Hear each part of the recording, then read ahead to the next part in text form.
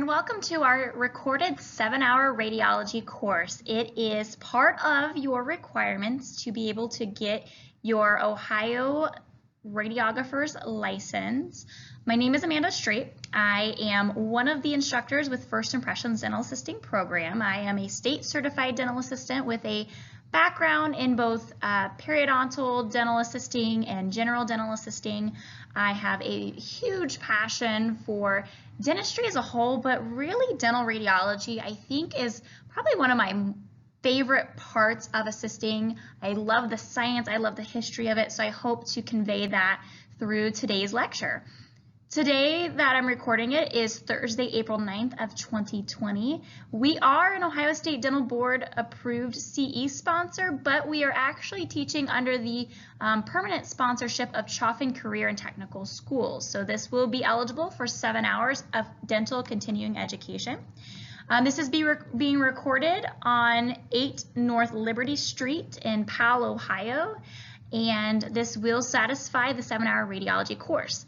Now, this will not record all the way for 7 hours simply because in the live person lecture, that includes the hourly breaks and the lunch hour in there too.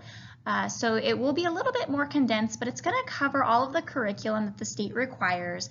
You will also receive your 7-hour certificate once you complete the hands-on clinical training. The hands-on clinical training either needs to be completed in your office or in our program, where you take either 2 full mouth series or a full mouth series and a panoramic x-ray. But we're going to get into some of that nitty-gritty as we go through here. So go ahead and settle in. Grab out your module quizzes because those are going to be handy. Those are what you're going to take notes on. We will not be taking notes on our final exam packets, just the ones that say the module quizzes. Everything else is going to be returned to us. Just the quizzes are yours to keep, so feel free to take notes on them. We're going to go through several modules that break down radiology into easy to digest sections. They're going to be very informative. There's some hands-on work that we're going to be doing, so that's going to make things kind of click a little bit more than just purely listening to a lecture. We obviously will not be having our lunch break, but there will be a final exam at the end of the course where you can utilize your module quizzes. So essentially, yes, it is an open book test where you will read through the questions, you'll fill in the bubble sheet that's in the back of your radiology folder. You're going to use that in pencil, but please wait to complete the final test until the very end. You want to be able to get through all of the modules, the module quizzes, to make that test so much more easy. Like I said, you're going to have your clinical experience completed, which we complete within our training program. When both of these things are completed, you will go back onto the state website that we're going to set up the account on today, and you are going to submit proof of that 7-hour certificate, your hepatitis B series, which has to either be all 3 of those shots completed, or the 2-shot series, as long as it's documented as the Hepsilov vaccine, a titer showing immunity, or proof that the first 2 are completed with the 3rd scheduled. Now, if you did go to like a Minute Clinic or one of those walk-in shot clinics, most of the time they will not schedule you that 3rd appointment because it will be 6 months out. So you will have to get that scheduled with your health department or maybe even with your general physician. On your account, you will also take a photograph. It's going to be headshot passport style photo. It will also need for you to have your current CPR, so you'll want to make sure that you have that training completed prior to applying because you are attesting that that is a true statement.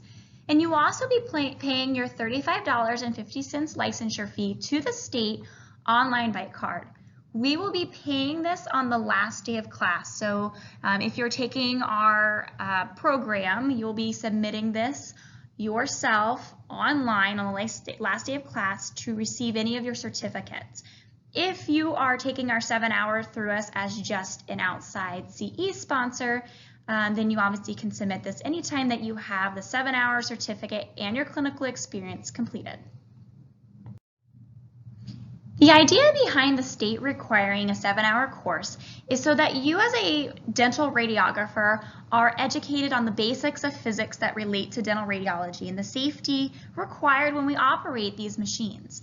We're also going to make it so that you have a strong understanding of the laws and mandates that govern you, the techniques and technologies that we use in radiology. So by the end of today, you're going to be able to discuss how x-rays are formed within the machine called the tube head. We're going to discuss the potential health effects and how to minimize the risk to the patient.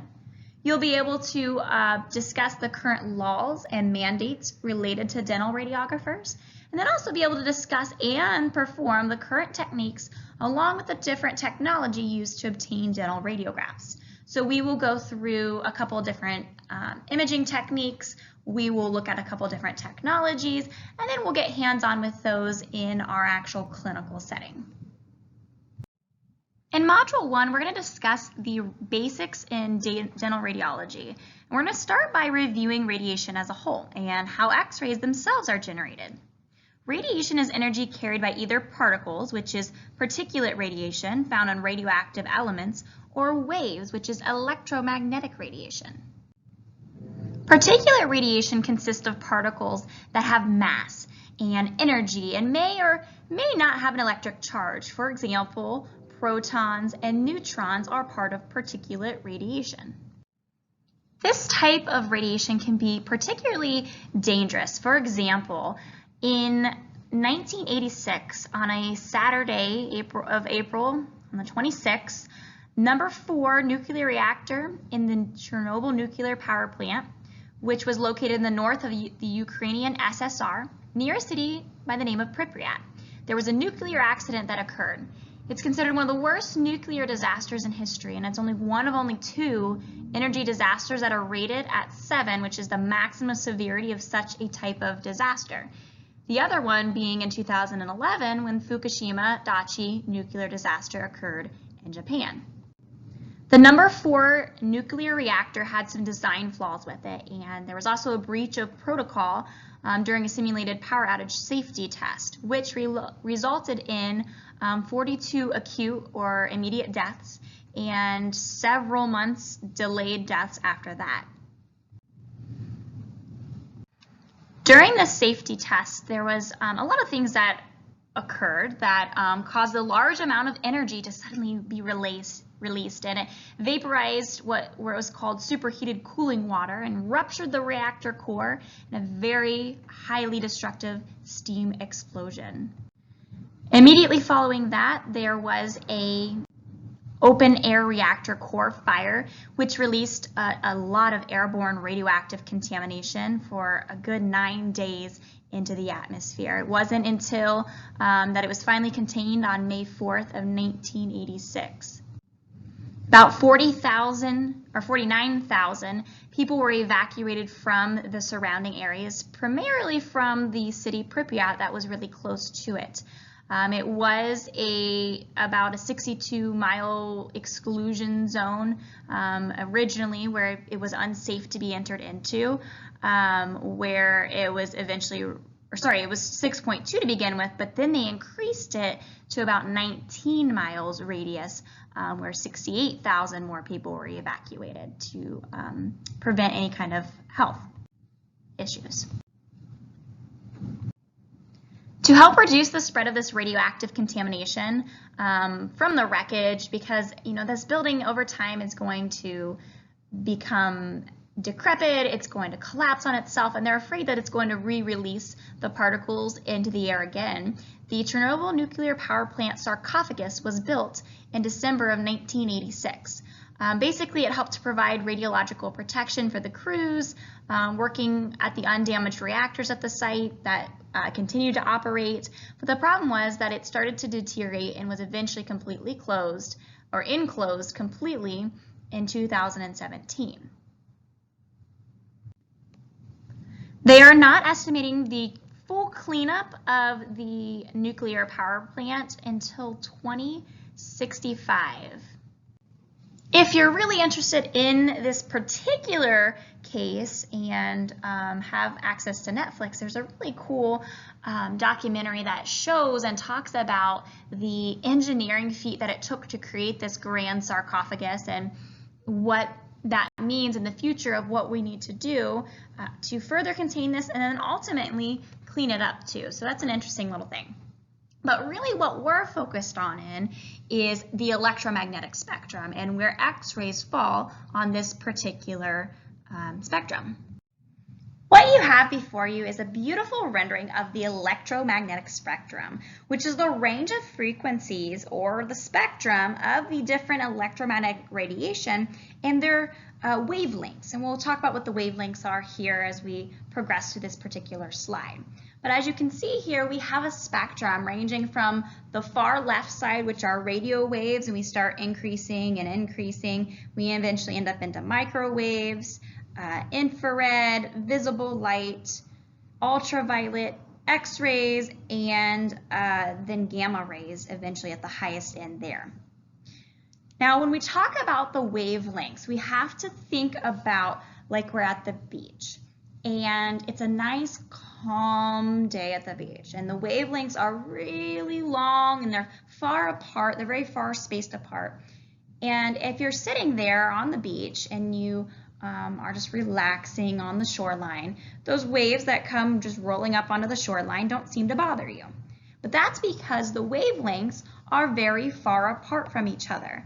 The peak of one wavelength to the peak of the next is very far apart, like in a radio wave, where the length from one peak to the next is that of a football field.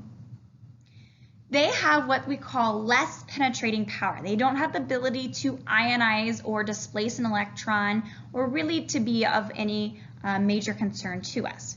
But as we start to increase on this electromagnetic spectrum, you notice that the wavelengths start to get tighter and tighter to each other. Microwaves have a range also, ranging from about 1 meter to 1 millimeter in what we call their wavelengths.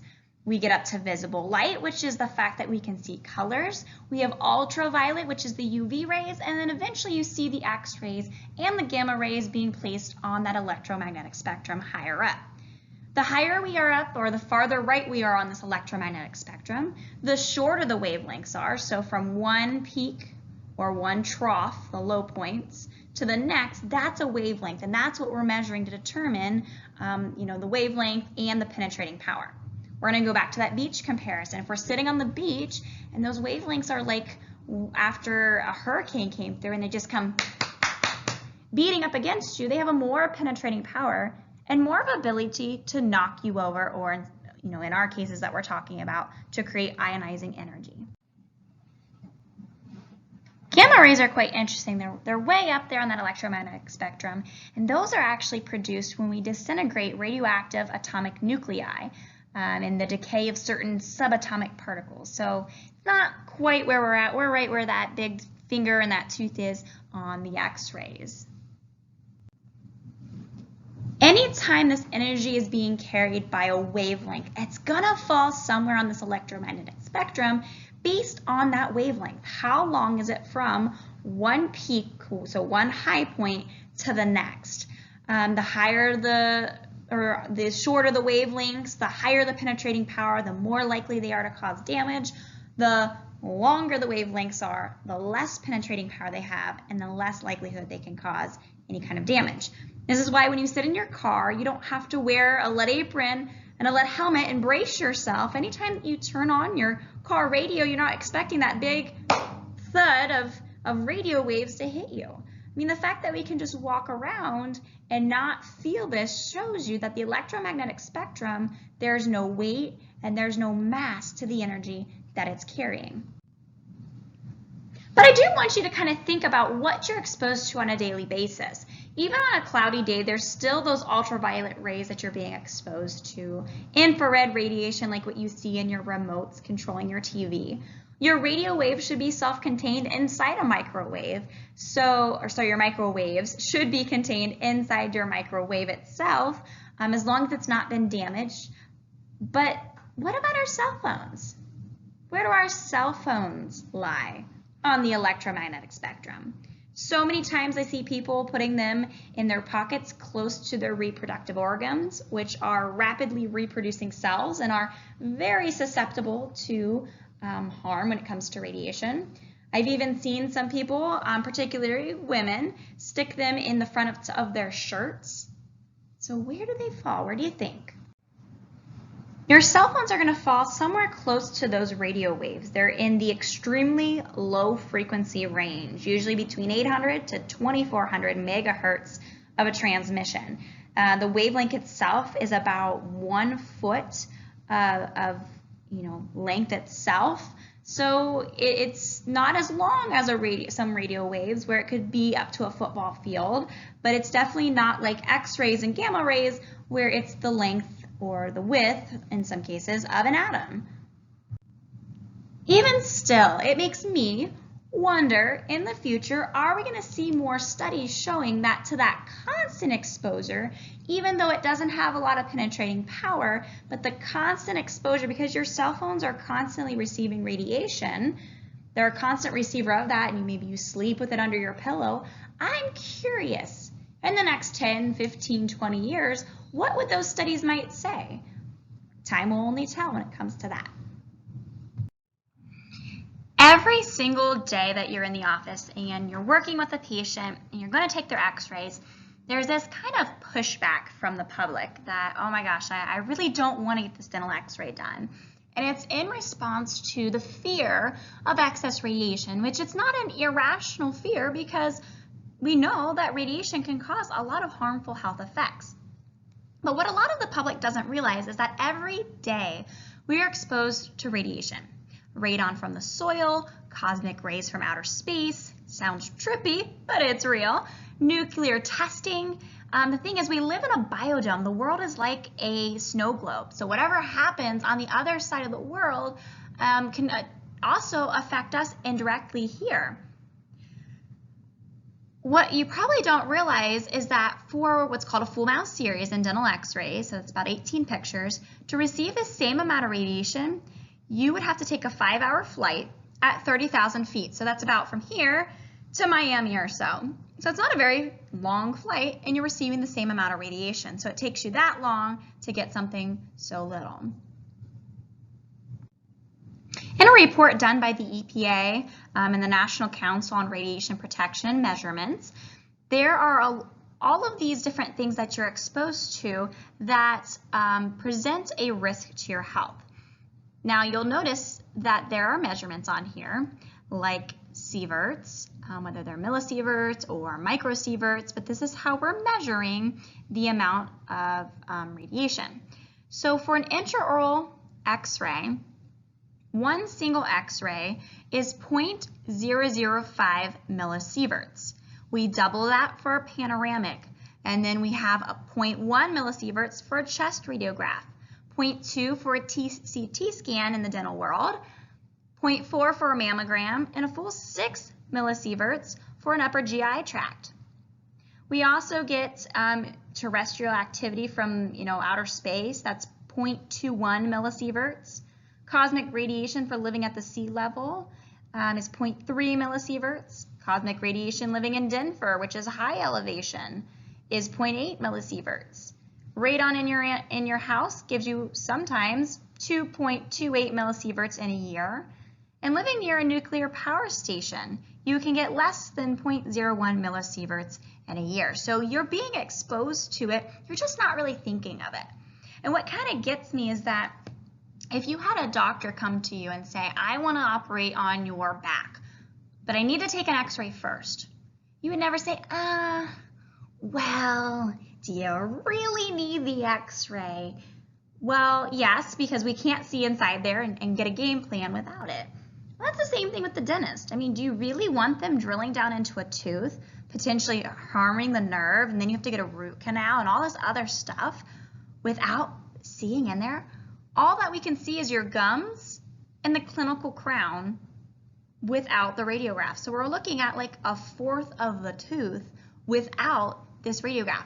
Now we're not using a condescending tone when we're trying to educate our patient.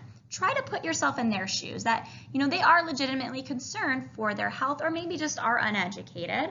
And we can just take a few minutes to walk them through, you know, this is what we do to protect you, and we're using different techniques to make sure that it's less radiation. And once they're educated, a lot of times then they do make a really good decision.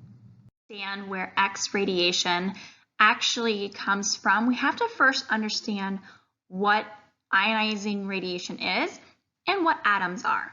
So atoms are a fundamental piece of matter, and they are what make up all the particles around us, whether it's the graphite in our pencil, the water in our bottles, or the food that we ingest. There are atoms all around us making up those different things. And it's all about how tightly condensed are these atoms is usually what gives us the states of matter.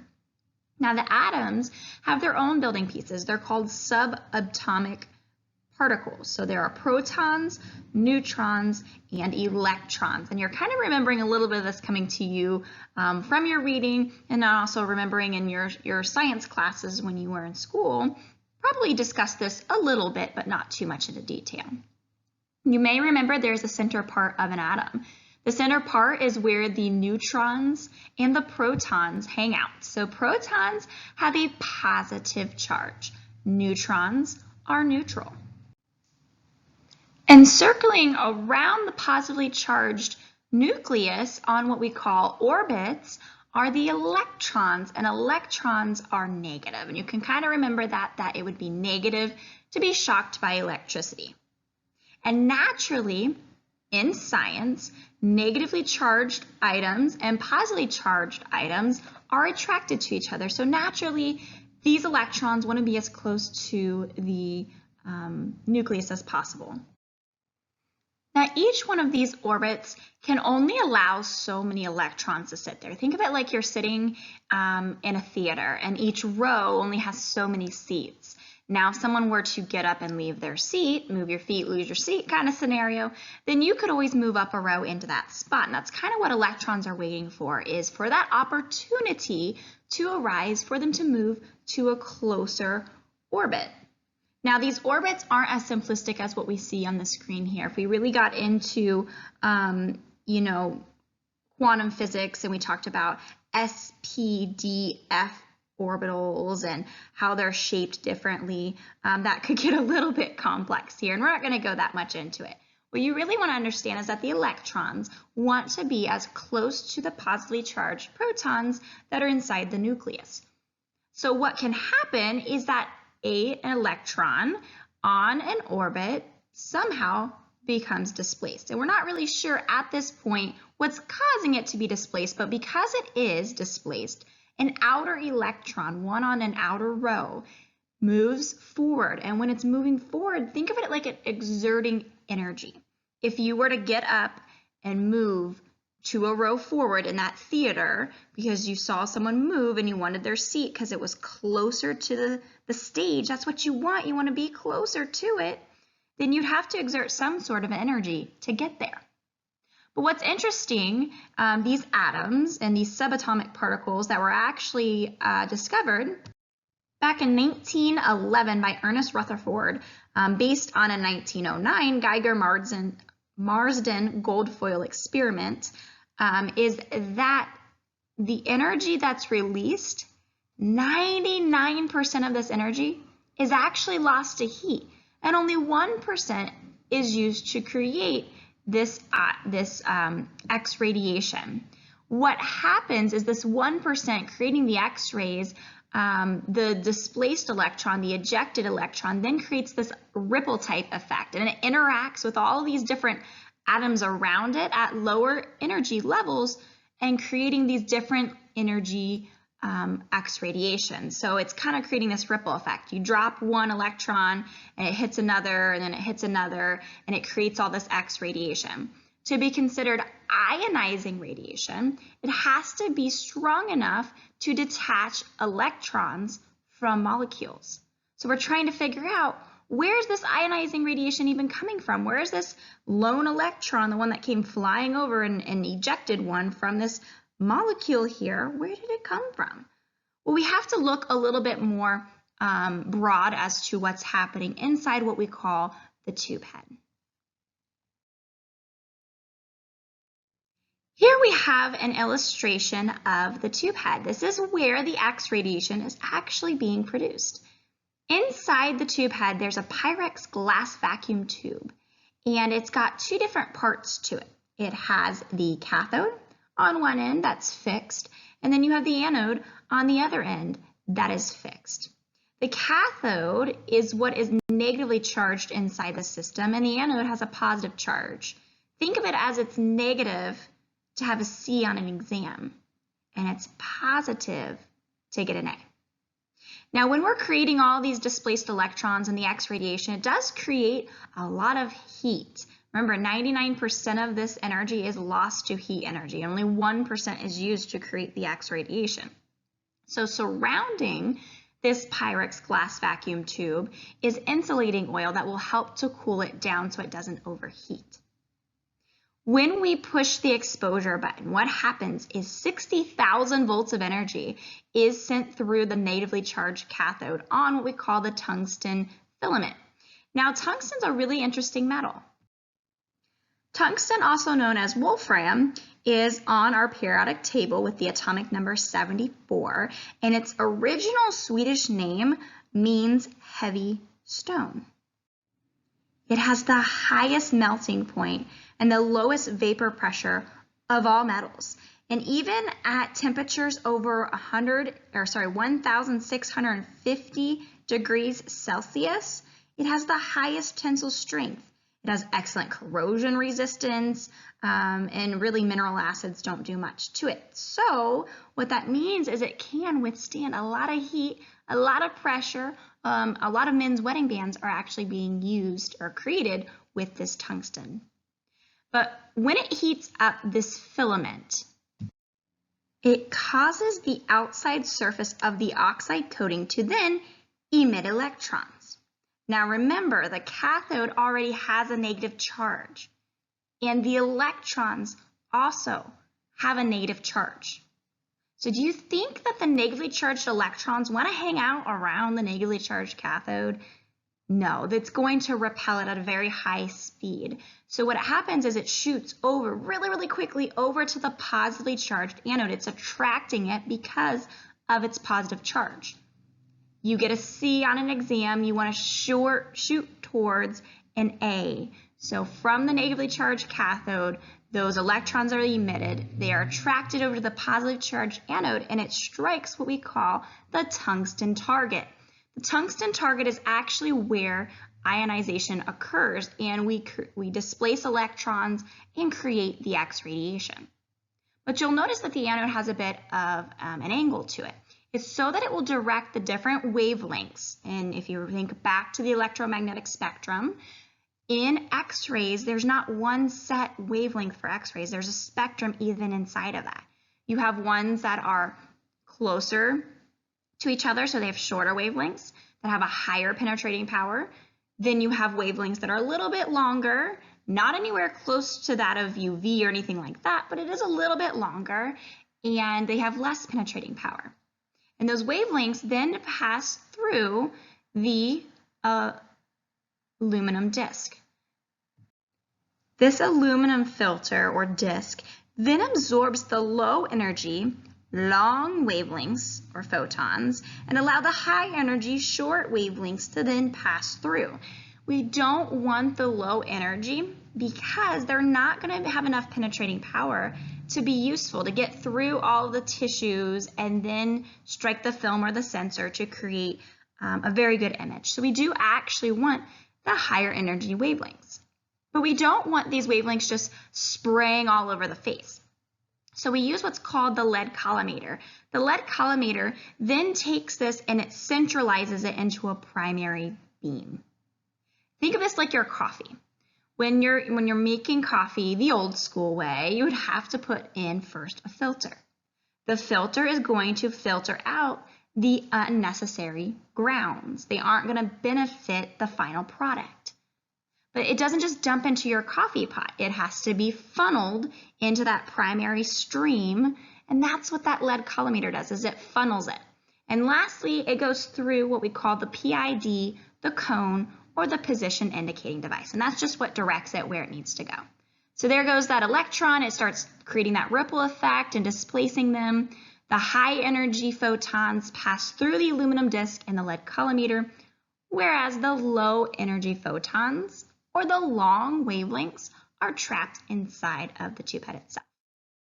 So hopefully that gives you an understanding of what's going on inside that tube head. We're going to go back in history a little bit with radiology specifically. There was a German merchant and cloth manufacturer named Friedrich Conrad Röntgen. He was married to Charlotte Frohn, and they had a child named Wilhelm. Wilhelm didn't have this rich scientific upbringing. He didn't even have a great education. Actually, something really interesting about him is that when he was attending high school in the Netherlands in 1865, he was actually expelled from his high school because one of his teachers intercepted a caricature or a drawing of one of the teachers, which he didn't even draw himself, but he got expelled. So without having a high school diploma, he couldn't attend the university in the Netherlands like he originally had planned to. He had to attend as what they call a visitor. Finally, he was accepted into the Federal Polytechnic Institute in Zurich, also known today as the ETH Zurich. He passed the entrance exam and began studying mechanical engineering. In 1869, he graduated with a PhD from the University of Zurich and became a student professor at that same university. Prior to World War I, he had planned and actually even accepted an appointment at Columbia University in New York City to move and immigrate to the United States. But once World War I started, he remained in Munich for the rest of his career. In 1895, he was experimenting with what we call cathode rays or vacuum tube equipment, things that were designed by other individuals like William Crookes, Nikola Tesla, Heinrich Hertz, and different people, and they created this electrical discharge going through it.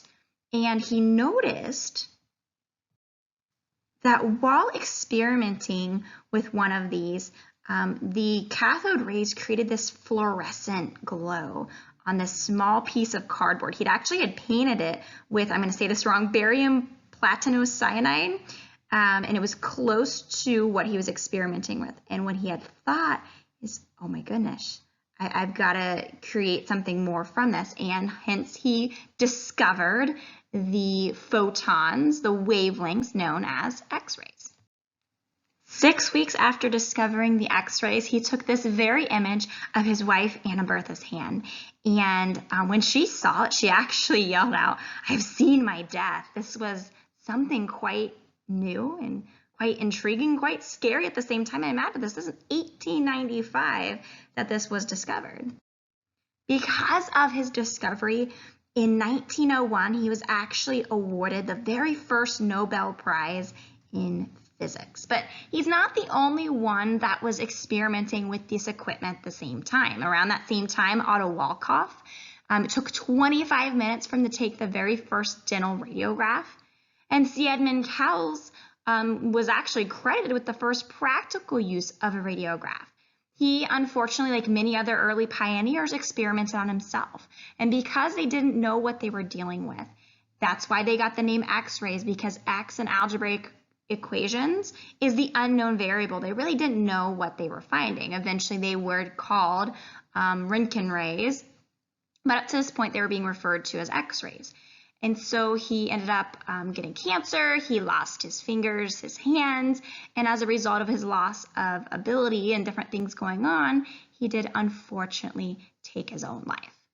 So because we see that this is rich in history, dates all the way back to the 1800s, we have only grown and improved upon that. Even though the discovery of the useful aspects of X-rays date to over 120 years ago, and we've, taken leaps and bounds in the technology since then, the science behind it has remained constant. To begin the process of creating this image, you have to first push the exposure button. Nothing will happen unless you push this exposure button. So if you're in an office and you turn on your X-ray tube head when you first get there, you don't need to be worried about any kind of constant exposure. Nothing will happen until you push that exposure button. Once you push it, then what happens is you send that 60,000 volts of energy through the tungsten filament of the cathode, and it starts to emit those negatively charged electrons. The negatively charged electrons, which we've already covered, don't want to be around something also negatively charged. They're drawn to something positively charged, which is the anode. So it shoots across to the anode and it hits the tungsten target. It starts displacing electrons and it creates this chaos there, and it creates this ripple effect where that, now knocking loose electron hits another electron, and that one bounces off and hits another and then hits another, almost like a domino effect. And it creates a spectrum of these X-rays, some of them being longer wavelengths with less penetrating power, and some of them with shorter wavelengths with more penetrating power. The shorter wavelengths are filtered out by the thin aluminum disc, and it then centralized with the lead collimator and passes through the position indicating device. Once it passes through the PID, it then passes through the object we're wanting to get an image of. And in this case, or in our cases, it's a tooth. But with Wilhelm, the first image was of his wife's hand. Now, I always get the question, what is on her hand? And so I've done some research, and what we've found is that it's actually her wedding ring hovering just above her knuckle on her hand there. This is our very first medical X-ray ever in history. But when we look at this doesn't look much better than a shadow puppet that I do with my children on the wall. And essentially, that's exactly what we're doing. We're creating a shadow graph. But instead of using the light radiation, the visible light that's lower on that electromagnetic spectrum, that doesn't have enough penetrating power to get through your skin, we're using a little bit of a higher electromagnetic energy, the X-rays that do have more penetrating power, that can pass through the soft and the hard tissues to project this image, not on the wall, but on a film or a sensor for a computerized image. So it is very much like doing shadow puppets, but replacing the flashlight with the tube head and replacing your hand making the little dog on the wall is your tooth projecting it onto a film or a sensor. So it's pretty cool to see that some of the technologies and some of the science that we're doing in dentistry, it's not new. It is ever evolving and changing and improving, but it dates back hundreds or over 100 years ago. So it's pretty interesting to see that. Now, there are a few pieces of radiological equipment that we're going to use quite often in dentistry. One of them obviously is going to be our tube head. Most tube heads are mounted to a wall, but there are some handheld tube heads that we'll see and we'll discuss here shortly. But the tube head is where all of the energies and all of the X-ray photons are being created. But for this tube head to actually do anything, you have to push your exposure button, which you would find on the control panel. The control panel is also where you can switch the different settings that change the different aspects of the image that we'll get into later today. But the exposure button and the tube head, it's important for you to make sure that those don't become a source of cross-contamination, either disinfecting or covering with a barrier. The lead apron and thyroid collar is extremely important for the patient's protection. The lead apron and thyroid collar prevent the X-ray photons from getting to their vital organs, their rapidly reproducing cells like their reproductive system. It would also be important for that patient to put their hands underneath the lead apron and close their eyes because the retina is a very susceptible tissue to X radiation. Now, this sort of protection is important for the patient when you're actually actively taking an image, but it will not emit radiation unless you're pushing the exposure button itself. Now, you as the operator, one thing that you can remember is that, one, you don't stay in the room with the patient when taking an image, but these X-rays, they dissipate as quickly as you take the image. While the science is the same, they look a little bit different, your handheld tube heads. These are really cool. These handheld X-ray devices were developed in the early 1990s. Now, when they were first designed, they were for military medicine and humanitarian missions. So people that were traveling to overseas, a way to take these medical and dental radiographs without obviously having the available equipment that we have in our traditional offices. When using your conventional wall-mounted units, you as the operator have the ability to leave the room and stand behind a shielded wall to protect yourself. Now, these handheld battery-powered devices make it so you are able to stay in the room and actually hold the X-ray device itself. The shield that you see there, the protective shield at the end of the PID, is to help reduce any kind of backscatter radiation coming towards you as the operator. The most accepted handheld X-ray device cleared by the U.S. Food and Drug Administration, or the FDA, is this pistol design, such as the Cavo Nomad Pro 2. That particular model weighs about 6 pounds, it's cordless, it's lightweight, it's easy to transport, it's ergonomic. So, I mean, there are a lot of benefits to it, but the downfall is that there's the potential that the device can be dropped or knocked onto the ground and damaged. If it is damaged, then you have to send it out for repair, which would leave you without an X-ray machine. Also, it does get a little heavy when you're taking a full mouth series. I mean, basically, it's like you're holding a large bag of flour the whole time that you're taking an image. If your battery depletes, this could mess up the image that you're taking. So you do have to make sure that the batteries then stay charged.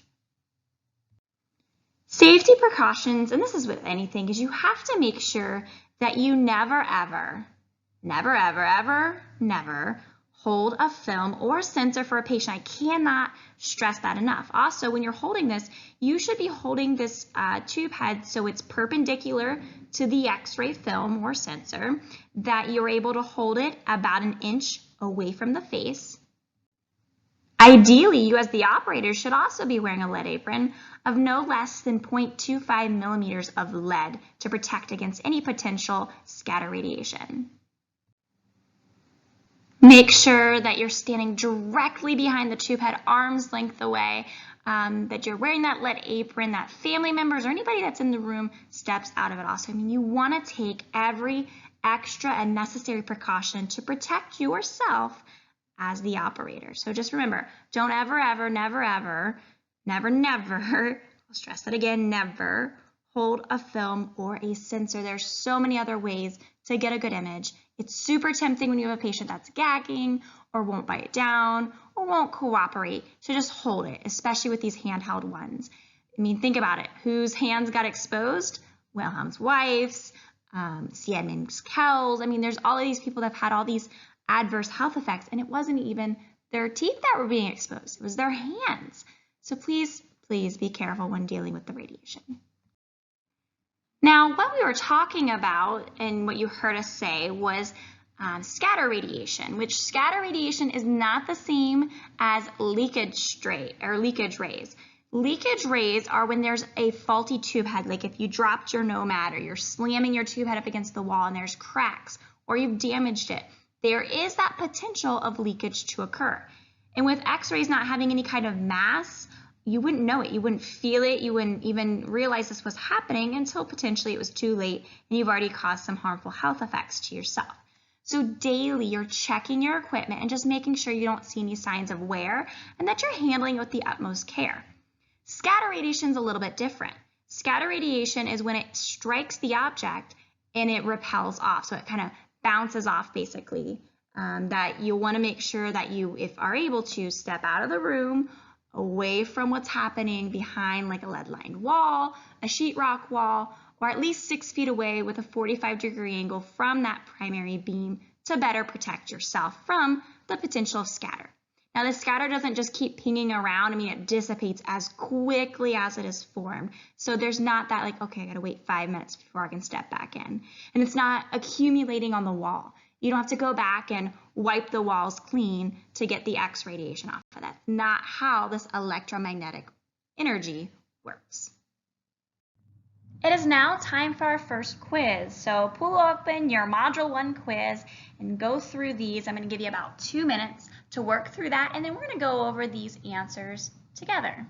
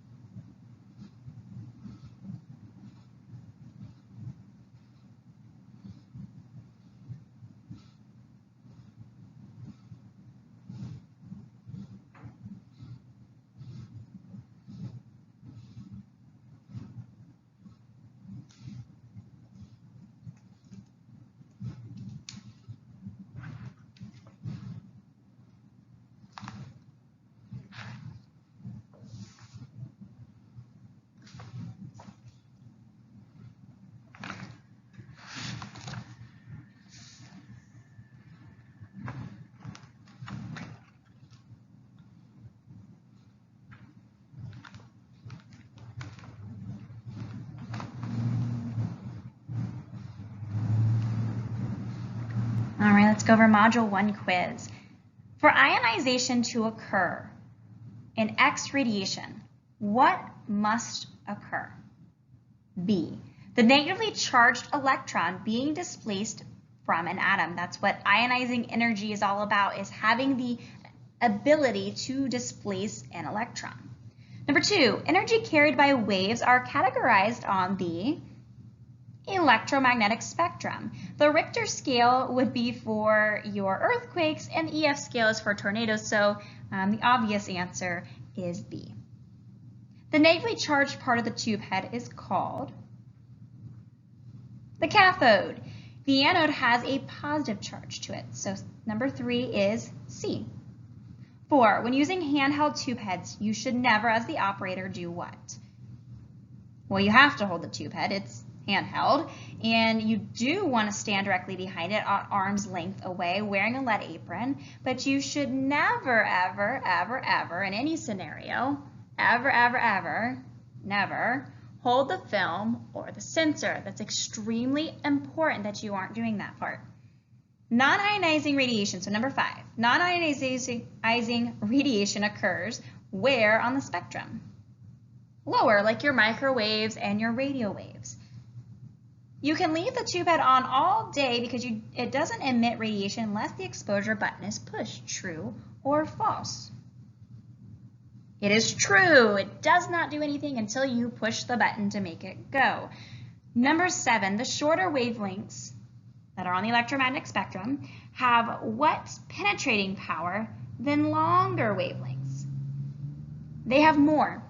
This is where we compared it to being on the beach, where the long, calm wavelengths aren't really doing much, but then the short, back-to-back, right after the hurricane wavelengths, those are the strong ones that have a lot of penetrating power that could, capsize a boat.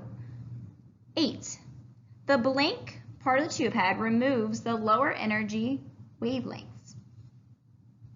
A, the aluminum filter, the collimator, creates a centralized beam or a smaller beam, and the position indicating device, or the PID, directs the beam.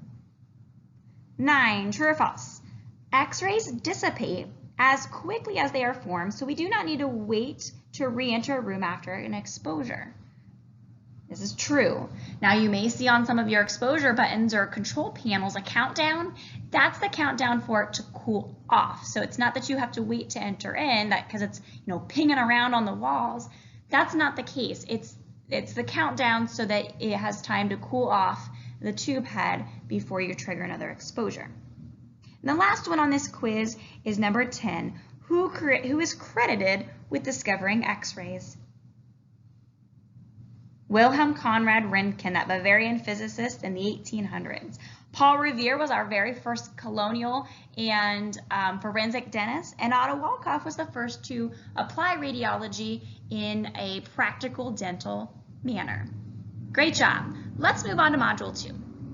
Module 2 is all about the settings of your X-ray machine. Now, it's extremely important that you realize that these settings should never remain constant. They are things that should change based on patient age, patient needs, all to follow what's called a LARA.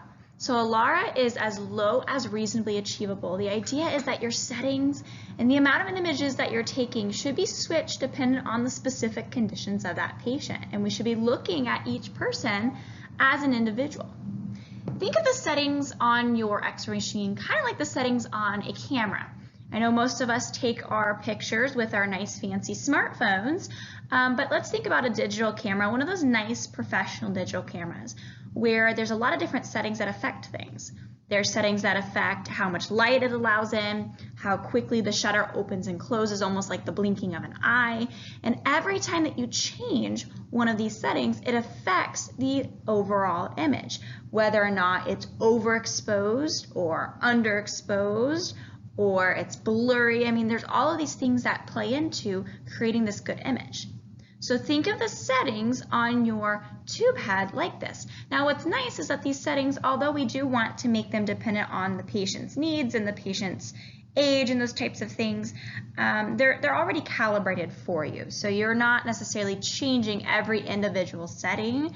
It's a matter of choosing the correct presets. So whether it's an adult or a child, if it's anterior, posterior, or bite wing, then each of your control panels should have something that allows you to change that based on what you're taking. So let's take a look at what these settings are and what they affect. There are two main settings that we see affecting the overall image. So there's the kilovoltage peak, or the KVP, and the milliamperage. Kilovoltage peak, or the KVP, what this does is it refers to the maximum voltage applied across the X-ray tube. When we're creating X-rays, if you think about remembering the cathode and the anode, the cathode itself releases electrons through thermionic emission. The then applied voltage, or the kV, accelerates these electrons, so it shoots them over to the anode target, then produces the X-rays when the electrons are stopped in the anode. So the kVp corresponds with the highest kinetic energy of the electrons striking the target. So basically, it's going to control the contrast of the image and the wavelengths, how tightly condensed they are together, so that penetrating power. The milliamperage, or the MA, think the amount or the quantity of X-rays produced. The milliamperage can also be discussed in milliampere seconds, which talks about the measure of radiation produced over a set amount of time in seconds from the X-ray tube head itself. And what this does is it affects the quantity or the density of the image. Quantity is the number of X-rays produced, whereas quality describes their penetrating power. So this is just another way to think about what KVP is versus milliamperage. So a little trick of remembering: KVP, P, penetrating power, milliamperage, A, amount of X-rays produced. So when you're looking at the settings and at exactly what they do when you change them, the milliamperage, or the MA, and the exposure time in seconds determine the number of electrons passing through the cathode filament and for how long. Increasing either of these settings will increase the number of photons created and for how long they'll be exposed, thus increasing the density or the overall darkness of an image. If you decrease that, then you get a lighter image or a less dense image. The kilovoltage peak affects the wavelength and the penetrating power of the beam. When you increase the kVp, it will be stronger, and it will decrease the contrast between the different object densities. So it'll be able to penetrate all densities equally versus low energy that can't penetrate metal as much as Denton, for example. Okay, let's make sense of the kilovoltage peak and compare that to something that maybe makes a little bit more sense.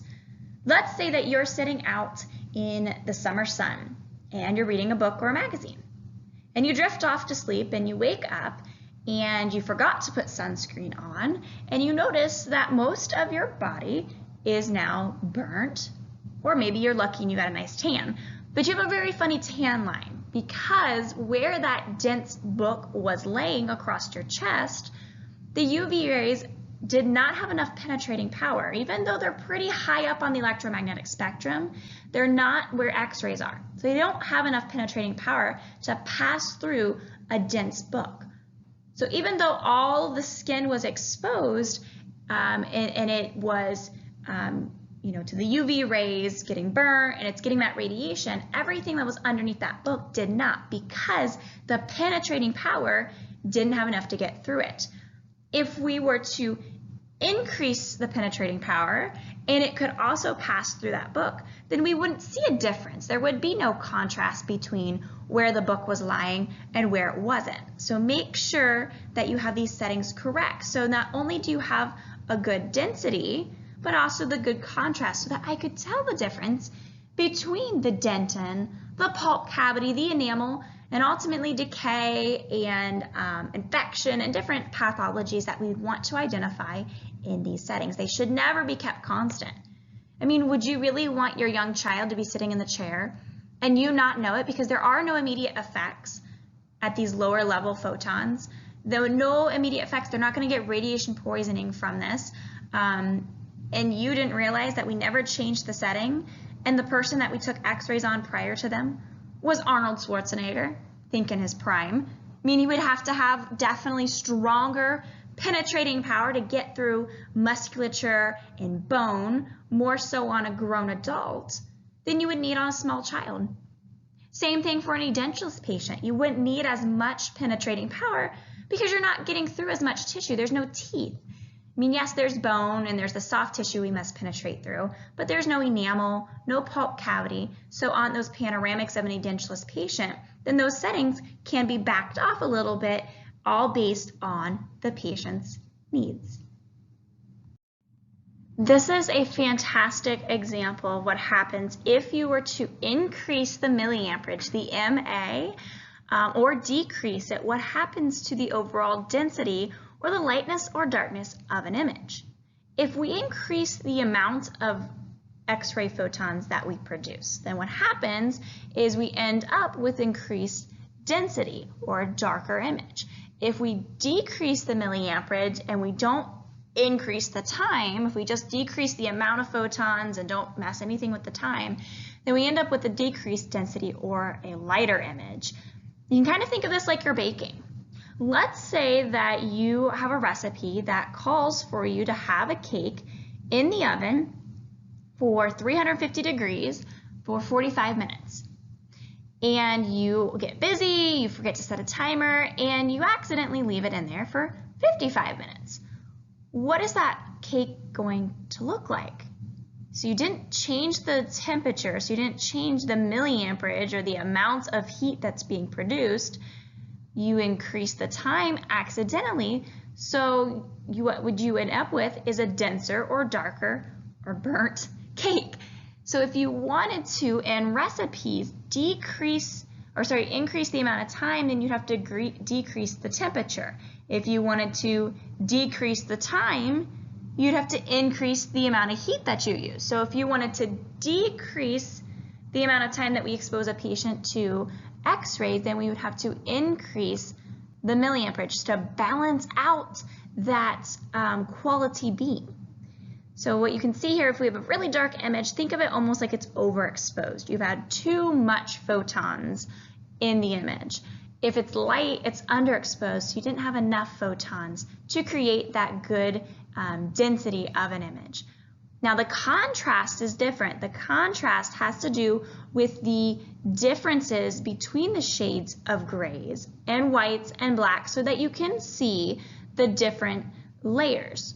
So the lighter image that you have technically has less contrast. You don't see a great definitive line between all of the different structures. Even though the one that's overly dense had too much milliamperage, you can still see a decent amount of contrast, a difference between the different tooth structures and layers and materials that are in that. But the one in the center is definitely a nicely exposed radiograph when you can see it's not overly dark, it's not overly light, so that density is good, but also you have a good contrast between all of the different tooth structures there too. So just make sure that you're choosing those correct settings. You're looking to see what's in the patient's mouth, what's their age, and what's their need before you ever start triggering that exposure button so that you can adhere to a LARA as low as reasonably achievable. Here we are again with another quiz, so go ahead and take a few minutes. There's only a few questions for Module 2 quiz.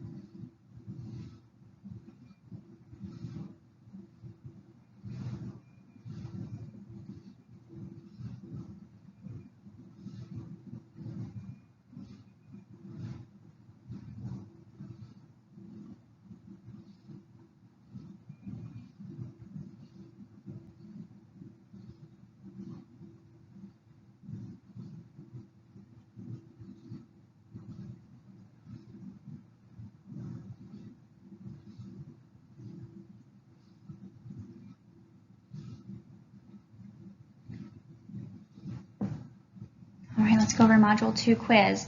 Number 1, a LARA stands for as low as reasonably achievable. If we have the settings correct, our technique correct, if we're reviewing their medical history and their chart to make sure that they're due for x-rays, we're going to adhere to this standard of exposing them to as low amounts of radiation as possible to still treat them effectively. Number 2, one of the settings on the tube head, or on the control panel rather, the milliamperage or the MA affects what? The amount of x-rays produced. So whenever you see the A in milliamperage, think amount. If you increase the kilovoltage peak, or the KVP, the penetrating power, the resulting image will appear darker. Anytime you increase the time, the milliamperage, the KVP, you're gonna get a darker image. What is the setting associated with the contrast of an image? This is your kilovoltage peak. Because of the penetrating power, if you have all high energy wavelengths, they're all gonna penetrate every structure of the tooth equally. So your enamel is gonna look just the same as the pulp cavity does. So you wanna have that kilovoltage peak nice and balanced. Your milliamperage and your time, these affect the density or the overall lightness and darkness of the image. 5, you should leave the settings, so this is true or false, you should leave the settings the same all day to avoid choosing the wrong one. Very much false. You could overexpose your patient, especially if you're working on adults versus children, patients with a full dentition or patients that are edentulous and have no teeth at all. Number 6, when you increase the milliamperage or the MA, the resulting image will appear darker. The kilovoltage peak or the kVp affects what setting? The penetrating power. Great job. On to module 3. Although it is extremely important when you take x-rays to get a great image, it's also extremely important to do so safely. This should be one of your top priorities to protect both you and the patient when dealing with this radiation. There are tons of safeguards that are in place to protect the public from unqualified personnel, such as licensure, training established in 1981, and continuing education. Now, as far as the potential health effects to a patient, is that anytime that you expose someone to X radiation, different radiation affects the body biologically different. For example, if you were exposed to very high levels of radiation, such as being close to an atomic blast, it can cause what we call acute health effects like skin burns, acute radiation syndrome, or radiation sickness. Also long-term health effects like cancer and cardiovascular disease. Now, we would consider these somatic mutations, things that are affecting the individual's long-term health, i.e. cancer. But genetic mutations, which children, young adults, which are more sensitive to the effects of radiation, can damage the DNA in our cells. Now, the genetic mutation is something that can be transmitted to the next generation when it causes DNA damage to male or female reproductive cells. Whereas the somatic cells that are not transmitted, that's when it is only affecting the individual. If we take special precautions, though, to protect our patient, like following the ALARA concept, which is as low as reasonably achievable, making sure our settings are low, and we're checking their medical history and their charts to see if, is it actually medically necessary today? And looking to see, are there any contraindications? Are they already undergoing radiation therapy to where this would just add too much to it? So make sure that they actually need it to hopefully prevent any kind of biological effects, and you wouldn't necessarily even see them immediately. It's not immediate. It's usually got a latent period, that waiting time between the exposure to the radiation that's caused the mutation and then ultimately the appearance of the damage later on. Now, there are a lot of ways that we protect the patient. The biggest one's going to be that ALARA concept, as low as reasonably achievable. The settings need to be correct. We're only taking the necessary images, and we have the proper techniques to prevent any kind of errors from occurring where you have to retake the image. But we do want to make sure that we're wearing the lead apron or having them wear the lead apron and the thyroid collar. This lead apron, which is no thinner than 0.25 millimeters of lead, is designed to prevent the X-rays from penetrating the rapidly reproducing cells like the reproductive system or the thyroid gland. Other things that they need to do is make sure they safely tuck their hands underneath the lead apron and they close their eyes because the retina can be very susceptible to X radiation. But all of these steps that we take to ensure that our equipment's working, that our techniques are correct, that our licensure is up to date, and that we're doing all that we can protect the patient, we still got to think about infection control and what we're doing to protect the patient on that avenue. Disinfecting the lead apron, putting barriers on the exposure button and on the tube head, and all of these different things, and wearing our personal protective equipment because you're still dealing with bodily fluids. Saliva is still a potentially infectious bodily fluid, so you want to make sure that you're protecting the patient and you're protecting yourself. Information coming from the Center for Disease Control and Prevention, or the CDC, says that the exposure of a fetus to radiation is referred to as prenatal radiation exposure. This occurs when the abdomen of a pregnant woman is exposed to radiation from outside of her body. Also, if they accidentally swallow or breathe in radioactive materials that may then absorb into the bloodstream. From their blood, the radioactive materials may pass through the umbilical cord to the baby or even concentrate in areas near the womb, such as the urinary bladder, and expose the baby to radiation. But for us, we're using the electromagnetic radiation. So she wouldn't be ingesting it, would be that exposure to the abdomen. The possibility of severe health effects really does depend on the gestational age of the baby at the time of exposure and really the amount of radiation that it's exposed to. Although unborn babies are less sensitive during certain stages of pregnancy than others, fetuses are particularly sensitive to radiation during the early development, which is between weeks 2 and 18 of a pregnancy, so that first trimester. The health consequences to exposure or prenatal radiation exposure can be very severe, and even at radiation doses that are too low to even affect the mom, that can cause stunted growth, deformities, abnormal brain function, cancer that could develop later on in life. Now, usually the baby is shielded by the mother's abdomen, so it's partial protection in the womb from any kind of outside radioactive sources. So yes, the fetus is going to get lower doses than the mother in most cases, but they really should make sure that they're avoiding it at all possibilities. In an example, if your radiation dose to an unborn baby was roughly equivalent to 500 chest x-rays at one time, the increase in their lifetime cancer risk would be less than 2% above the normal lifetime cancer risk of 40 to 50%. So it would only increase, just a slight bit more, but a little bit more is not a good thing. Also, as far as researchers go, they agree that these babies who receive a small dose of radiation, which would be equal to these 500 chest x-rays or less at any time during the pregnancy, don't necessarily say that there's an increased risk for birth defects. The only increased risk to these babies is a slightly higher chance of having cancer later in life. But during the first 2 weeks of pregnancy, the radiation-related health effects is of the greatest concern to death of the baby. Because in these first 2 weeks, the baby is only made up of a few cells, damage to just one cell can cause the death of the baby before the mother even knows that she's pregnant.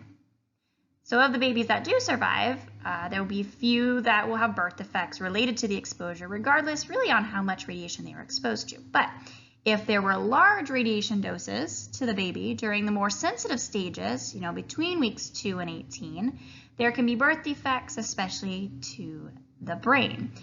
They say that babies that were in week 8 to 18 stage of pregnancy exposed to the atomic bombs dropped on Hiroshima and Nagasaki were found to have a high rate of brain damage that resulted in lower IQs and even severe mental retardation. They also suffered stunted growth, up to 4% shorter than the average person, and an increased risk of other birth defects.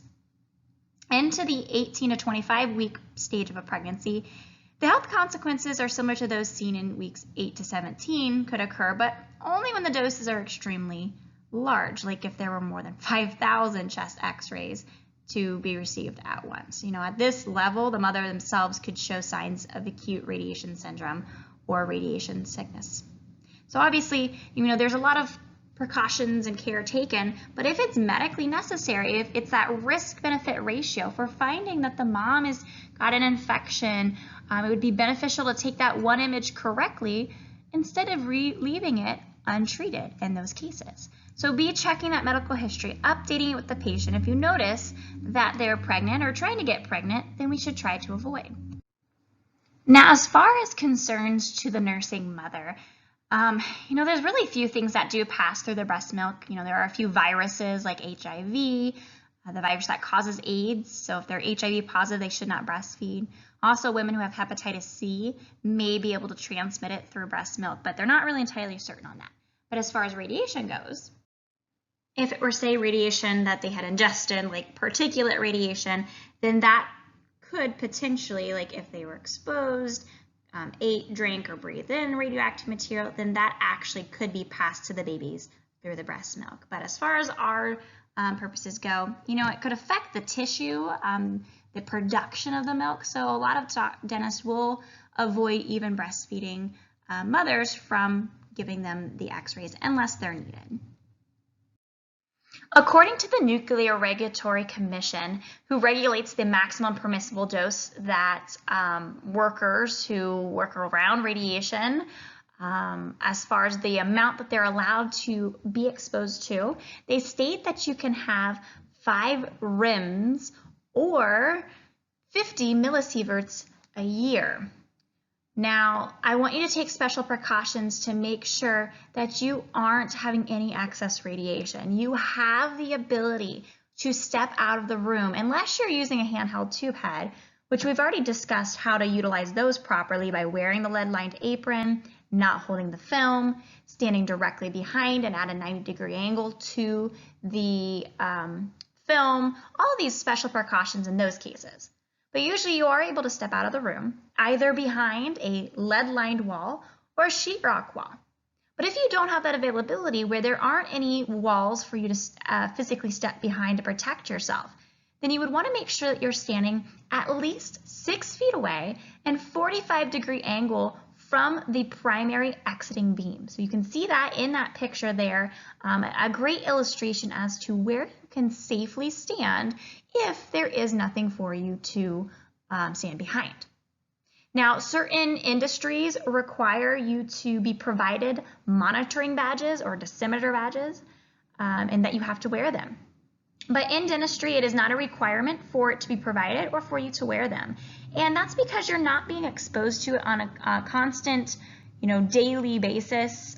You have the ability to step out and protect yourselves. It's not like if you were, working in a nuclear power plant where you'd want to monitor how much radiation you're being exposed to. And a lot of times, those may even have Geiger counters where it's actively giving them a reading on rads, which is the absorbed doses that they're getting in that moment.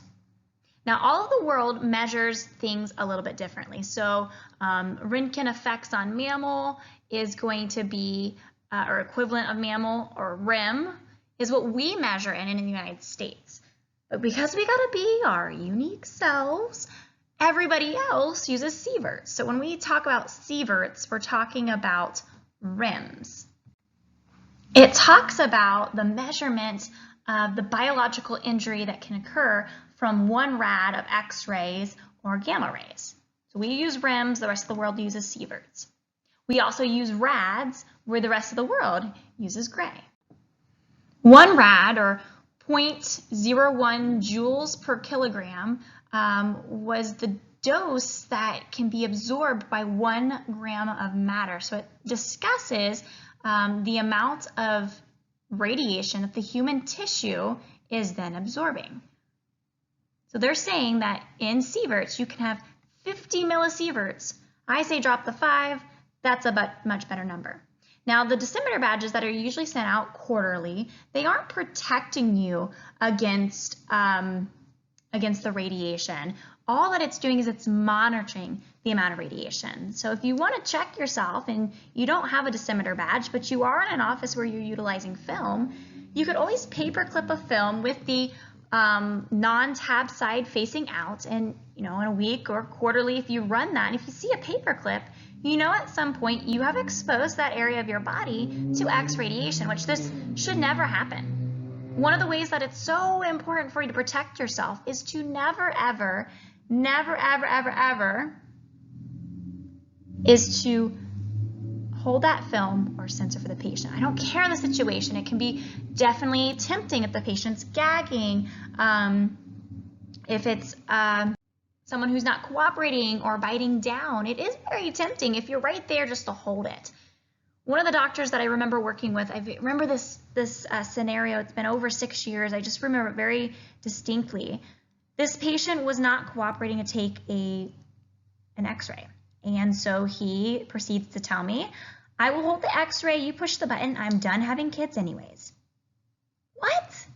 I mean, yes, it's not your reproductive system sitting in front of the X-ray, but you are still exposing your body to radiation, and you're a dentist. You need your hands. Funny thing was, I guess his wife had different plans because they ended up having 2 more kids. So please, please, please make sure you never hold a film or a sensor for a patient. Now, what if you encounter that tricky scenario? What if your doctor says, hold it? You're thinking, heck, no, dude, I ain't doing that. Well, no, there's a professional and respectful way of responding of, I'm not comfortable doing that. And then later bringing it up and explaining why you're not comfortable and how you are not comfortable exposing yourself to unnecessary radiation and potentially harming your body. So think about protecting the patient, but also protecting yourself because you're constantly exposed to radiation. You're not going to get some immediate effect where your hand starts to glow green. It's a latent period. I mean, it could take decades before you ever see the effects of the things you do now. We are seriously cruising. We're already done with Module 3. Go ahead and take a few minutes and work through Module 3 quiz.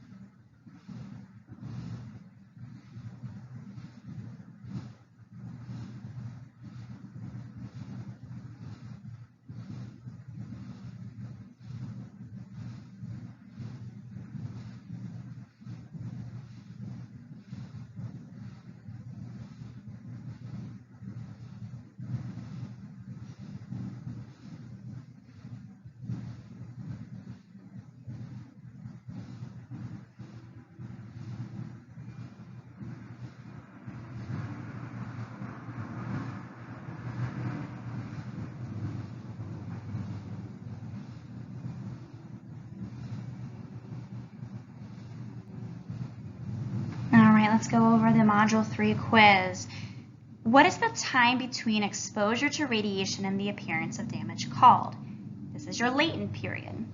Number 2, when you change the genetic coding of an individual and affect their offspring, this is considered genetic mutation. B, a somatic mutation is when it affects the individual's health, and C, a random mutation would be something like an extra chromosome. So the answer to number 2 is A. Number 3, when are X-rays considered most dangerous to a developing baby? During the first trimester. Although there are no studies that prove after this point if it's medically necessary, there is a risk to the baby. We try to avoid radiology procedures at all times during a pregnancy. 4, according to the Nuclear Regulatory Commission, the maximum permissible dose for an occupational worker is what level? 50 millisieverts. Number 5, when we're measuring RADS, which is the radiation absorbed dose, the rest of the world measures in gray. Now when you see REM, radiation effects of mammal, this is when you see sieverts being used. Number 6, if it is problematic to get a film on a patient, which should the operator not do? So if you're struggling to get a picture, you should not hold the film for them, and you should not take as many as needed until a good one is achieved, meaning don't just take and take and take and take. Think through your techniques. So the answer is C to number 6, both of the above. Number 7, if no lead-lined or sheetrock wall is available, how can an operator protect themselves during an exposure? You must stand at least 6 feet away with a 45-degree angle to the primary beam. 8, wearing a monitoring badge is required by law. In the state of Ohio, it is false because employers do not have to provide you as the dental radiographer, but if they do provide it to one employee, they do have to provide it to all of them. Great job. Let's keep cruising to Module 4. Infection control has always been a strong part of our curriculum, and it's for a very important reason.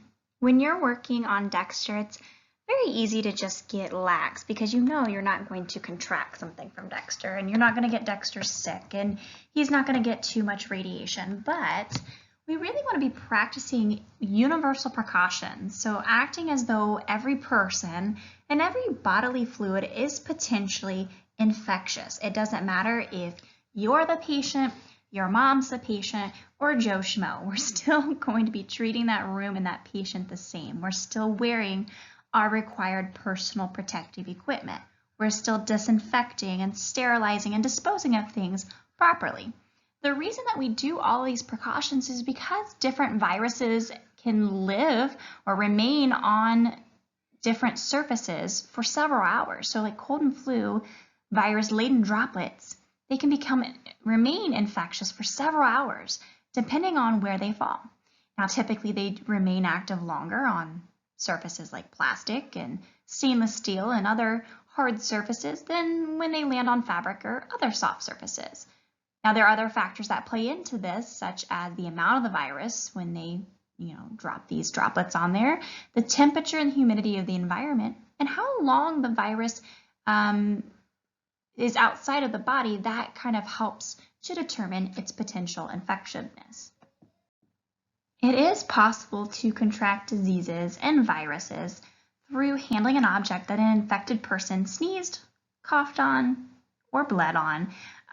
Typically a lot of times we consider the mode of transmission is that direct transmission, coming in contact with the infected person, like shaking their hand or breathing in droplets from their cough or their sneeze, but it can be on these touch, spray, or splatter surfaces also. So we need to be cleaning everything in this office, very thoroughly to prevent the spread of infection. Now, if you're working with something that is a one-time use product, it's disposable, your mask, your gloves, cotton, barriers, these types of things, they're one-time use, so they have to be thrown away.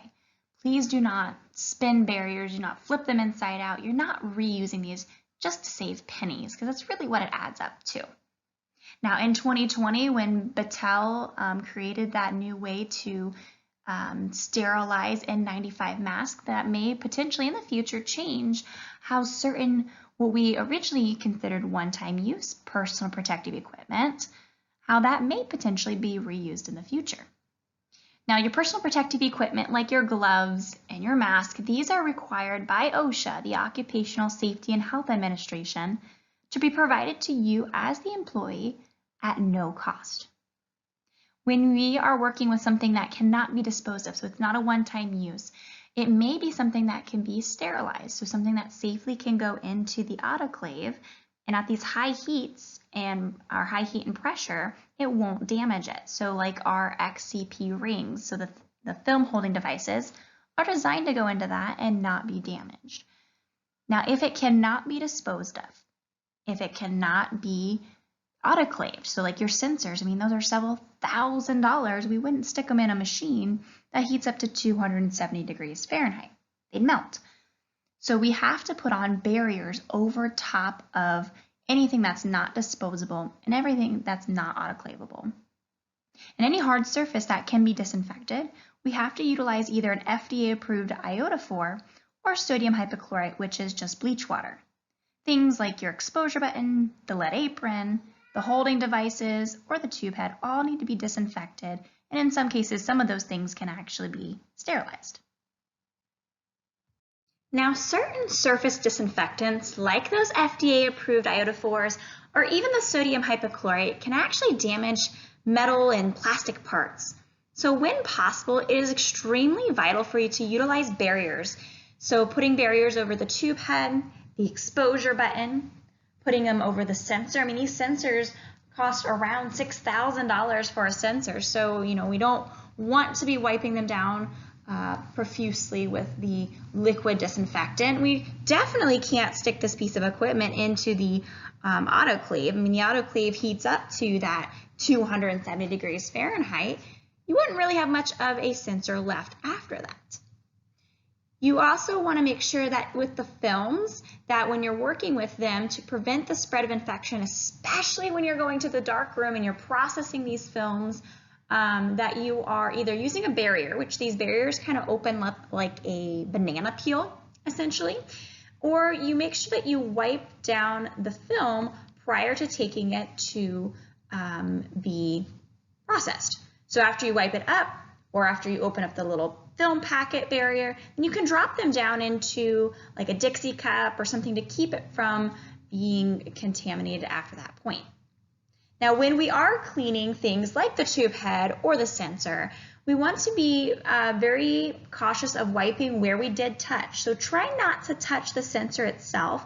The core does have that rubber outside coating, so the disinfectant really doesn't do the same harmful effects that we would see on the actual sensor itself. If you grab a hold of the plastic barrier and essentially you slide the sensor out of it, then you can remove it safely without contaminating the sensor and making sure that you're doing what you can do to prevent the spread of infection. Now, I don't know about you, but these kangaroo pouches that we have in our scrubs, these giant pockets on the front, I love these things. And if you haven't done this yet, you're going to go home and you're going to be like, why do I have 10 pens in my pockets? It's just, for whatever reason, things migrate to these pockets. They find their way there. And so one of the things that I definitely want to make sure that doesn't find its way there are contaminated films. We don't want to get into the habit of placing used equipment or just equipment at all into our pockets because we risk accidentally placing something that is contaminated in there and not thinking about it and putting our hands in our pockets, our personal effects like our phone, and things that we would not even be thinking about then being contaminated. So it is good practice that after you either are done taking the exposure or you open up that barrier, that you drop them into a Dixie cup or some kind of container that you can utilize to transport to the processing area. It is good practice for you to store your films outside of the room or in some kind of protective container. It's usually lead lined if you're storing it inside the room, just to prevent the potential exposure from scatter radiation, from leaving them on the countertop. So we'll practice keeping our films out of the room. That way there is no potential risk of scatter radiation affecting your films you have not used and the ones that you already have taken. Module 4 was quite quick, and that's okay. Some of these modules you'll see are a little bit quicker than others, and some of them are quite longer than others. So let's take a few minutes to work through Module 4 quiz.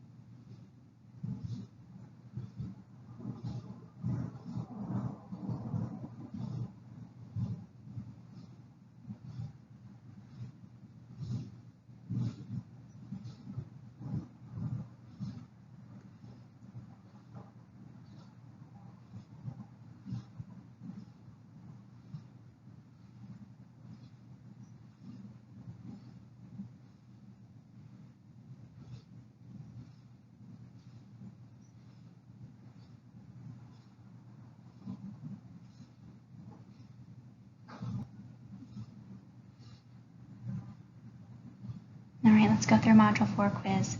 An infection control protocol that mandates you treat all body fluids of a patient as infectious is called universal or standard precautions. This is something we should be practicing during medical emergencies, like performing CPR, in radiology, cleaning a room, or just in your everyday life. We don't know if someone's infected, so we should act as though Everybody potentially is, including yourself.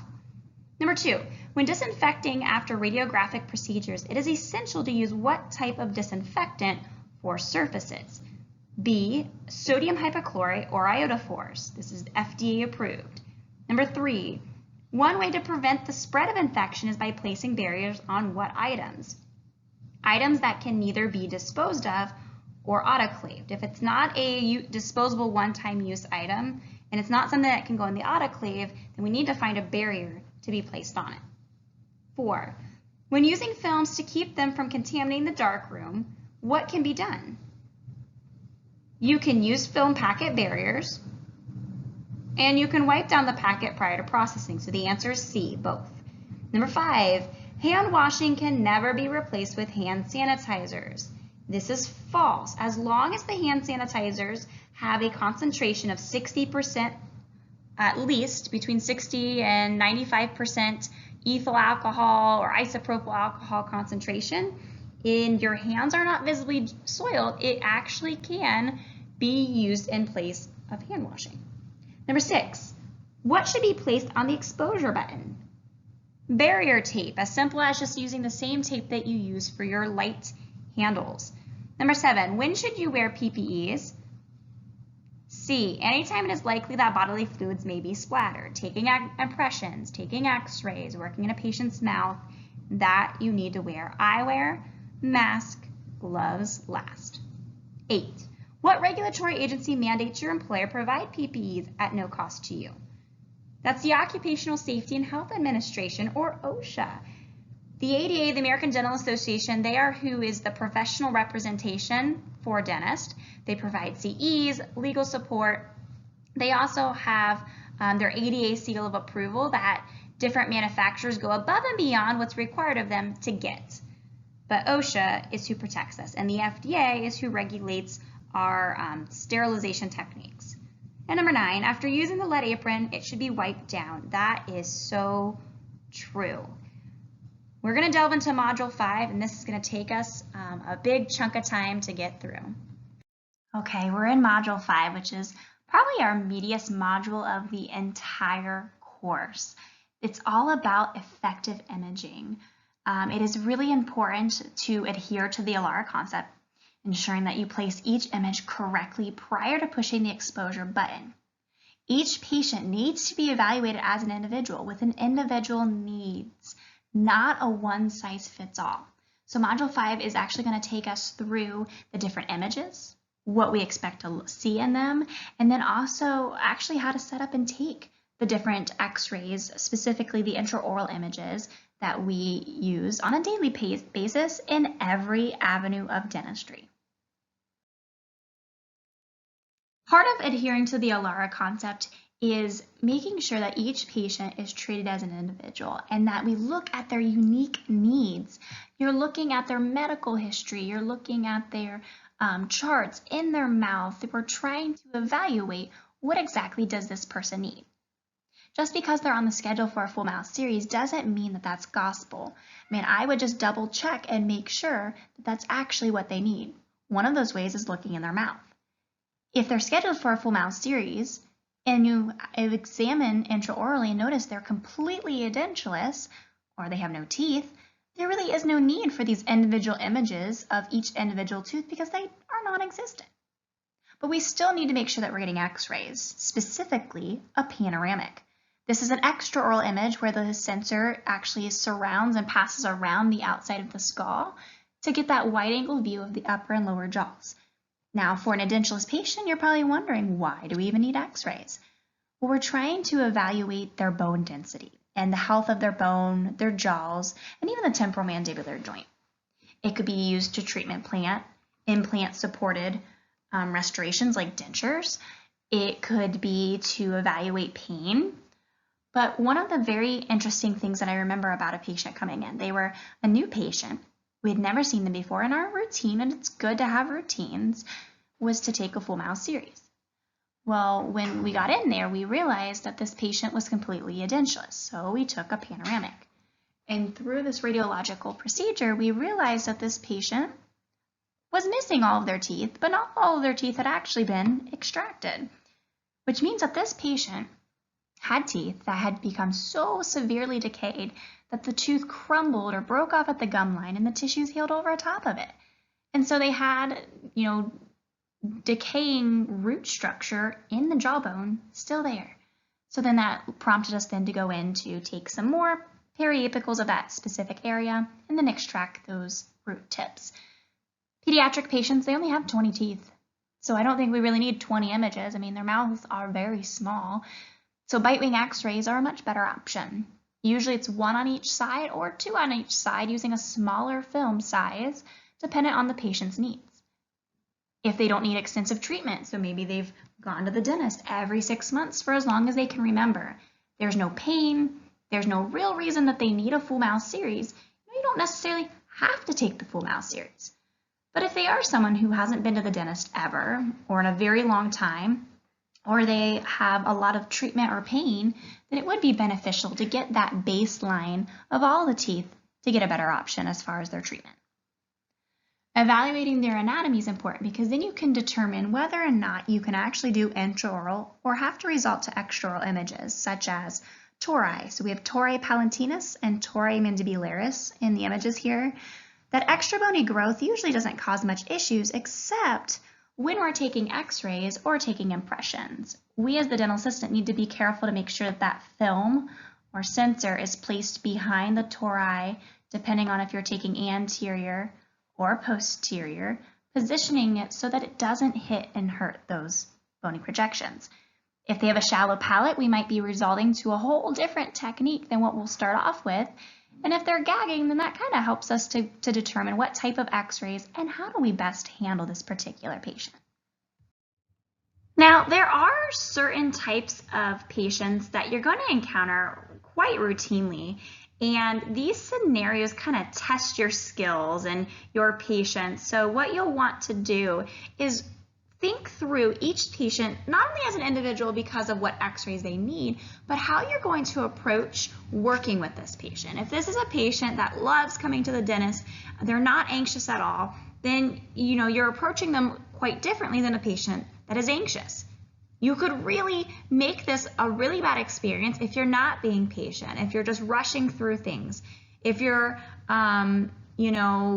using terminology that isn't to the level of understanding of that patient. So make sure that when you're explaining things, you're doing that concisely so they understand what you're saying and that you're being patient with them and that you have confidence. I mean, could you imagine being a patient and someone coming in going, you're my first live patient? You're probably thinking, is somebody going to help this dental assistant? So make sure that you have confidence. You don't have to go in there and lie and say, yeah, I've taken 1,000 x-rays. But go in there like you own it and just do it. Smile, take your time, and reassure them while they're going that you're doing great. We're getting through this together. I believe in you. We're doing so good. Make this kind of like it's a team effort type of scenario. And then that kind of gets them moving through the procedure, the radiology procedure.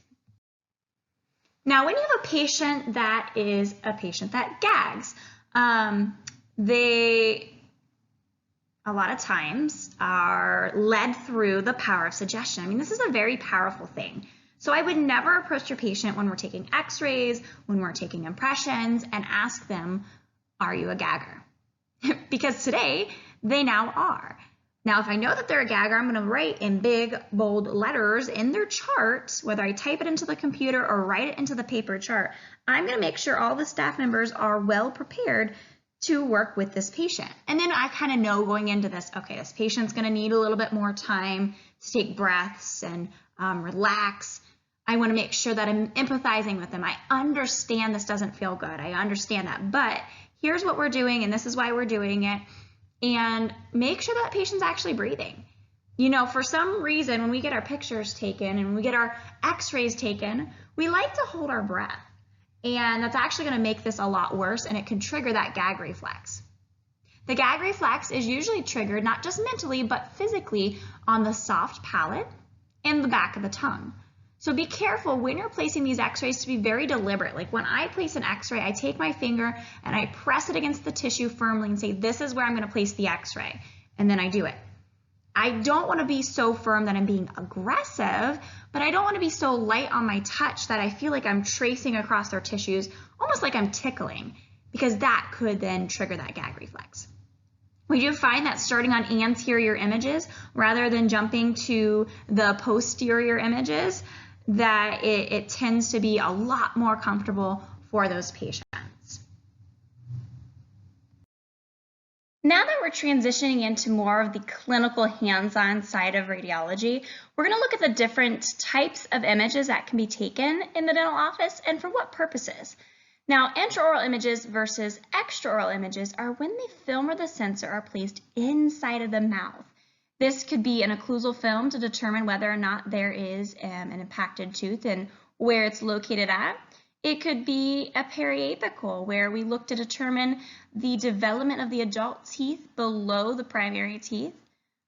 A periapical to determine if there's an abscess or a fracture on a tooth, or even a bite wing, where we're looking to determine if there is interproximal decay, so decay on those mesial and distal surfaces. Now, there's a lot of different reasons that we take these intraoral images, and sometimes they're a standalone image, we just take the one. Other times they are a part of a series. Now we're going to take a look at the different size films that the intraoral images can be used to take. A size 1 is really commonly used in the pediatric mouth, but you may also see them utilizing a size 0. For the size 1, it can also be interchanged and used on adult anterior periapicals. Because of the narrower anterior region, it tends to be positioned a lot easier. Whereas the size 2 is commonly used for the adult periapicals and bite wings, and even the child occlusal. Number 4 is the size that we use for occlusal films in adults, whereas the number 3 that's not pictured here, this is if we were to take an extra long bite wing image, but a lot of doctors have steered away from this simply because it doesn't account for the way the mouth starts to curve as we gain more space towards the anterior region. So those bicuspids, there tends to be a lot of overlap as a result of using those size 3 longer bite wing films. All the different sizes of films have an intended use. So a size 2 film is the standard size film that we use for adults, whereas the size 0 is the standard size that we use for occlusal films. Now, an occlusal film doesn't have any specific film holding device other than the teeth themselves. They are used to detect impacted teeth or even for edentulous patients. You'll want to make sure that whatever area that you're trying to take a picture of, this is facing towards it. So if it's maxillary, the white side should be facing up. If it's mandibular, the white side should be facing down. So we do not want the reverse side facing towards the tube head. That would be incorrect. So when we're placing it in for the maxillary arch, we're going to place it into the teeth, almost like they are biting on a hamburger. Then they are going to bite together. So like in the case of Dexter, he bites together and we have to screw him shut. And then when we are placing the tube head for a maxillary placement, it's going to be a positive 65-degree angle from above that maxillary arch. Whereas on the mandibular arch, we would have to take this out, switch it, new film. Anytime that you're using film, you'd have to use a new one for each picture. Have the patient occlude together. I'm leaving it open so you can kind of see how it's placed in that mouth. And then on the mandibular arch, we're using a negative, so an underneath angle, a negative 55 degrees from below the mandible is where we're placing it to take that occlusal film. After having the patient bite in occlusion on the film, and then either in a positive 65-degree angle for the maxillary image or a negative 55-degree angle for the mandibular image, these are the occlusal films that you then will achieve, which can help you to locate impacted teeth, determining where in the palate or in the mandible they're located at. So you may see this being done in conjunction with either surgery and even orthodontics hand in hand with these images. Now let's go over a very commonly taken series of x-rays called an FMX, or a full mouth series, a full set. There's a lot of terminology that this can be called by, but it's typically anywhere from 18 to 22 images. And there are a couple different types of images that make up this series for different purposes.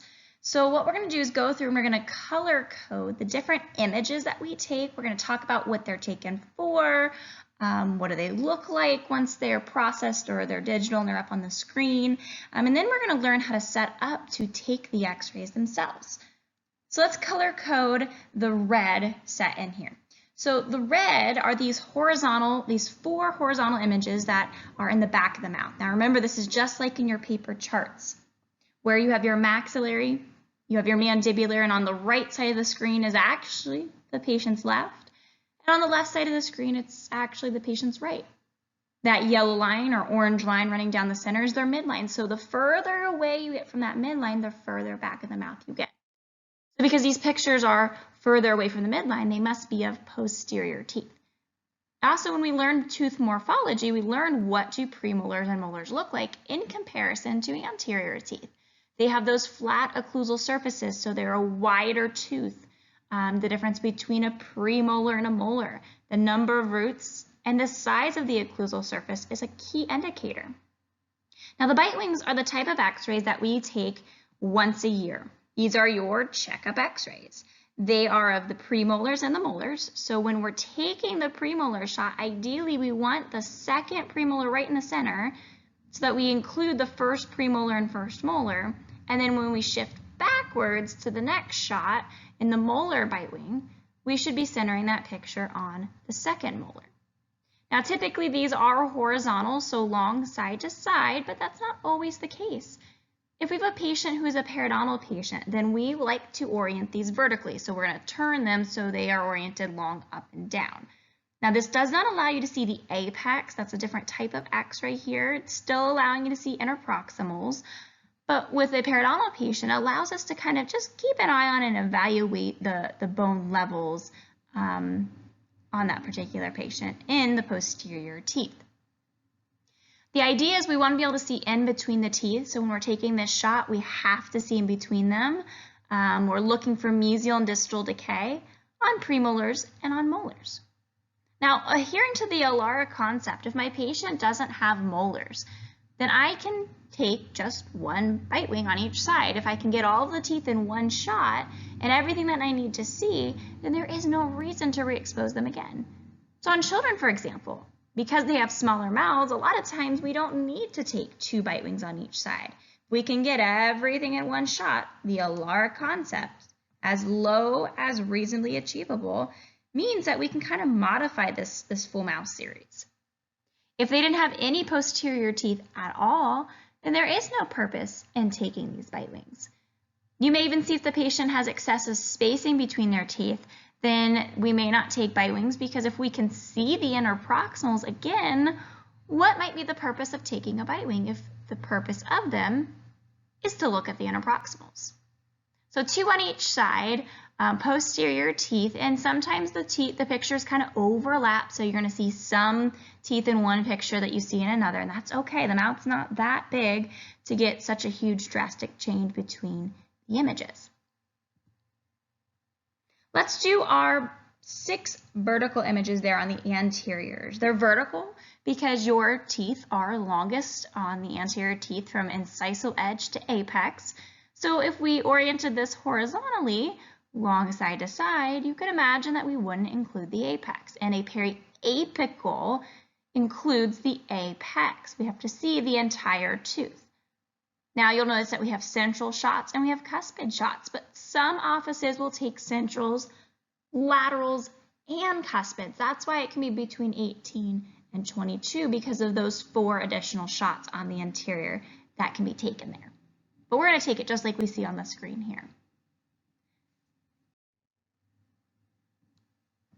The last 8 are in yellow, and these are your posterior periapicals.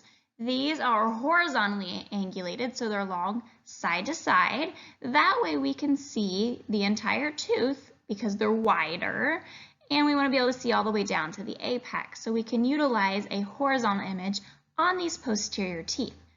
They're a lot like the images that we took with our bite wings. They're actually the exact same teeth if you notice there. All that we've done is we've shifted our view either up to the maxillary so we can see their roots, or down to the mandibular so we can see their roots. And if you remember in morphology, the very simple thing to remember was 3 is a higher number than 2. So 3 roots are on the maxillary molars, whereas 2 roots are on the mandibular molars. Collectively, when we put all of these pieces together, the puzzle we end up with, or the picture we end up with, is our full mouth series, our FMX. This is usually taken on adults that have either never been to the dentist, haven't been in a long time, have extensive treatment, have periodontal disease. So these aren't taken every single year. Just those red 4 bite wings on each side are your checkup x-rays we get yearly. Now, it really depends on how you prefer to take these x-rays and what order. Now, if we have a gagging patient, it is a lot easier to start on those anterior teeth because they are right on the hard palate. They're nowhere near the back of the tongue or the soft palate, and less likely to cause the patient to gag. We want to end, so our last ones would be those yellow posteriors.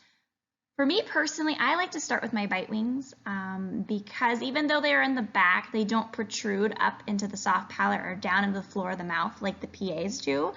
And then if I were to see that they have impacted wisdom teeth, a lot of times offices will omit completing the full mouth series and take a panoramic if we can see that they're impacted wisdom teeth.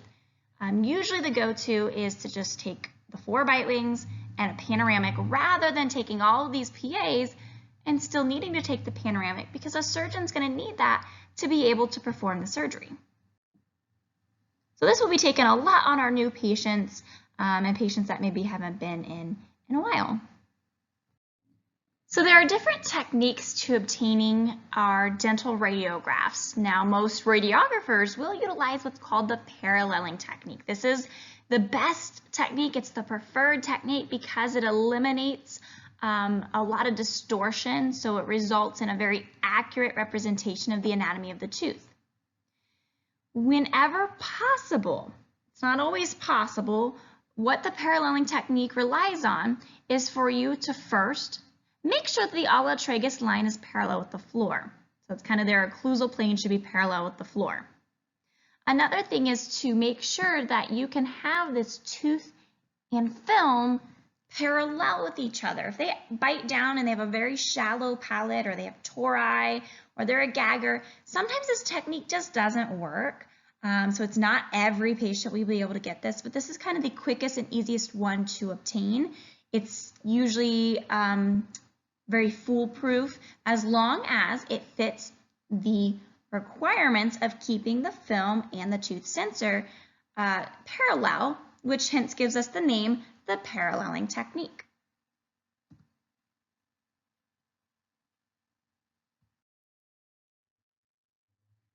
Now let's imagine that your tooth is a lot like Earth and it has an axis running right down the center of it.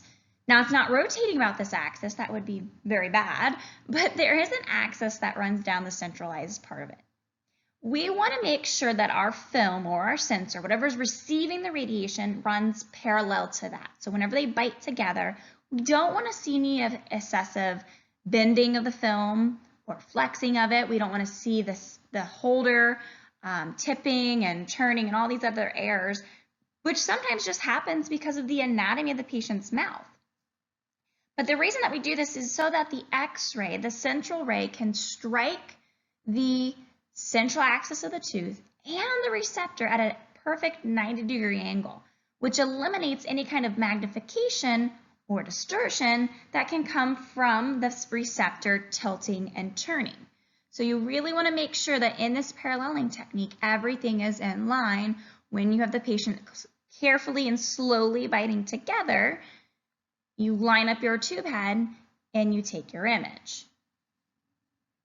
All right, this is exciting. We're going to go ahead and learn how to set up these RINs or these XCP rings. They are just film holding devices. There are others out there. We're going to work with and see 2 different versions of it. But there's a couple of tricks that we're going to use that aren't necessarily in any textbook, but they really do help you to remember how to properly set up your X-ray holding devices. For example, when we're setting up our films, we're going to want to make sure that anytime that we look through the rings, that we see the flat screen TV and not the static side, which means we don't want to see the tab side of your film, which is the back side. That should be away from the tube head so you can avoid an error that we'll later learn called the herringbone pattern. We are also going to learn something called dot in the slot, where there's a raised bump on each of your films that we're going to make sure that goes down into the film holding device, the bite block that the patient actually bites onto, just to make sure that doesn't appear anywhere near an apex when we finally process the image. So there'll be some differences between processing films, processing phosphor storage plates, and obviously taking those digital sensor images are significantly different than either of those two. But let's go ahead and learn how to set these up. The bite wing rin and the bite tab to take the bite wings themselves, which are taken yearly, 2 on each side for adults, 1 on each side for smaller children, and they are to determine the interproximal surfaces of premolars and molars. Now for the rin system, it's always going to be the red setup. So you have your bite block, your bar, you take your ring, and you line it straight up. Now, anytime that you're setting up your rin system, you're always going to want to make sure that the flat part of the film, the white side, not the tab side, but the white side is always facing towards the ring. This is the front side of the film. Now, it's going to look a little bit backwards than what our periapicals will look like, only because when we place this into the film holding device, that film will have the plastic piece or the bite block in the line of the image. But keep in mind, this is a very small and thin piece of plastic, so it really is not going to affect your image. So that's what we're looking at for those bite wings.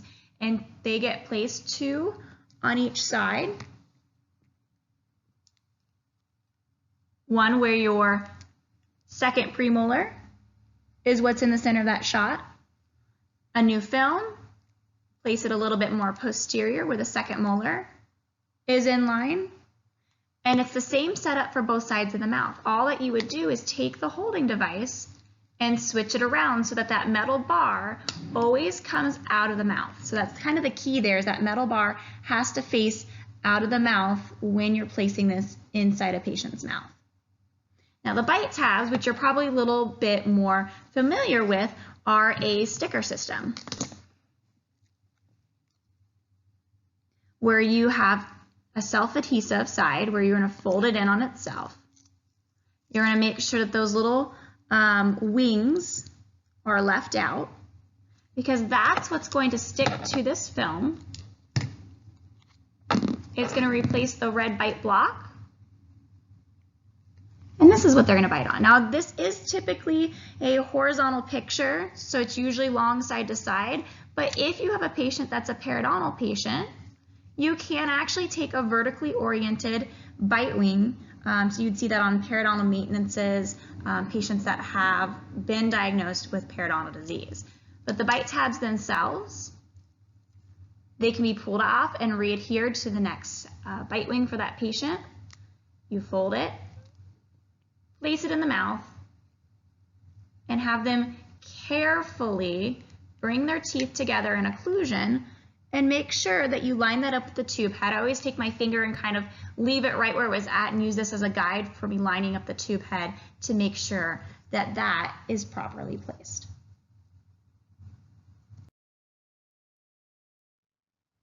Now, when you've had your bite wings taken at the dental office, you probably are thinking, I've never had that big red ring or that bite block placed in my mouth, but this probably now looks a little bit more familiar.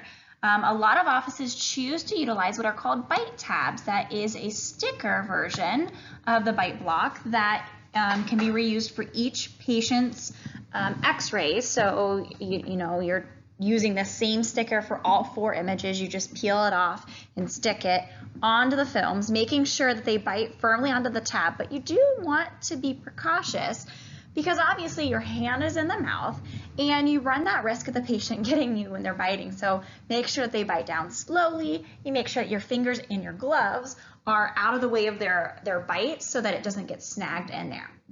Now, unlike the ring system, where the ring allows you to line up the tube head so that you know you're striking your film at that 90-degree angle, so perpendicular to the tooth itself, this doesn't have that advantage. There isn't a ring that you can rely on. So what I like to do is take my finger and place it right on that tab and use my hand as a guide to kind of visualize and remind myself where this tab actually is placed in the mouth.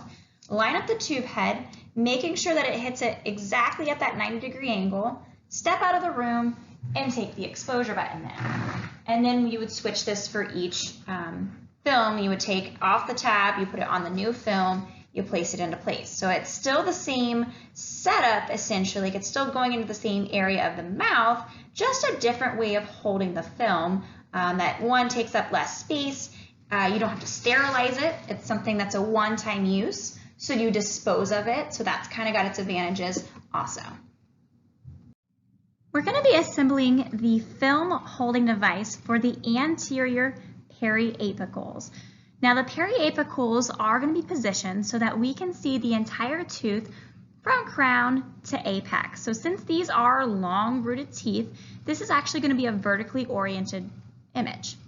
Depending on which film holding device that you're using for the paralleling technique, you may have a color specific holder where all of the blues represent the holder for the anteriors, or you may have a system where it's kind of a 3-in-1 where you have all three colors, the blue, the red, and the yellow. So you would use the parts that are specific to the anterior. So blue will be for your anterior. When you're assembling this, the bite block has a vertical portion that usually is pretty smooth. This is the part that the film is going to be resting up against. The part with the ridges, this is what the patient's going to be biting on. So when they bite on the ridged part, this vertical projection should not be obstructed by anything like the metal bars. So when you place it on, you place those little bars inside the bite block. You then have to take your ring that is color specific, and you're going to line it up with that vertical portion.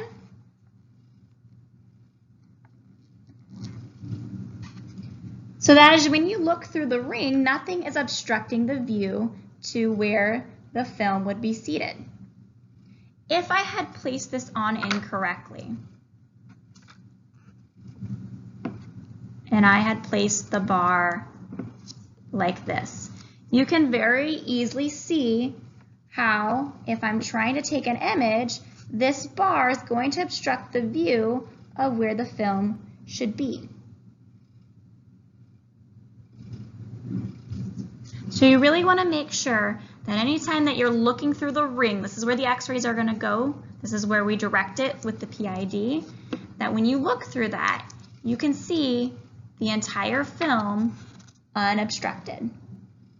When the film goes in, you always want to have your flat screen TV facing toward you, not the tab side. The back side will give you a herringbone error. You also can feel on the film there's a little raised bump. And when you find that raised bump, the side that bump is on, that side goes in the slot. It goes dot in the slot, and we just kind of push it down and wedge it down into that holding device. This one's brand new, so it's a little snug. There we go. Still going to be vertical, so it's going to be long, up and down. And you can see the flat screen TV. Now the purpose of doing dot in the slot here is that dot, when we process it, will appear as a really dark dot, and we want it to be away from any apex where it could appear or hide pathology. So always dot in the slot when taking x-rays. If we're using the 3-in-1 system, it's still the same rules. We're still using blue on the ring. We're still using blue on the bar, and we really can use the same bite block. So when you're inserting it in there, you can still use the yellow part there. It doesn't really matter which side because of the way that the bar is designed. It's coming off in each direction.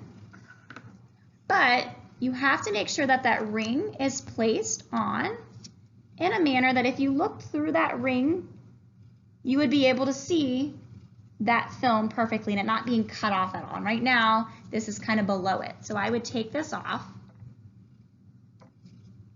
and flip it. So now I can see my film, and I would still do vertical orientation and dot in the slot.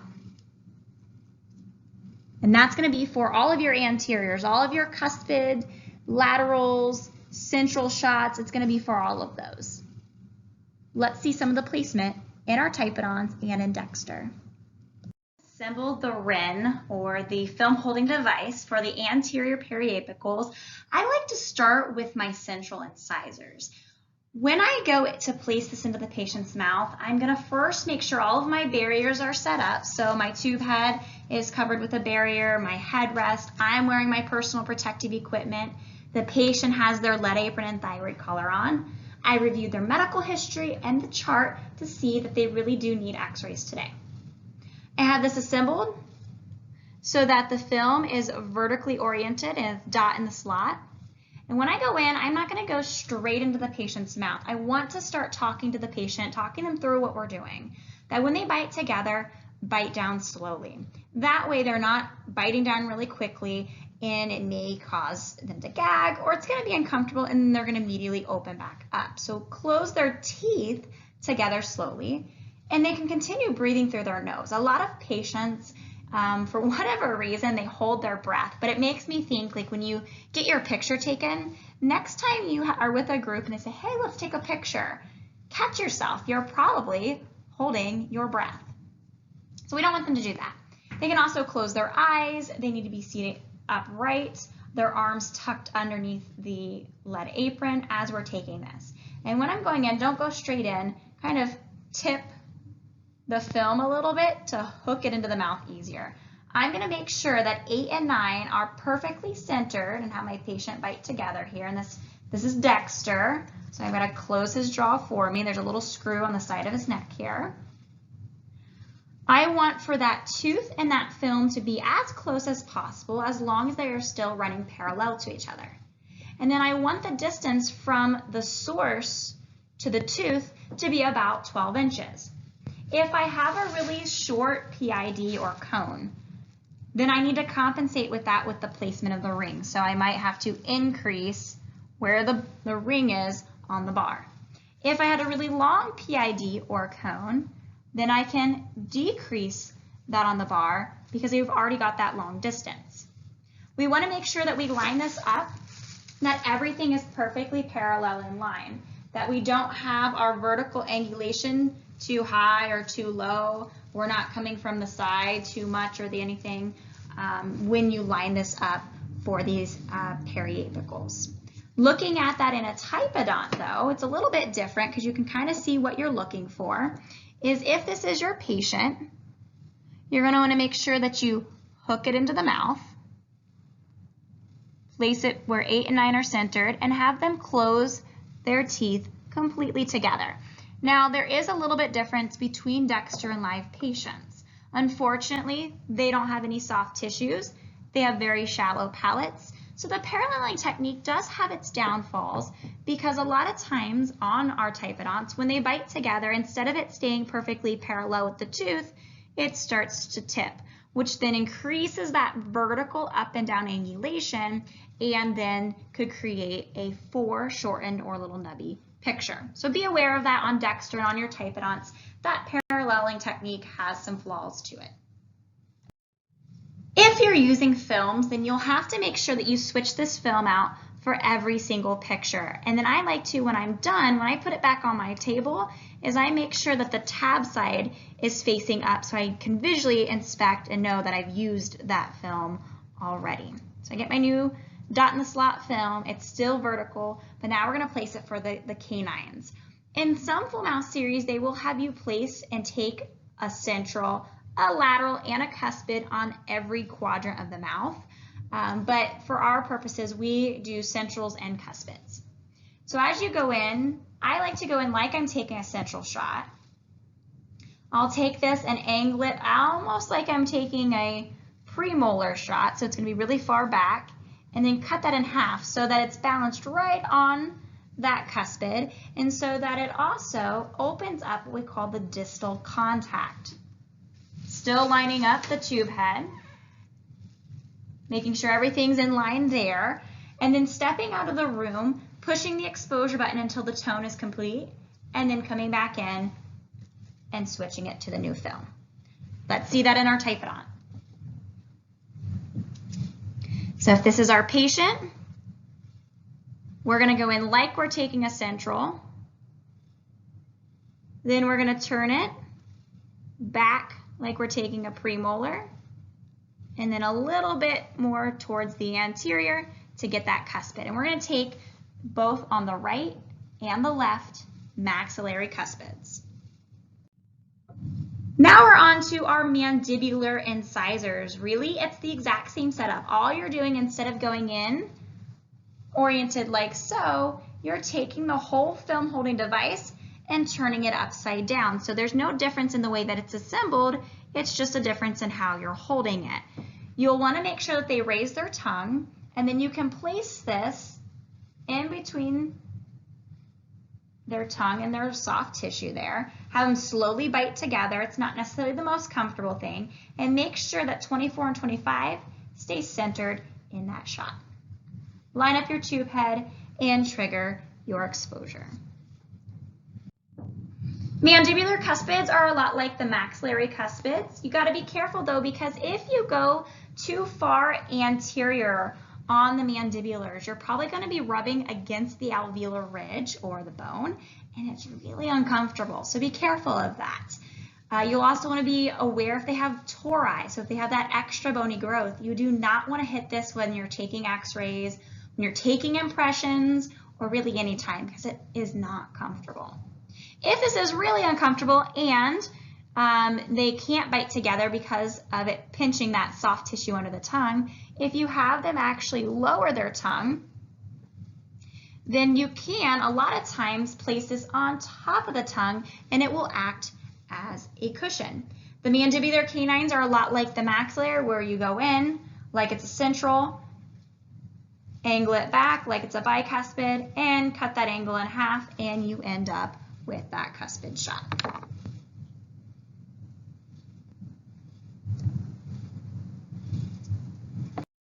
Now we're on to the ever so popular posterior periapical rin.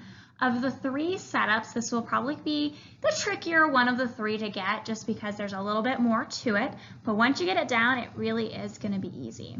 This is for your premolars and your molars, and it's the periapical. So in the bite wings, you're still positioning it in the same spot. You'll still have the same teeth, the premolars and molars, but on a periapical, you can see the apex, whereas a bite wing, you can see both the upper and the lower teeth biting together. The color that we're using for a posterior is going to be yellow.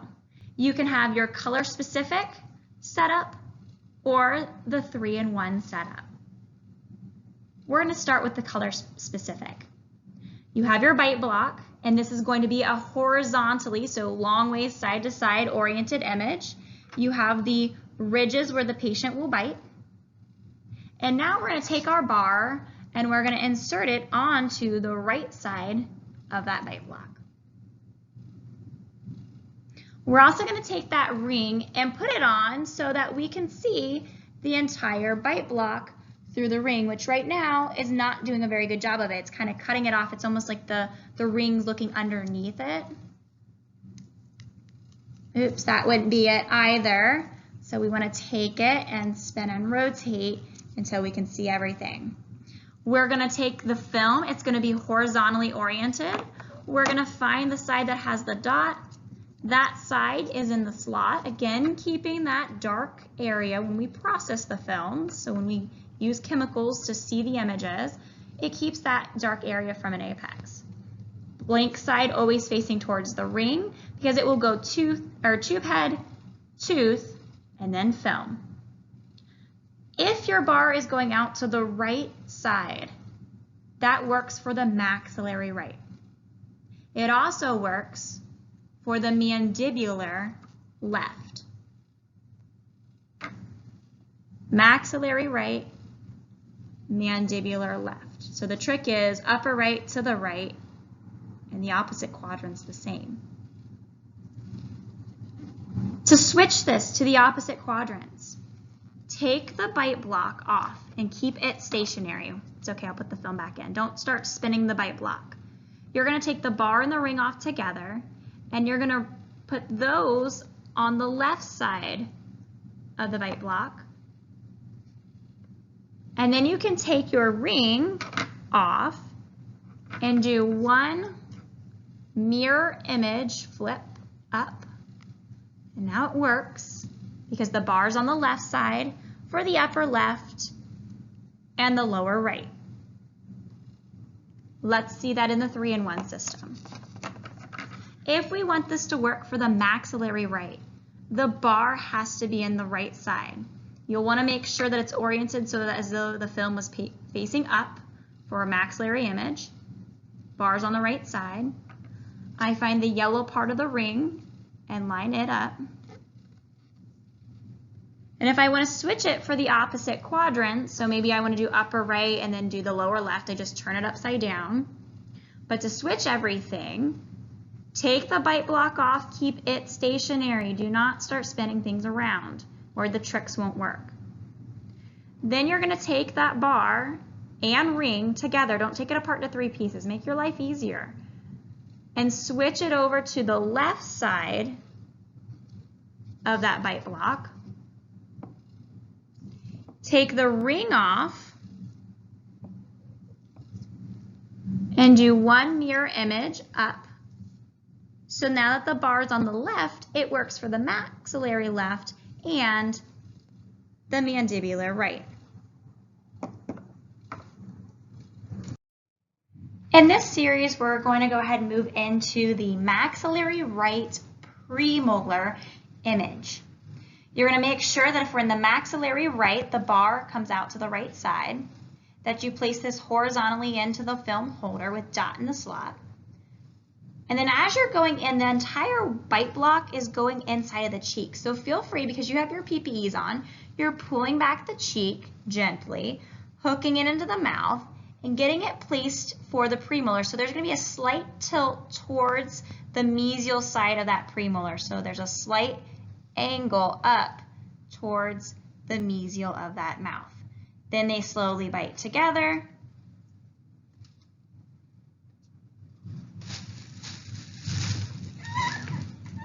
Line it up, step out, press the exposure button, and switch your film for the next image.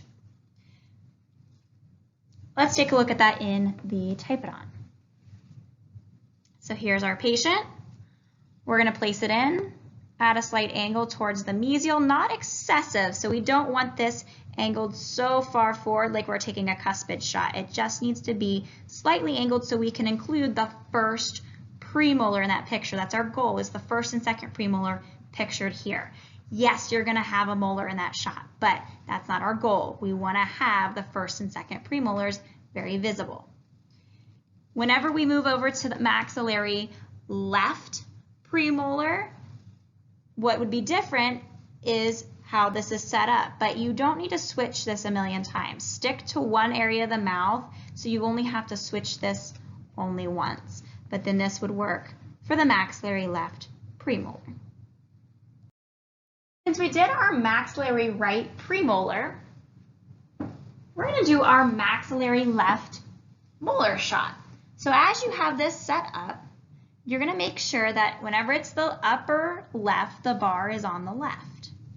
So that when we do go in there and we pull back the cheek, we're going to make sure that it's placed far enough back that we can see the molars. So hook it in, make sure that that first molar is centered in the shot, have them bite slowly together, make sure they're breathing here, and then you can line it up and take the next picture. So then when we want to take the mandibular premolars or molar shot, say I just finished in the upper left, then what I could very easily do is get a new film and then just turn this upside down and move over to the mandibular right. Since it already works for that quadrant, it doesn't make sense for you to switch it several times over and over again. When we're working on the mandibular molars, it's just like the maxillary molars where we're trying to get the first molar centered in the shot so that you have that second molar and a little bit of that third molar pictured also.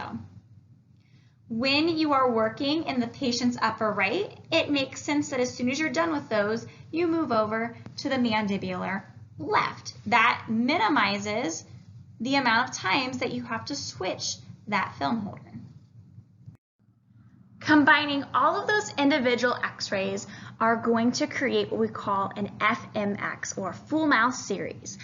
The full mouth series is taken once every 5 years or as needed on adults. We don't take this on children. We like to get this as a baseline on a brand new patient, someone that's never been to the dentist before, someone that's needing extensive treatment, or even on someone who has potential periodontal disease. What these 18 to 22 images do is they allow us to piece together like a puzzle the entire mouth. On some of the image, the periapicals, we can see the tooth from the crown to the apex. On the bite wings, we can see the teeth biting together, but to evaluate the interproximals. So when we were taking the horizontal bite wings, which they can be taken in a vertical orientation, they will not allow you to see all the way to the apex, but because you can see a little bit longer or further down the root structure, then you have a better ability to diagnosing periodontal disease more effectively. But with these bite wings, the teeth are biting together. So you do see the upper and lower teeth in occlusion. You are not looking for the apices. We're using it to determine if there's interproximal decay. We take these once a year on our patients, 2 on each side on adults, 1 on each side for children. We may vary on this. I mean, if they don't have molars, there's no sense in taking that second bite wing, which is further back in the mouth, for you to look in between the molars if there are no molars. If there are no premolars or molars, then there would be no need to take a bite wing because there'd be nothing to bite on. These can also be used to check the fitting of a restoration like a crown or a bridge. When they try it in, they take a bite wing to make sure everything's fitting and matching up on the margins. This can be done after a filling, again, to check the margins to make sure everything's adjusted properly. So there are quite a few reasons why we take the bite wings, but if someone's in pain, this isn't typically our go-to x-ray because a lot of times pain is associated with the apex due to an abscess or other reasons. So bite wings aren't typically what you take if a patient's coming in for what we call a problem-focused or limited exam. You can use the red rins, so which are the x-ray film holders. You could use the bite tabs. So there are different techniques to obtaining these images on the patient. Now these are the x-rays that we take every year. So these are the x-rays that patients a lot of times are a little bit leery about getting. But if we can explain to them that there are surfaces that we cannot see with our bare eyes, and if we take these x-rays once a year, it's a preventative thing. So we can catch something early on rather than later when it's a much worse problem. If they understand the reasons and they understand how you're doing it safely, then they're usually a little bit more accepting to getting this done. Again, this is a need-based thing, so there may be that patient that has never had a cavity. They don't have anything problems that are, of concern immediately. They take really good care of their teeth. You may see doctors saying, okay, let's take these every other year, just because, this patient doesn't really want them. There isn't really any, major indication to taking them every year on this particular patient, but typically we do take this every single year. If your patient is having trouble getting bite wings taken, maybe they're gagging, there are those tricks, make sure they're breathing in through their nose, out through their mouth, that they're relaxed, they are closing their eyes, they're thinking about other things, maybe they're counting. Those are ways to get their mind off of it, but there are still those patients that, you try to take these and it doesn't work, and then you have to move into what we call extraoral imaging or panoramic. I also like to take these first because if I realize that a patient has an impacted wisdom tooth, then what we'll do is we'll jump right into taking a panoramic, typically rather than taking the rest of the full mouth series. Included in the full mouth series are the anterior periapicals. Using the blue RIN or the blue film holding device, these will always be vertical images. If you try to take this horizontally, then what can happen is you're going to cut off the apex of the tooth, and then it doesn't make it a very useful periapical. The center shot should be centered right down the midline where 8, 9, and 24 and 25 are. No, these x-rays are not perfect. 8 isn't really in this shot very well. So this would be something that we would probably consider retaking if we didn't see this in a lateral image. There are some full mouth series that we take central shots, lateral shots, and a cuspid shot, but we take centrals and only cuspid. So that's why we only have 6 in the anteriors rather than maybe 10. In each of these images, we want to see the incisal edges all the way to the apex. So we don't want to cut that off by allowing the patient's bite block to fall into the mouth where they're not actually biting on those ridges. So where those little ridges are on the bite block, it's really important that's where the patient stays bit down. So we don't cut off any of this image. We also want to make sure that our vertical angulation, so how we increase or decrease the tube head, is correct so we don't end up with a distorted or even magnified image. In your cuspid shots, it is important that, one, the cuspid is visible. It doesn't, become more of a lateral image. It doesn't tip further back and become more of a bicuspid shot. And really, we should be able to see some of those interproximals, and that can be kind of tricky. Getting that distal interproximal included on your cuspid shot. So what you'll want to do is make sure that when this is placed, that it is tilted a slight bit towards the distal side of that tooth, rather than the mesial to where it's more of a lateral image and not the cuspid shot. So pay close attention to taking these images. The setup for the RIN is exactly the same for the maxillary as it is for the mandibular. All that you're doing is flipping it upside down. Telling the difference between your maxillary and your mandibular anteriors, they're all single rooted, can be kind of simplistic if you think about the shape of your teeth. 8 and 9 are much larger. They have more of a box shape to them, whereas 24 and 25 are much skinnier. They're more rectangular. So you'll notice that 8 and 9, even their root structure is much wider in diameter than what we see on those mandibular anteriors. On the outsides of your puzzle are your posterior periapicals, which are taken with the yellow RINs or the yellow film holding devices. This will always be a horizontal image because they're wide teeth. We want to include everything in that shot. You'll notice that the teeth that are pictured in your bite wings are also pictured in your periapicals. That is perfectly fine. There's going to be some overlap. It is actually, you're taking pictures of the exact same tooth, but what you're doing instead of in the bite wings where you're looking at the teeth biting together for the interproximals, is you're now shifting that window view up or down to see the roots of those particular teeth. You'll want to make sure that on these premolars versus molar shots that the premolars include the first and second premolars, which none of these shots really do a very good job of that, but that is because it looks like the patient might have had braces and they're missing some of their premolars. But what could help is when you're taking this premolar shot is make sure that the second premolar is centered and that you turn it just a hair towards the mesial surface to include that first premolar. Then shift it back so that the second molar is centered in the shot so that you would include the third and the first. If there's a third molar, yes, we would really, really love to get it in this periapical, but sometimes that's just not very feasible because it's so far back there. It can be very uncomfortable. It can cause the patient to gag. So if I do see that they have wisdom teeth, a lot of times we're going to go ahead and just go right into taking that panoramic rather than this whole full mouth series. Collectively, what we have is our full mouth series with the anterior periapicals, the posterior periapicals, and the bite wings all together. But you can take these individually. If the patient came in pain in the maxillary right, you can look in there and see if you can visualize what may be the issue, but then you have to take that periapical of that area. Bite wings, again, are your checkup x-rays. Those aren't usually our go-to if someone's in pain. That might be something that we take in addition to it if we think maybe it's an issue with the margin of a filling, or it might be an interproximal decay. But typically, if you know that the patient's coming in for pain, the periapical is our go-to. We don't usually take this on people under the age of 21. We don't take this on people that are children.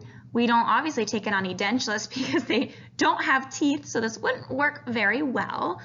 But maybe we're planning for an implant or a root canal or an extraction, and periapicals are useful in all of these cases before, during, and after a lot of the different treatment that you're going to assist with in the dental office. Bite wings are usually reserved for that hygiene side of the schedule where you're getting these once a year on them. Even though us as the dental assistant aren't the ones legally evaluating a radiograph or a dental x-ray, it's still nice for you to understand what you're looking at. It helps you to better assist. So if I'm looking at an image and the doctor wants me to relay information, then I can do so and be an effective communicator with that patient. I can also take an image and get the gears turning and thinking, okay, I know what that is. I can't diagnose it to the patient. So even if they ask, say, the doctor has to review this and then we'll go over it with you. But if you know what it is, you know, oh my gosh, that's a honking big piece of decay, or there's a huge abscess, you know something's going to happen and it's going to involve anesthetic. So you might as well go ahead and get that syringe set up based on their medical history, what tooth would be worked on. Just have it set up in the back of the room. Obviously, don't let the patient see that and make them anxious, but have it setting and ready. That way, if the doctor wants to do same-day treatment, it's there, it's ready to go, boom, they can get rolling on that. And then once we determine what exactly treatment they want done same day, whether it's an extraction, a filling, a root canal, then you can start setting out the particular instruments for that, that procedure that you're going to do. If you think back to us talking about the different settings that affect your image, whether it's overly dense because your milliamperage or your time was increased, if there's not a lot of contrast or a good amount of contrast with the KVP, we talked about how you were setting out in the sun, and if a book was laying on your chest, the UV rays don't have enough penetrating power to get through the dense object. So your skin in that area was lighter because less radiation could penetrate through it. So that kind of helps you to understand these two terms, radiolucent and radiopaque. Radiolucent are objects that appear darker on a radiograph because they are less dense.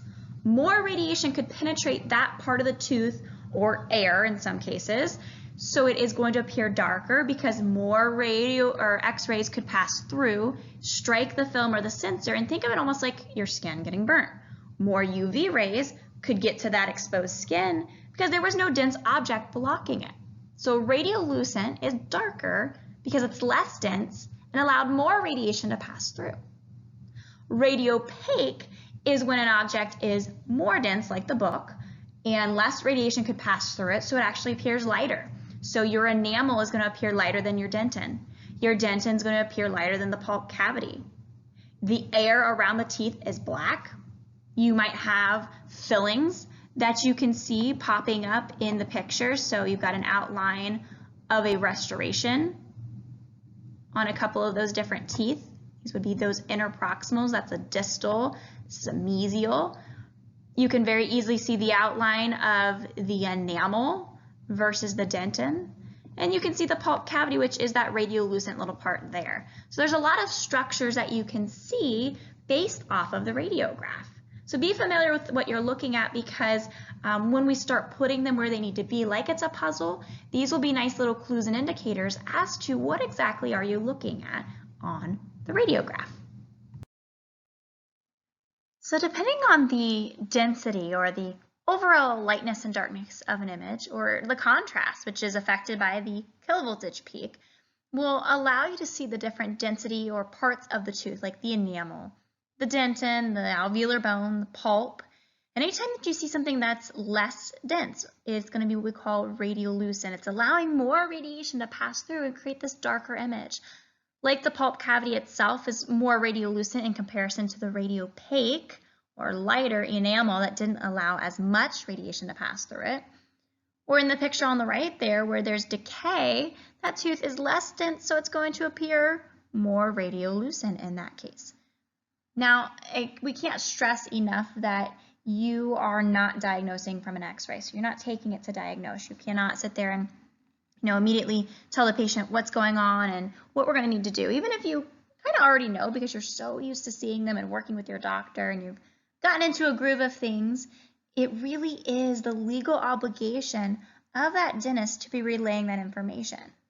So be careful that you're not diagnosing, but you are allowed to relay. So if the doctor tells you, all right, that tooth, there's nothing we can do to save it, we're going to need to do an extraction, you can relay that information and go over the treatment plan and the cost and the steps of the procedure and that type of stuff as you become more comfortable communicating that information with the patient. But we're not diagnosing from it. Even though we're not diagnosing, it does become very helpful that we know what we're looking at, when we're mounting x-rays or even when we're communicating, because if a patient asks a question, it's something, simple, it's not, treatment related or anything or diagnosis related, maybe it's just what is that white thing on the radiograph or the x-ray there, then you know what you're talking about and you can, relay that information. Anytime that you're ever unsure of an answer, please don't fake it with your patient because sooner or later they're either going to Google it or they're going to bring it up to the doctor and then you're going to have a major foot in your mouth moment. So let's look at some of the different objects and different things on these particular radiographs. So when we're looking at the radiograph up here on the top left, now you'll notice that you can see the outline of the enamel of the tooth, but then there's this extra structure, this extra object that's got a different density, and that would be a restoration that you're seeing there. A restoration that's more dense, that would be a crown that's completely encapsulating the tooth itself, is what you see next to it, along with a root canal. The root canals, where we go in, we clean out all the canals, and we replace the pulp with an artificial material called gutta percha. This actually has a really great representation. You can see, because it's digital, it has great contrast and density. You've got your pulp cavity, you can see your enamel layer. I mean, you can see all those structures that you'd want to see visibly in a radiograph. This is another example of a crown and a root canal with a silver filling right next door to it. But this time you've got this large dark cloud near the apex. If you remember, radiolucent is darker, it's less dense, so when the alveolar bone is less dense, it's usually safe to assume it's damaged from infection.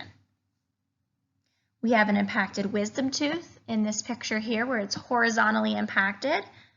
We have a primary tooth. We can tell by the size and shape that there's a filling on it with the adult premolars developing in the bone just below, with the molars, the first and second molars, not being completely developed just behind those. But any idea what's going on here? This is actually an endosteal implant, a titanium implant that is coated in a polypeptide solution that allows your bone to integrate, so it's a replacement for the root structure. It's a way to replace a single missing tooth without ever affecting the teeth next door to it. So unlike in a crown where you'd have to drill on the two adjacent teeth so that it would have something to cement to, this is embedded into the bone, and it sounds way worse than it really is. Actually, a lot of patients take like Tylenol or Advil, and that's it. Takes a few months to integrate, and then finally you can get the restoration either cemented or screwed into place onto the implant itself. And there'll be a chapter later on when we get into the, the surgery and the periodontal side of dentistry that will go a lot more into these implants, which I'm super excited about. Our preferred technique to taking intraoral radiographs is the paralleling technique. It's the technique where the receptor and the central axis of the tooth run parallel to each other, so that the central ray passes through each of them at a 90-degree angle. That perpendicular angle creates the image that's most accurate. There's not a lot of distortion or magnification. That's not always possible. Maybe you have a patient that has tori, or they have a very shallow palate, a child's mouth, or they're a gagger and we're unable to get the tooth and the film parallel, the next best technique will be what we call the bisecting angle technique. This does not usually result in an as accurate representation, but it's better than nothing. And what you have to do is you have to account for the extra angle of the receptor. So if they bite and the film tilts excessively to where if we line it up with the film at a 90 degree, we would be increasing the vertical angulation too much. So what we have to do is account for that. And instead of lining it up with the receptor at a 90 degree or the central axis of the tooth at a 90 degree, then what we have to do is we have to cut the angle between that in half. So this takes some visualization here. It's a whole different film holding device. And we line it up with a 90-degree angle to the imaginary bisector. Whoa, that seems really tricky to get, but what it does is it allows you to free yourselves from the constraints, even though the paralleling is preferred. It's got the least amount of distortion. If we only rely on that skill of doing the paralleling, the moment that we're in a patient's mouth, where it's not optimal and it's not working, we're going to end up with either a foreshortened or an elongated image depending on what we do with the alignment of the x-rays themselves. So on the next video, there's going to be a woman that's walking us through kind of the concepts of a bisecting angle technique, and it gives you a better visual representation of where that tube head actually needs to be positioned.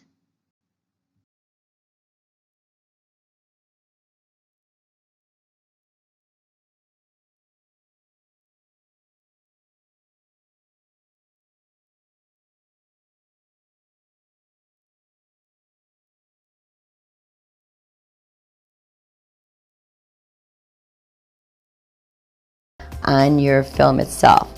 It's when you don't have the correct angle, you're too high or too low, that your image is going to be too short. Like as you raise this up higher and higher, if it was projected down in this position, what happens is the root tip gets projected down here, and that causes a real short little image. If you don't have enough angle, see this arrow here is where you should be. Let's say you're coming in like this and don't increase it enough. What happens is the x-rays travel in a straight line. This root tip is projected on your film way up here, and that gives you your elongated image. So ideally what you need to do is set the vertical tube angle yourself to project the correct length of the tooth. Some offices have sensors only, and I'm going to show you how to use the sensor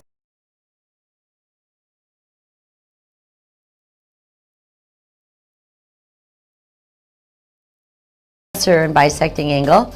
It's pretty much similar to the other film or PSP plates, but sometimes you run into a few other problems with it. First of all, when you place it in the mouth, it is bigger and bulkier. And a lot of times when it is in the mouth, I'm going to turn it this way so you can see, the sensor itself is going to hit the roof of the mouth and pull out like so, which is going to distort your image, and it even comes out of the piece once in a while. So what you want to do then is when you place it in the mouth, tip it slightly so that the patient can actually reach the bite block more easily, and that won't occur. By pulling like this, you're going to have a distorted image by losing the root tips or the bottom edge of the teeth also because of this.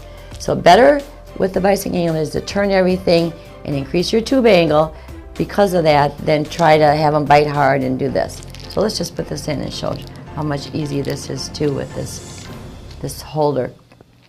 Again, we'll do the upper premolars. So I'm going to slant it like so, retract the cheek out, slide it in, and have them gently close. Okay, when I say gently, until her teeth are actually on the apparatus itself. So it's perfect like that. Adjust the head so that the occlusal plane is horizontal to the floor, and then you'll take your x-ray tube, and if you can actually see the angle of the film or sensor in the mouth, that will, again, you're going to bring this up to determine the angle of the sensor, the long axis of the tooth, and about halfway is where you're going to guide your x-ray beam to be perpendicular to this. Kind of a close guide to this is if you can see your sensor and the position of that in the mouth, if you just about bring your cone up to meet at a right angle to the film and maybe bring it back a couple degrees, then you will be actually crossing that bisected line. So this will work out great like this. Bottom edge covering the sensor, side of it covering the front edge, and there's this, which is nice on these particular pieces here, there's this little purple line, you can see that? That's indicating where the front edge of your sensor is in the mouth. So if you actually take this cone and bring it right to this line, this purple line, you won't be missing the front edge of the sensor.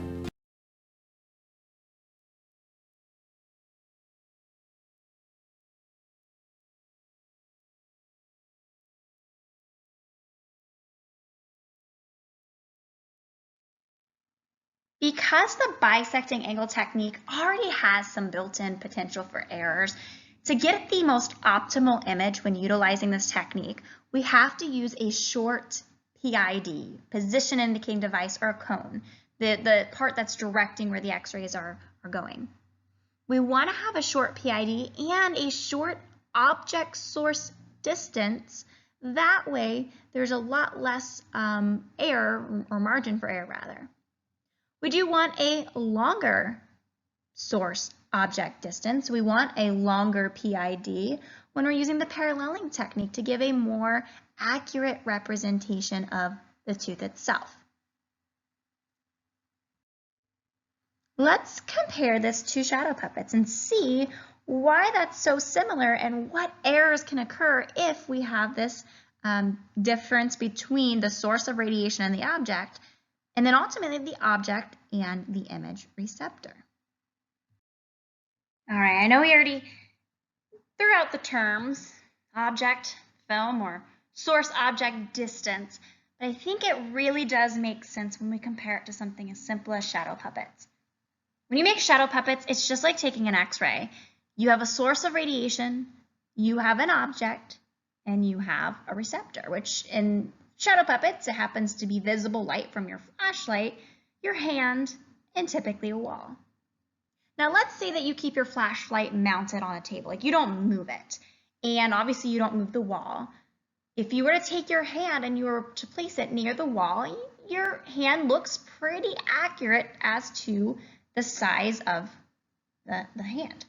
As we start to move this object closer to the source of radiation, so as we move our hand closer and closer to the flashlight, you'll notice it starts to magnify and become distorted on the receptor or on the wall. The same thing can happen here in X-rays. If we were to take the X-ray machine and keep it constant, and we were to move that film, we would keep the X-ray constant and the film constant, but the tooth and the source of radiation are closer than the tooth is to the film, then we're going to have magnification. So what you really want here is for the object and the film to be close to each other, just like your hand and the wall need to be close to each other. If we were to take our source of radiation, even though our hand and the wall are staying constant, or the tooth and the film stay constant, if we move that tube head really, really close to the mouth, like in bisecting angle where we need the 8 inches to reduce this magnification, whereas in paralleling, we want the longer distance, that 11 or so inches, to reduce the magnification. So the object or the image on the bottom is really what we want here. We want the source of radiation to be further from the object, but the object and the receptor or film or sensor need to be close to each other, but also running parallel if we're utilizing the paralleling technique. So there's less distortion and less magnification. Now that does a great job of covering intraoral images where the film or the sensor is inside of the mouth, and they're used all the time for all kinds of purposes, but there are different types of radiographs that we take, such as extraoral images, where it's a great overall view for surgical and orthodontic treatment planning. So you have your cephalometric, which is that side profile lateral view. Maybe we're measuring the relationship of the maxilla to the mandible, maybe planning for orthognathic surgery. Or maybe it's a panoramic, where it's a wide-angle view of the upper and lower jaws in occlusion. Now, in each of these images, the sensor, because they're digital, is on the outside of the cranium. There's nothing placed inside the mouth. I mean, they might bite on a stick, or they might press their, the forehead up against something. But the sensor and everything that's receiving the image and receiving the radiation is outside of the head, either rotating about it or right beside it. We can take panoramics for quite a different reasons. It could be for evaluating the primary dentition and looking to see developmentally, where are they in this? Are they missing teeth that are congenitally missing, or maybe even their age based on what teeth are erupted and what teeth are in the process of development. So you can see that we've got some teeth that are closer to the exfoliation step. Some of them are definitely just beginning resorption, and then a few of those permanent molars towards the back are inching towards eruption, not quite there yet, but they're getting there. So that's one reason that we're taking it on the pediatric patient. On pediatric and adult alike, we could see the temporomandibular joint. We can locate the trigeminal nerve, which is extremely important for us to locate if we're doing impacted teeth, especially those impacted wisdom teeth. If I know I'm going to be referring my patient over to a surgeon to get their impacted wisdom teeth out, they're going to want this x-ray. So either they're going to take it and their office will make the profits, or we're going to take it and our office are going to make the profits, and then we'll forward it over to them for uses. We can locate the sinuses, you can see the nasal cavity, you can see some of the hyoid bone there, sticking off to the side there. So there's a lot of visible structures just on a panoramic. Panoramics are our preference when wanting to look for interproximal decay or treatment plan for crowns and bridges, but maybe for dentures or implants. Different things of those nature, the panoramic's a great option. Maybe if my patient's a really bad gagger and there's just no way I'm ever going to get anything else, I could do a panoramic. They also have settings on a lot of your digital pan machines that will do what are called bite wing pans, where they'll omit taking the x-rays on the anterior teeth and focus in on those posterior teeth.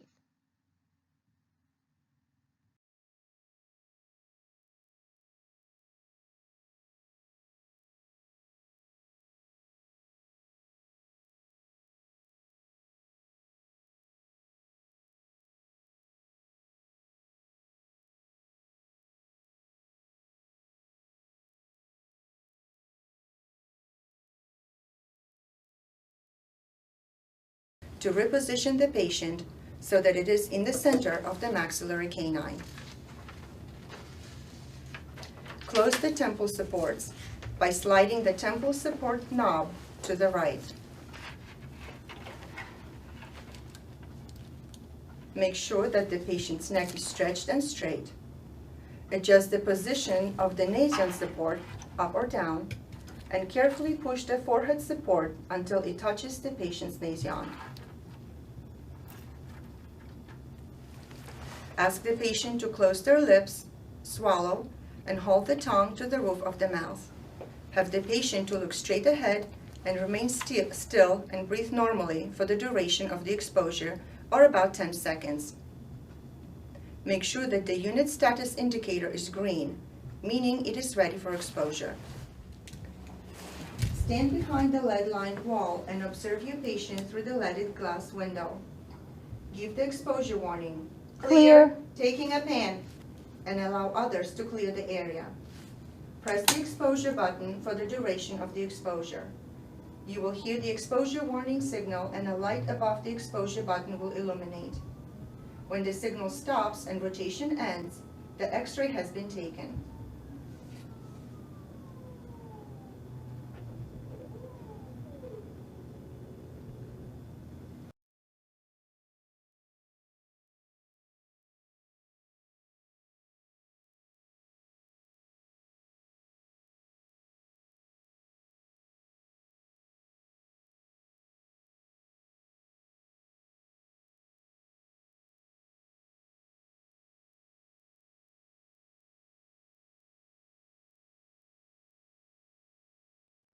This wide-angle view of the upper and lower jaw in occlusion, we already said doesn't typically be used for detection of decay. It's just that overall view.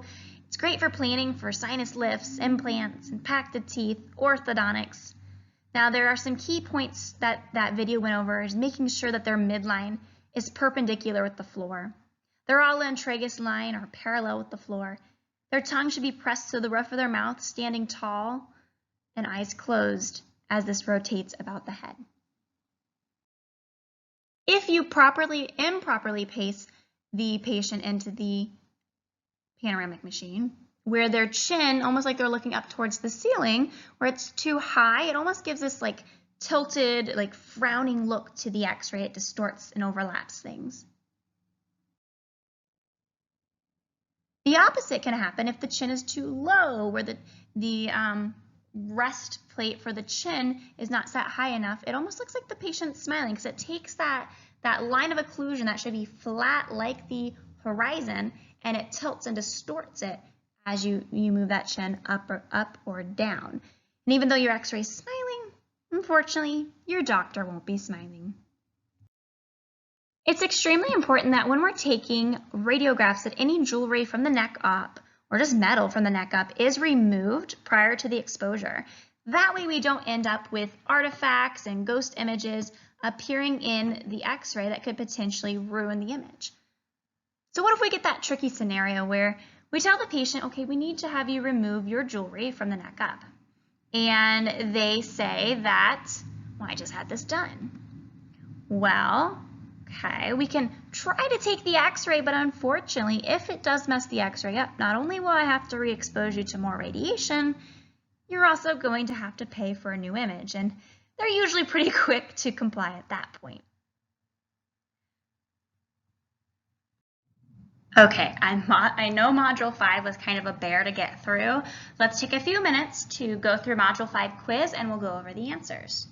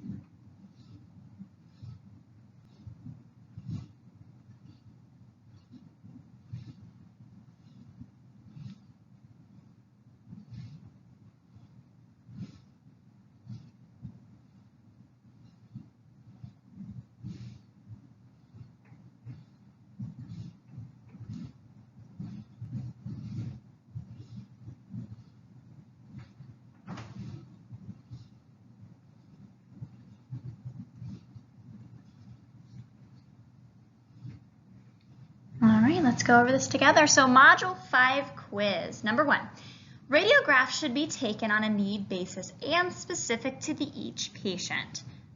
This is true. That's how we adhere to that OLARA, as low as reasonably achievable. It shouldn't be a one-size-fits-all conveyor belt style of dentistry. Look at the patient, look at their needs, and see what do they actually need. Number 2, when a patient is edentless or have no teeth, what type of radiograph is most commonly taken? This would be your panoramic or your pano. What is an effective means to dealing with a gagging patient? You should start on the anterior region first, kind of get the tissues acclimated to getting an x-ray. You don't want to be impatient with them, and you don't want to, when it says gently place, like, yes, you don't want to be, forceful, but if you are really, really light-handed and it kind of traces across their soft palate, that actually can cause the gagging to be worse. So just be deliberate, not forceful. What is the standard size film or sensor used for children? That's a size 1. Size 4 films are used to take occlusal films. Number 6, what is the preferred technique that reduces the amount of magnification and distortion? This is the paralleling technique. When using the film holding devices like the Rin, the color red is used for what images? C, your bite wings. Think of it as though, like, if you bit your cheek, it would bleed, so your bite wings are red. Your anteriors are blue and your posteriors are yellow. Number 8, less dense objects and images. So these are objects that allow more radiation to pass through them, appear radiolucent on an image, so they appear darker on that image. Number 9, metal restorations, which are more dense, they let less radiation to pass through them, will appear lighter or radiopaque in the image. Number 10, the farther the object is from the source of radiation, the less magnification that will occur. We want the source object distance to be long, but the object film distance to be short. 11, the paralleling technique relies on a longer position indicating device to reduce the magnification. That's how we get the long source object distance. All right, you've made it through one of the longest modules of today. Fantastic job. Give yourself a pat on the back. We've done a lot. We've done the history, the infection control, the science, and all this different stuff. So good job on that. Let's keep moving along and get through the rest of these modules. Now that we're in Module 6, we're going to talk about the different equipment and the different technologies that we utilize to date to obtain our dental radiographs. Conventional film use has been reduced significantly, while digital imaging, first introduced in the late 1980s, has only increased. Compared to film, digital provides up to 256 different shades of gray, while on film you get only between 16 to 25 shades of gray. So you can see the significant improvement just in the numbers of the contrast between all the different layers, so that maybe you are detecting decay when it's much smaller cases of incipient caries. So digital does have a lot of benefits to it, but there, still are some offices that are utilizing the film, and until that's completely gone, we'll continue to teach it. When we're using film, usually it just has one film in the packet. Now you can buy a double if you know that you're going to need to duplicate it and send a copy maybe out to a specialist maybe with them. But the goal is we want to expose the patient to as little amount of time for radiation as possible. So if that's the case, if you want to reduce the time and we want to intensify the effects of the X-ray photons so that we can essentially decrease the milliamperage, which is the amount of X-rays that we use, then what we can use is something called a screen intensifier. So it decreases the amount of radiation the patient's exposed to and the time for them to be exposed. Now inside your film packets, which we don't ever open these up, this is just something that you don't open these up in the daylight, I should say, in either in a daylight loader or in a dark room. But inside your film packet, which is that outer coating that protects it from the light and from saliva, there is a little piece of foil. This foil here is going to help to prevent the X-rays from penetrating through the film and passing and exiting through the other side of the face. Next, we have our paper envelope that helps to protect that film from when you remove it from the outer wrapping, from any kind of static electrical charges that in your textbook you see create this like lightning bolt look to it. It's kind of cool, but it can also mess up your image. Then you should have your film that you only handle from the edges. If you handle it with your direct fingerprints, you can actually leave fingerprints on the film, and that obviously can ruin it too. But it's coated in these halide crystals that later are developed into metallic silver grains. Sticking with the Alara concept and wanting to reduce the amount of time that a patient is exposed to radiation, you can use an intensifying screen, which increases the effects of the X-ray photons, so really your milliamperage can be lower also. But when you're using film, you want to use the fastest speed film, which means it can create an image a lot quicker using less time and less milliamperage. So F-Speed is currently the fastest speed film that we have available on the market today. Now, for your film to actually be visible, you have to send them through processing solutions. These solutions have to be refreshed every single day.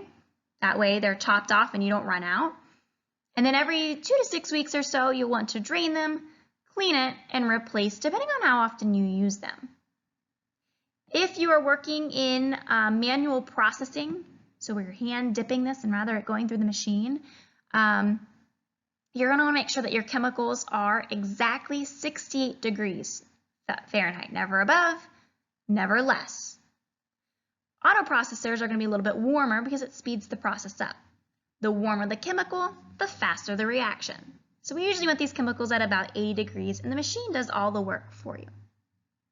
Now what we'll see is how to actually unwrap and develop these images through the different chemicals. It'll first go through the developer, which converts the latent image to visible, and has a very slippery texture.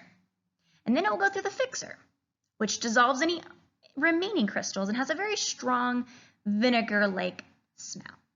Let's take a look how we process. Now that you have exposed your films or taken your radiograph, it's now time to go and process it to develop the image and see what's going on. Now, before you take your films either to your autoprocessor, which you may be utilizing a daylight loader like ours, or in a dark room, you're going to want to make sure that if it's in the barrier that you peel it open and you drop it into a cup without touching, or you take a disinfectant wipe and you wipe the outer barriers of your film to prevent any type of contamination from occurring in the dark room. Now, depending on how your office is set up, you may have a designated room called your dark room. And this is where you are either in complete darkness, but typically you're utilizing a 7.5 watt red light bulb. Now we want to use red because on the electromagnetic spectrum, when we think about wavelengths, Roy G. Biv of the visible light, red is farthest down, so they have the least penetrating power and less likely to expose your films and ruin them. Now, if you were to sit there and hold them out in that light bulb or up to it for an extended period of time, then yes, they would be affected, but that 7.5 watt red light bulb is typically not enough to cause any issues. Now, if your office doesn't want to have a designated dark room, they may utilize what's called a daylight loader, which is what's at the top of our autoprocessor here. On the daylight loader, you'll notice that there are sleeves. I'm going to remove ours from our autoprocessor so you can see. You would take your hands inside these sleeves, and inside the daylight loader, this is where you're going to open up your films without opening up. There's a little red hatch here that'll allow you to see inside without the light exposing it. So you would be doing this all inside the daylight loader, preventing any kind of visible light or UV rays from affecting your films. So this would be affixed to the top of your daylight loader. This makes it so that your office doesn't have a designated room because maybe you don't have the space for a designated dark room. To open up your films for processing, what you would do is take it into either your dark room or your daylight loader, and so you would not be doing this in visible light like I'm doing now. This is going to affect all of my crystals, but you're going to open up your film and you're going to carefully slide out the foil. This is on the back side, the tab side, so this is what, if you got the herringbone pattern, you'd actually be shooting through. You have an outer paper envelope, which will help to prevent static electricity when you're carefully sliding it out of that outer film packet. So inside of it is your film itself. Now you always want to make sure you're handling your film from the edges and never touching directly onto the film because you may cause fingerprints to smudge. This is the film that is coated in silver halide crystals. They were affected by the radiation, and when I send this through my auto processor, remember my daylight loader is over top of this, so you wouldn't normally see where I'm putting it now. I'm going to put it into the little slots that go down the top of my daylight loader. Depending on the daylight loader that you have, this particular model, there's a little lever to the side of it that you're going to pull until you hear it click. And then there's a little trap door that's underneath those films that as it's cycling through, eventually it's going to drop it down into your auto processor, which you can see on the inside. You wouldn't open this when you're processing. This is just the demo and show you that there are 3 tanks. The first tank that it sends it through is the developer. And the developer takes those silver halide crystals and turns them into metallic silver grains. So essentially it's creating the image. Then it sends it through the fixer, which removes and rinses away any of the unaffected crystals and hardens and fixes the emulsion. Lastly, we rinse it through water. It is dried and ends up at the end of your daylight loader in just a few minutes. And so it's ready to go and ready to use. Now, every single day, you are going to be replenishing these chemicals. You put new ones in, you top it off. But every 4 to 6 weeks, depending on how often you use your auto processor, or even if it's your manual dipping method, which eliminates all the roller system, and so you have to kind of just hold it or hang it into the chemicals for a period of time, 5 in the developer, 10 in the fixer, and then rinsing. So manual dipping isn't our favorite, but if your auto processor breaks, then that's an option you have. But every 4 to 6 weeks, as these chemicals become contaminated, what you would do is you would remove the top of your daylight loader. You would lift the thermometer up and out as you're removing the roller system. These are the roller systems that push the films up through the developer, the fixer, and the wash. And then you would drain the chemicals into the sink or the drain tub, and then you would clean it out with a special cleaner, scrub it, making sure not to cross-contaminate. So there are sponges for your developer, for your fixer, and then for your water individually. You definitely do not want to get your fixer into your developer, because what it does with the fixer rinsing away any unaffected crystals, if you fix before you develop, there won't be any affected crystals. There won't be any metallic silver grains, so it will rinse everything away. You have to make sure that the developer is uncontaminated and it comes first. Then you would put brand new chemicals in. You would return the roller system along with the thermometer.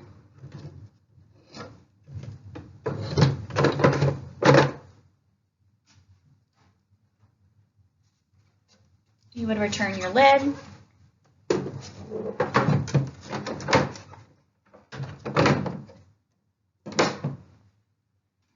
Your daylight loader.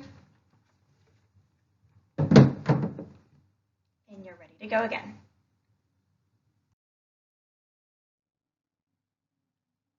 Older offices may still have their dip tanks installed, but they're more than likely not utilizing them unless they're a backup to their auto processor not working. What you would utilize the manual dip tanks is exactly the same thing that you were doing with the auto processor, but everything by hand, where you'd unwrap each individual film, you would clip them to the hangers. The hangers then would be hung on each side of the bath with chemicals, sitting in the developer for 5 minutes, then into the rinse to stop the developer, then into the fixer, which further stops the development process and dissolves any unexposed silver halide crystals, and hardens and fixes the emulsion. Then you'd rinse it, and a lot of times you'd hang it up and you'd air dry it, which is why you can see why there's not a lot of them in use anymore, because of the huge time loss that you get. And any time that we waste time in an office, we're losing profits. And if the time wasn't a big enough downfall for you, then let's take a look and think about the records. Now, the records are legally property of the dentist. So they are theirs and the originals need to stay there. but the patient legally has rights to access their records and have them forwarded. Now, you cannot take film and copy it on a Xerox machine. It's not going to work. It's not going to transfer like you want it. So what you'd have to do if you don't use a double exposure packet, which has 2 films already in it, and you're only left with 1 copy, then what you'd have to do is you'd have to duplicate it with duplicating film. One side of this duplicating film is coated in this emulsion, which are the crystals, and it's got this really dull look to it. This is going to be placed against the original film, and we're going to pass ultraviolet light through it to create the image. The now solarized emulsion or crystals creates almost the opposite effect, because where it was radiopaque and more UV rays were able to go through, it's now going to create a darker area. And where it was more radiolucent and, or vice versa, radiolucent is going to be brighter because more light was able to pass through it there. It's opposite basically when you have that. So that is kind of one of the biggest benefits of using digital is you have unlimited copies as being one of the biggest bonuses with it. I'm going to be a little biased here. I love digital radiology. It's just got so many benefits to it, and the most biggest one that there is that I always emphasize to my patients is how much safer it is for them. It is 80% less radiation than our fastest speed film available. And I don't have to switch this film every single picture. So there's no chemicals, there's no risk of double exposure, there's no risk of the chemicals being wrong, dirty, not enough of them, not hot enough, not cold enough. You know, there could be a lot of issues with that, and it eliminates that issue there. In digital imaging, the contrast, which is the difference in shades of gray, is dependent on what's called the bit depth, or the possible shades of gray that an image can store. For example, 1-bit images only allow 2 values to be stored. So let's say 0 for white and 1 for black. Whereas an 8-bit has 256 possible shades of gray values. And a 12-bit sensor has 4,096 different shades of gray that can be imaged there. So it's got a lot of, availability to create a more contrasted and detailed image than a film would. It's immediate. If we're using real-time direct, which is a sensor, it can be manipulated. So you can contrast it more, you can change the densities of it. Think Photoshop, but you're not manipulating it to, improve the appearance, just to be able to see it a little bit better maybe. You can measure on it, you can email it, you can print it. I mean, there's just so many benefits that one of the biggest downfalls is just the investment. I mean, a sensor can cost anywhere from $6,000 to $15,000 per sensor, and that's if you have just one. A lot of offices have at least 2, 1 adult size and 1 child size. And if you're in a really large office, you would need more than that, so you weren't waiting on it for the next person. They're also very fragile. Think of your sensors like your newborn babies. You don't drop your newborn babies. You don't close your newborn babies in a drawer. You don't roll over them with a chair.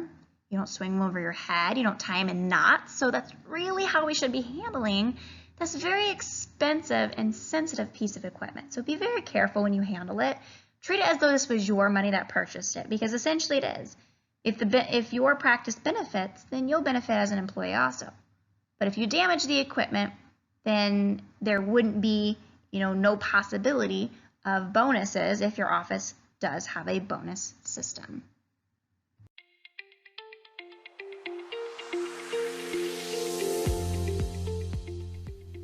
This training video will demonstrate just how easy it is to take an intraoral X-ray with DEXIS.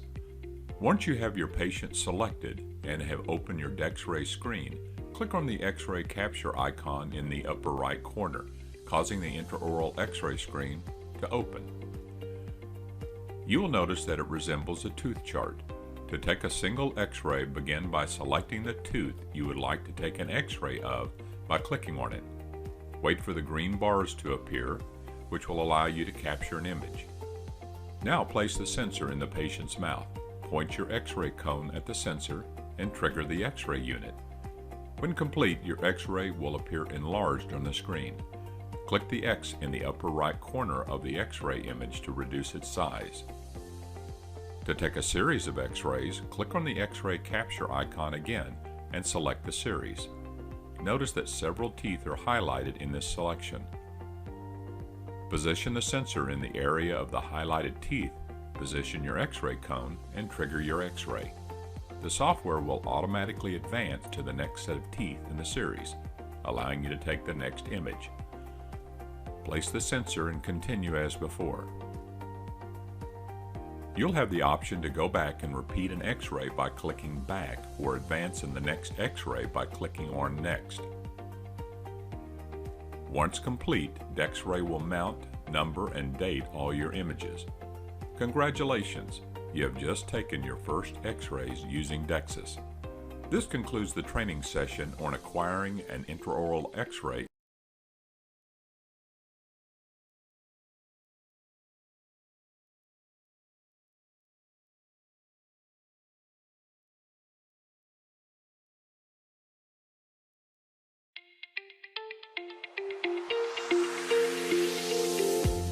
This tutorial will highlight some of the general features of DEXIS to familiarize you with the look and feel of the DEXIS software.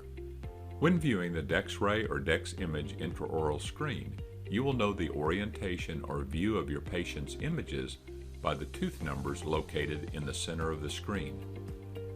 This example indicates that teeth 1 through 8 are located in the upper left quadrant of the screen. The DEXIS toolbar contains icons that, when clicked upon, will open the corresponding module or perform the corresponding task.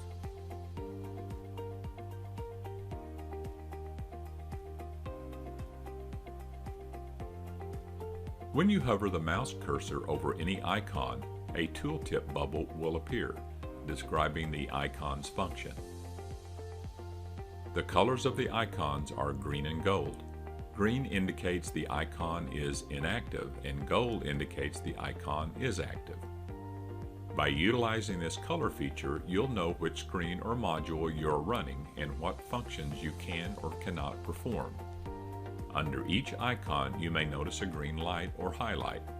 This indicates that there are images associated with this particular DEXIS module or function. By clicking on the DEXIS logo, you will open a window which will display the program information and give you the option to access the on-screen manual by clicking on the Help function.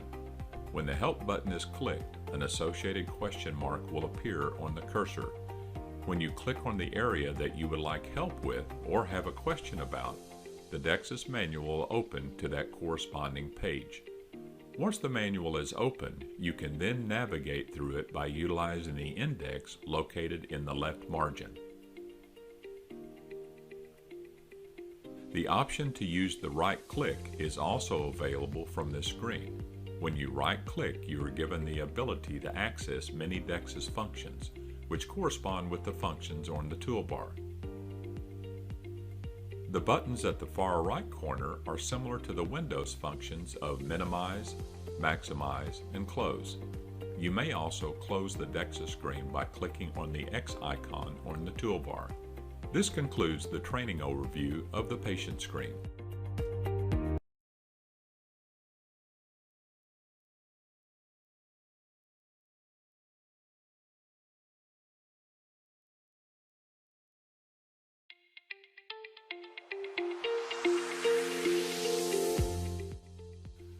Welcome to a continuation of our overview of the DEXIS toolbar. In this tutorial, we will learn about magnification, spotlight, measurement, image text, and enhancement tools. Each one of these tools and functions can apply to images in both DexRay and DexImage modules, as well as images in the presentation panel. This is just an overview presentation, and you will find detailed descriptions in the DEXIS manual or from your on-site training session. The magnification or zoom function is applied when you select an image and click on the magnification lens icon or by depressing the zoom shortcut key, Z. Now move to the image and click any area of the image you would like to see magnified. A separate window will appear with the magnified area, and you can move to a different area of the image to see the area magnified as well. The spotlight feature allows you to scroll over an area of the image with a magnifying lens cursor to see that area in full contrast. You can move to other areas of the image in full contrast as well.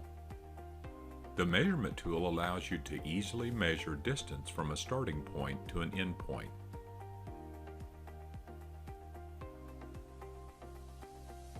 You may also measure angle and density very easily. Calibration is necessary for more precise and accurate measurement. Image notes will allow you to write a note on an image, create an alert, or add an area of concern by drawing or pointing it out with the line polygon.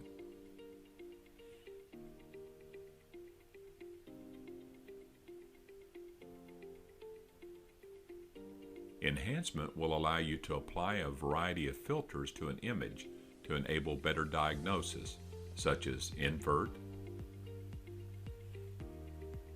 colorization, clear view, darker, and relief. This concludes part 2 of the toolbar overview.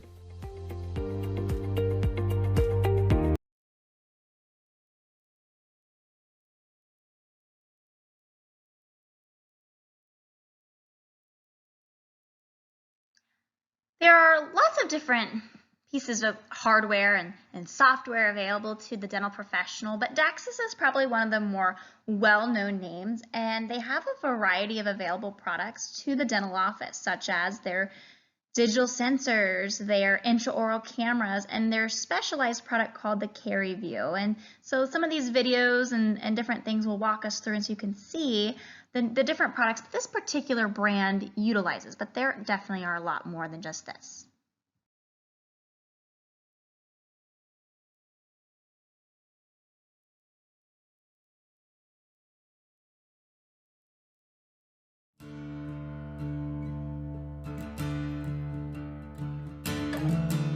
I'm Jeannie and I'm a DEXIS instructor, and today I'm here to explain how to use the CariView caries detection device. It's made by DEXIS. It's great, new, innovative, patented technology, and what it helps us do is diagnose caries at an early stage. Transillumination is a non-X-ray near-infrared light, and what the device does is it shines through healthy tissue. That means if there's caries or decay, the tooth is porous, and so it's detected as a dark surface on the image itself so that you can see the difference between light and dark, just like you would in an X-ray. It comes with a holder, which is great, that you can position anywhere. When you take it out of the holder, it turns on. There's two little lights at the end, which will end up cradling the tooth from the buccal and the lingual surface. It's really lightweight, which is great. It has a finger grip here at the end, which if you click it once, it'll freeze the image. And then if you hold it down for 3 seconds, it'll save the image. And then it also has 2 arrow buttons here to allow you to number the teeth. So from a clinician standpoint, when I'm working on a patient, I can easily navigate to number my images. You could also use the monitor and the mouse too. So if a doctor picked up the camera and he was in an awkward situation, the assistant could easily just grab the mouse and click it on screen.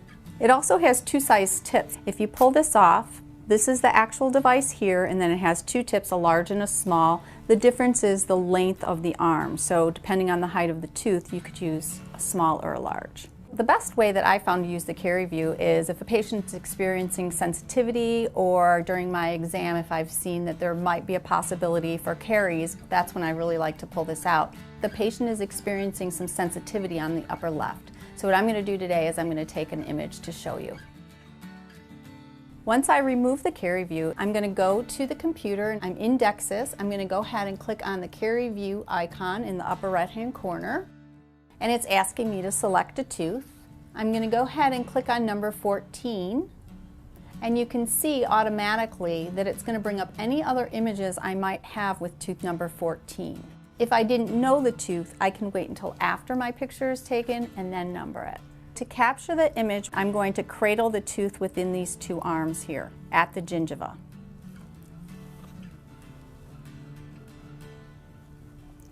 You can see on my screen that it looks quite white. that could be an indication that my device is not fully seated at the gingiva. So I'm going to push it down just a little bit more. Just like that. Opposite, if it's too dark, I need to pull away a little bit from the gingiva. And that just depends on the length of the tooth. So as I push it down to the gingiva, you can see that in fact there is darkness towards the distal of that tooth. That is an indication of the near infrared light not passing through, which indicates caries. I'm going to capture the image by squeezing the ring. To save the image, you would just squeeze the ring for 3 seconds. Once the image is at the bottom of the screen, then you know that you've saved the image. Squeeze the ring again and go to another tooth. One thing that I love to be able to do is educate my patient on what I'm seeing so that they understand the point of view that we're coming from when we're diagnosing something in the mouth. And what I love about DEXIS and CaryView is it automatically will bring up an x-ray, a photo, or previous CaryView images for the specified tooth number. We can see if there's been any change since the patient was here last. It's a great way to be able to show them on the screen exactly where there could be caries. Once you're done using the CaryView, all you need to do is remove the tip, place it in an autoclave bag,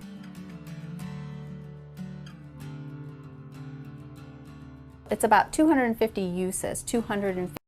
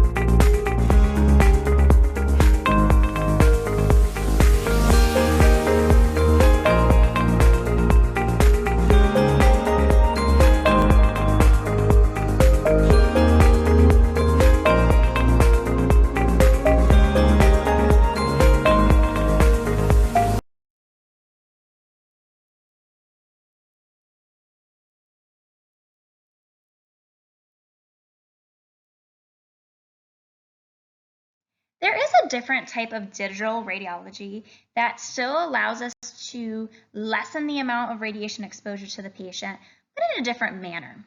And this is what we call indirect digital.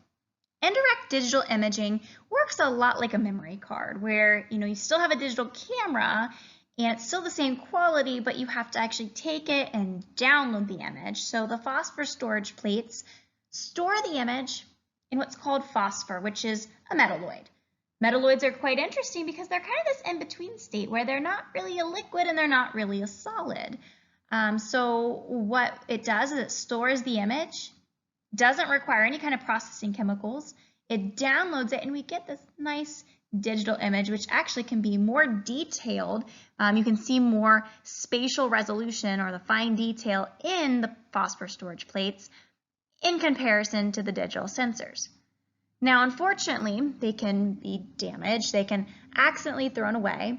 You have to utilize each one like a film, so you have to use a new one every single image.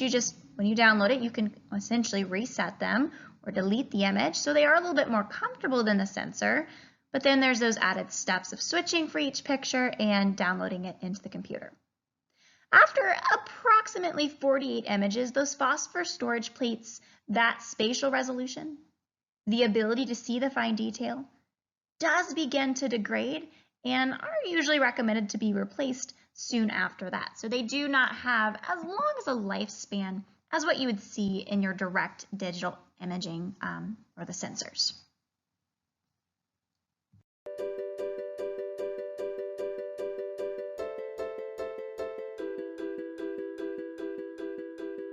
The Digirex PSP scanner packs tremendous imaging power into a small package.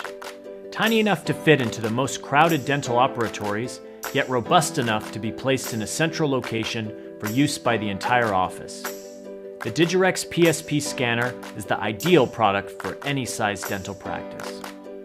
Phosphor plates have all the traditional benefits of X-ray film with the speed of high-tech digital radiography.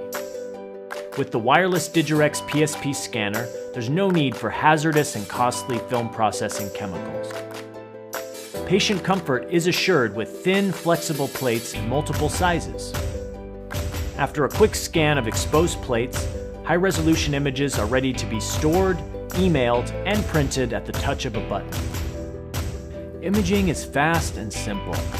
The smart top-loading design allows a quick and simple operation. Clear diagnostic radiographs appear on the computer screen, ready for viewing. Simply insert the next exposed plate when ready. Apixia digital imaging software is also included at no charge with the scanner.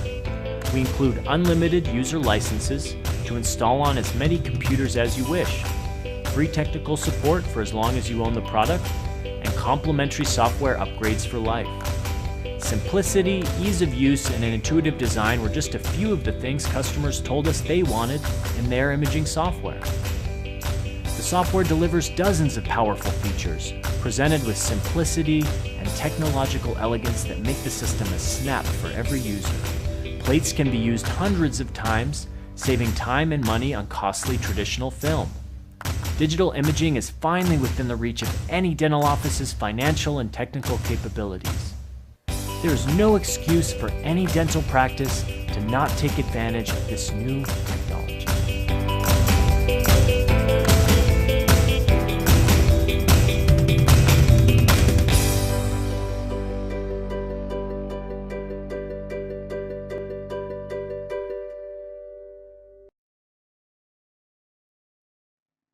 There are certain specialties in dentistry that have taken the initiative to invest in a highly advanced piece of technology. It's called cone beam computed tomography, or a CT scan. Now, it has advanced in the last decade to allow general and specialty practices to have clear and detailed images unlike ever before.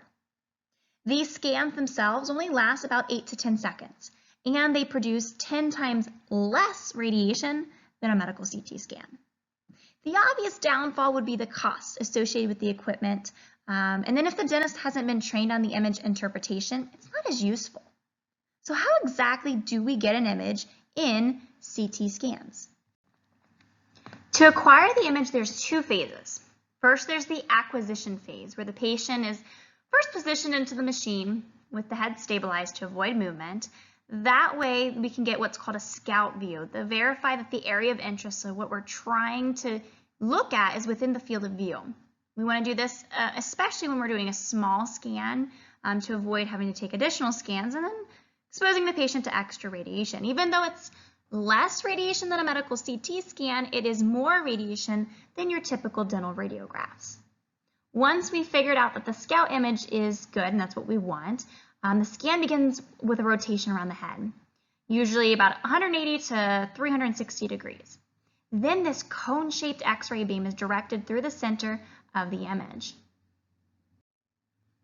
It creates this 3D image by taking images axially, so across the face from left to right, sagittally, so up and down from the top of the head to the bottom of the head, and then coronally from the side from the top to the bottom.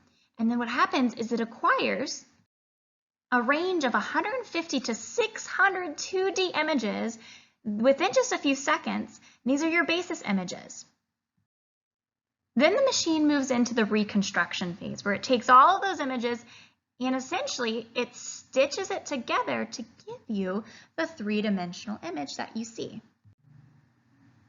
So it's got a lot of benefits to it, and really the biggest downfall with any nice piece of a technology is the cost associated.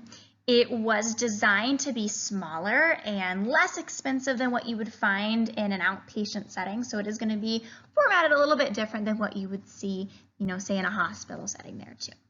Let's see how it works. For 3D diagnostic imaging. So we're going to use our patient to come over. First thing we want to do is let them know that we're going to be moving them around and positioning them so they're aware of what we're maybe touching them or moving. So first thing I'm going to do is open the gate here. I'm going to let my patient know to scoot all the way to the back of the seat and lay her head in the headrest for me. Perfect.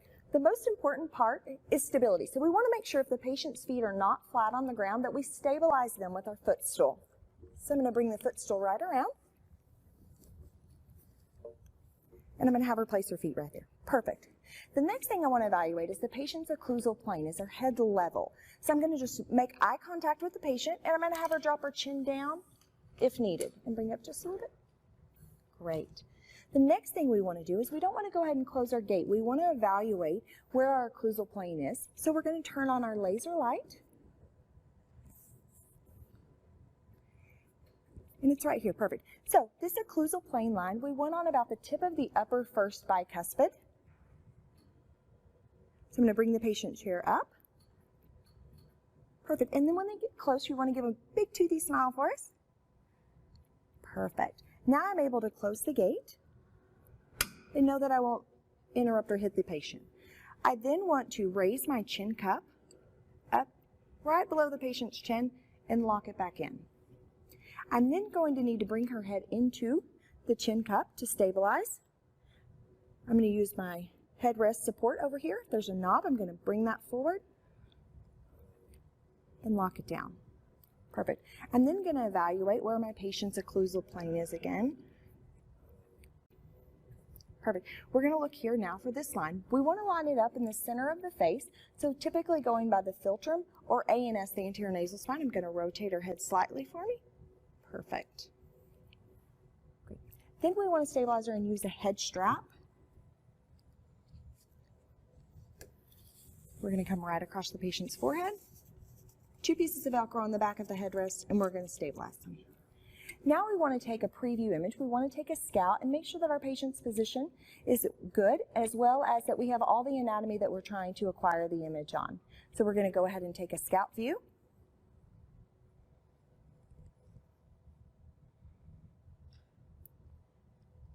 Perfect. Our patient's scout view looked great. So now what we're going to do is we want to go ahead and take our image on our patient. I'm going to double check my alignment. I'm going to let my patient know to take one final swallow, bite down on your back teeth. Good, and place your tongue right behind your front teeth. I also want to let my patient know that the machine is going to rotate around, so if they feel like they're not going to be able to stay still, I'll have them close their eyes.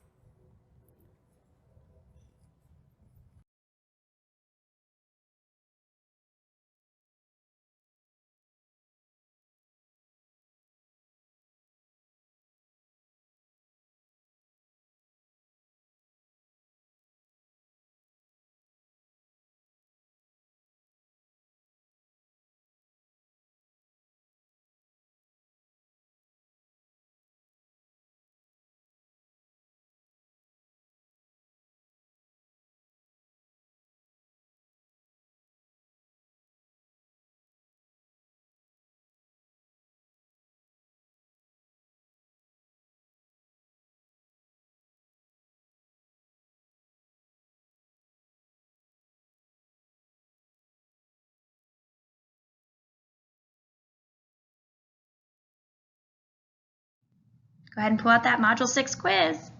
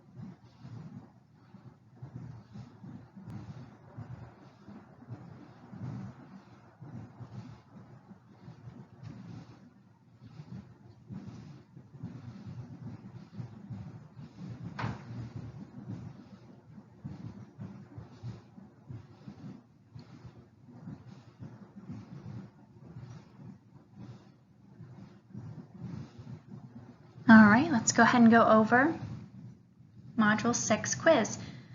When using film, the fastest speed available is F speed. Not that it stands for fast, but you can kind of think of it as that. Number 2, the amount of radiation from sensors versus film is what percentage less?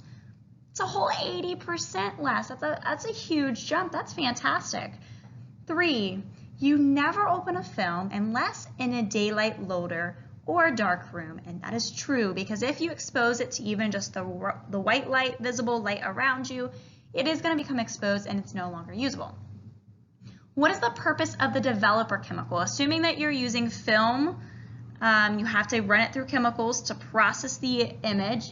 The developer is what converts the exposed silver halide crystals into metallic silver grains. So basically, it turns blacks black and the grays gray. The letter A that talks about the dissolves the unexposed silver halide crystals, this is what the fixer does.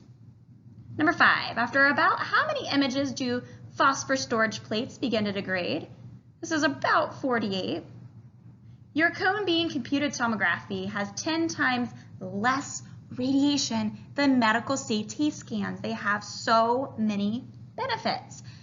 Number 7, sensor cleaning will include bagging prior to use. You want to avoid wiping the sensor itself because it can be damaging to the sensor, and you definitely cannot autoclave it because it will not make it through it, so please put the baggies on them. When you're caring for them, do not store them curled up in a drawer, do not drop them on the floor, and handle them with extreme care always. The answer to number 8 is C. There are actually these little wraps and things that go onto the cords to keep them stiff and uncoiled. Number 9, when dealing with film, you always give the patient their originals. This is false. These are legal documents that we need to keep on file, so you'll want to use duplicating film if they need a copy. All right, we're almost there. We've got 3 more modules, modules 7, 8, and 9. And then we're going to take that final exam, which shouldn't take you too long, but let's delve into Module 7 now. All right, so Module 7, we're going to go over all of the different laws and mandates that are going to help to protect the patient's protected health information, or their PHI, but also what governs you as the dental radiographer. Like, what can you take images of, and when can you take them, under what supervision laws, is what we'll cover with this. So it kind of helps to prevent your practice from any kind of lawsuits. It's that risk management. And another thing that we'll discuss is the ever-growing presence of technology being used in the dental office. The threat of malicious access to the patient's PHI or protected health information also increases. So what can we do to prevent someone from, say, hacking into our systems and utilizing it? I mean, a lot of people don't realize that a dental office is kind of that perfect target. It's got all the patient's information, their social security, their employer, their address, email, all this information. And very little offices think that they are at risk for this information being taken from them. And it may not just be, a web hacker getting into your system via,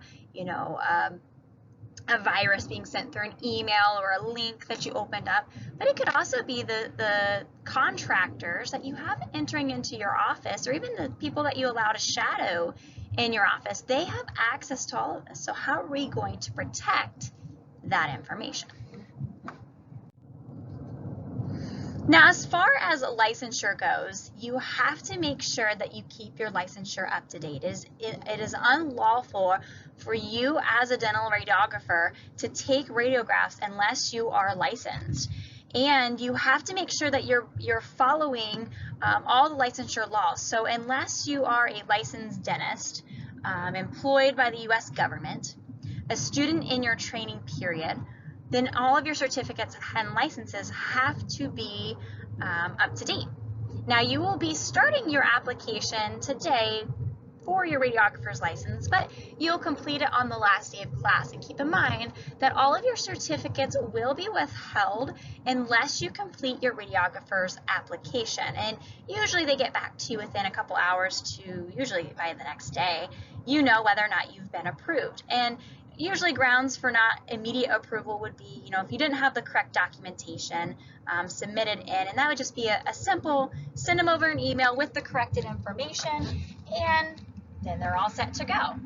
So keep that in mind when we're going through this, that you've got to keep that updated, and every even year you're updating it with that continuing education.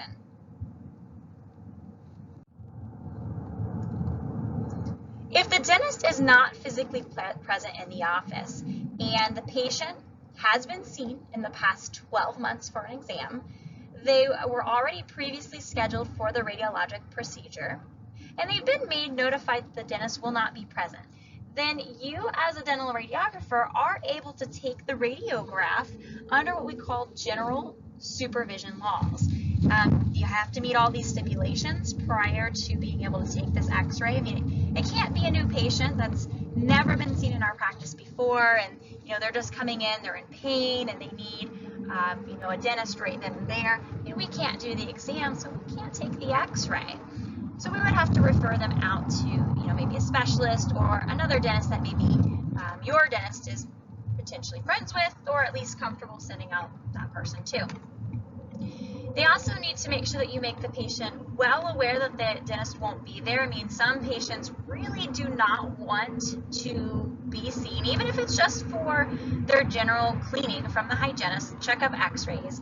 They know the dentist is going to review the x-rays when they return to the office, but there are some patients that are very particular about that, and that's fine. We just would have to reschedule them. So maybe this is a doctor going on vacation. One way that the practice can remain open and still be profitable in those times where they aren't performing their particular job functions. Let's go ahead and discuss how we're protecting the patient's information in this digital age. We're storing the patient's social security number, their insurance, their employer, their dental records, their x-rays, medical history, all of this stuff on a computer. We got to make sure that we back up this computer on some kind of server, whether it's an outside server, an external hard drive. A USB really wouldn't be a great way of backing the system up. I mean, a USB would have probably nowhere near enough room for backing up your software, but also you could lose it. I mean, that's simple. I mean, you could just lose it, and we don't want that to happen. So an outside server or an external hard drive even would be a better way of storing your information and backing it up. I mean, technology is fantastic, but that's if technology works. You know that there's days where your computer decides it doesn't want to work, and for whatever reason you can't get your files to open. I can't tell you how many times my phone has just decided to close out of an application for some unknown reason, unbeknownst to me, and I lose the work I was working on. So you definitely want to make sure it's being backed up in that manner. We do want to protect them against that potential malicious use of their health information by having some kind of firewall established on our software. A lot of offices do have a separate information technology or IT department, so it's someone they're subcontracting out. And if that's the case, we absolutely need to make sure them and any other person that may have access to this information sign a contractor form, something that just states that they're going to have access to their information and they're not going to be using it maliciously. And that's just one way that we can prevent ourselves from a lawsuit and hopefully in some cases deter someone from using something in a malicious manner. So firewalls, backing up your systems, passwords, that's going to prevent someone from just jumping on really easily and changing things. A lot of your software programs have you sign in under a username. So it tracks your keystrokes, who's inputting payments, who is scheduling a patient, who's inputting notes into a patient's chart. So you're definitely going to want to make sure that you have that password set up and it's unique so that another staff member doesn't, purposely or accidentally input information under your name and then you potentially catch the key for something you didn't do. Those passwords should be unique and not shared with anybody else. Now, in some offices, we are using emails to send over referrals, x-rays to new practices. With the digital systems, it's super easy to do that. But we really should be considering what type of email server are we sending it through. If you're not using some kind of secure email server, then it really should be not used. So like email, Yahoo, Google, those types of things, they're not really that secure. They're very easily intercepted. So using something that would require a password on either end or logging in, something that's going to prevent that accidental or malicious interception is extremely important. Anytime you are inputting or deleting or working with a patient's files, even if it's just in paper, you really should be thinking about your moral and ethical codes here. I really want to steer you away from, being led down the wrong path. If you have a staff member, maybe they're just telling you or asking you, can you please delete this out of a patient's chart? And they're asking you to do it under your username.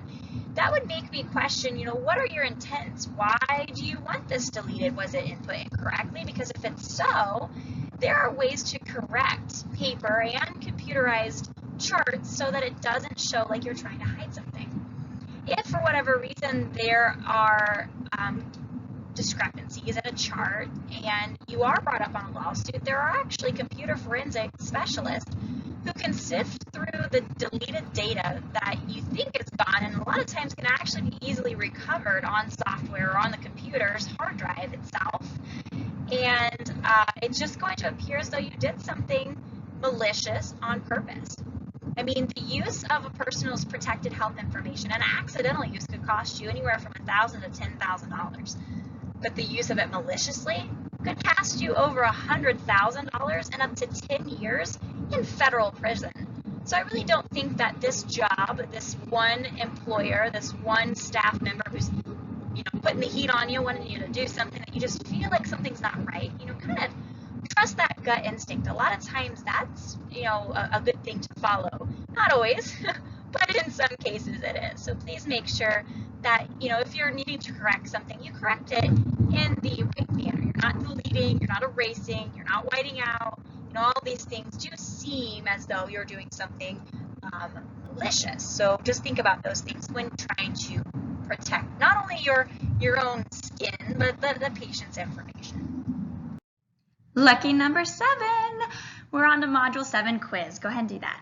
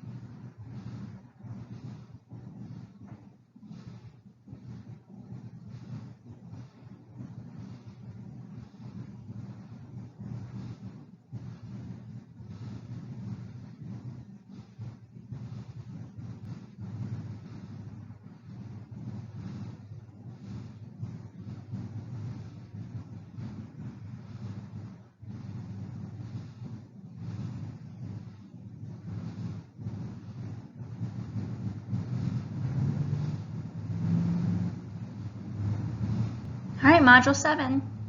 To safeguard patients' information in regards to their digital files, you should never email them. When is it lawful for an assistant to take radiographs? Only when they hold a current radiographer's license, and only if the doctor is not present and the patient has been seen by the doctor in past 12 months, it's already on the schedule, and they've been notified that the doctor won't be there. So the answer to number 2 is the letter A. You cannot prescribe radiographs, so do not take them for a friend, a family member who just doesn't want to pay for them. Number 3, outside vendors and employees should sign a privacy agreement. This is absolutely true. They're going to have potential access to identifying information like the social security numbers, addresses, medical history, and those types of things. Number 4, a patient's record should be backed up on an outside server. And to get your radiology license, you must submit the online fee for us on the last day of class. All right, Module 8. Quality assurance is all of the necessary steps that we take to ensure that our equipment is working properly and that our staff is properly trained on techniques, protocols, and making sure that their licensure also is kept up to date. So these are systematic steps that we're taking to make sure these things are accurate and in place. These systematic steps that we're taking to make sure that our patient is protected from both faulty equipment and unqualified personnel is not just a one day out of the year thing. It's not like, okay, today is April 22nd. Let's go ahead and let's go ahead and check all the x-ray equipment. No, you're handling this on a daily basis. Every single time that you're touching it and you're handling the equipment, then ideally we should be inspecting it at that time too. So when you're handling your lead apron after each use, make sure that you do hang it back up. It's a very thin layer of that lead that's inside of there, so it's very easy for it to crack if you just toss it over a chair or crumple it up on the floor. So after you use it, make sure it's hung up and you disinfect it after each use. Your tube head, we want to make sure that we're always being careful not to, if it's handheld, drop it or bang it up against a wall. If it's mounted to the wall, that can crack the tube head and create leakage rays, which puts not only the patient at risk, but also you as the operator.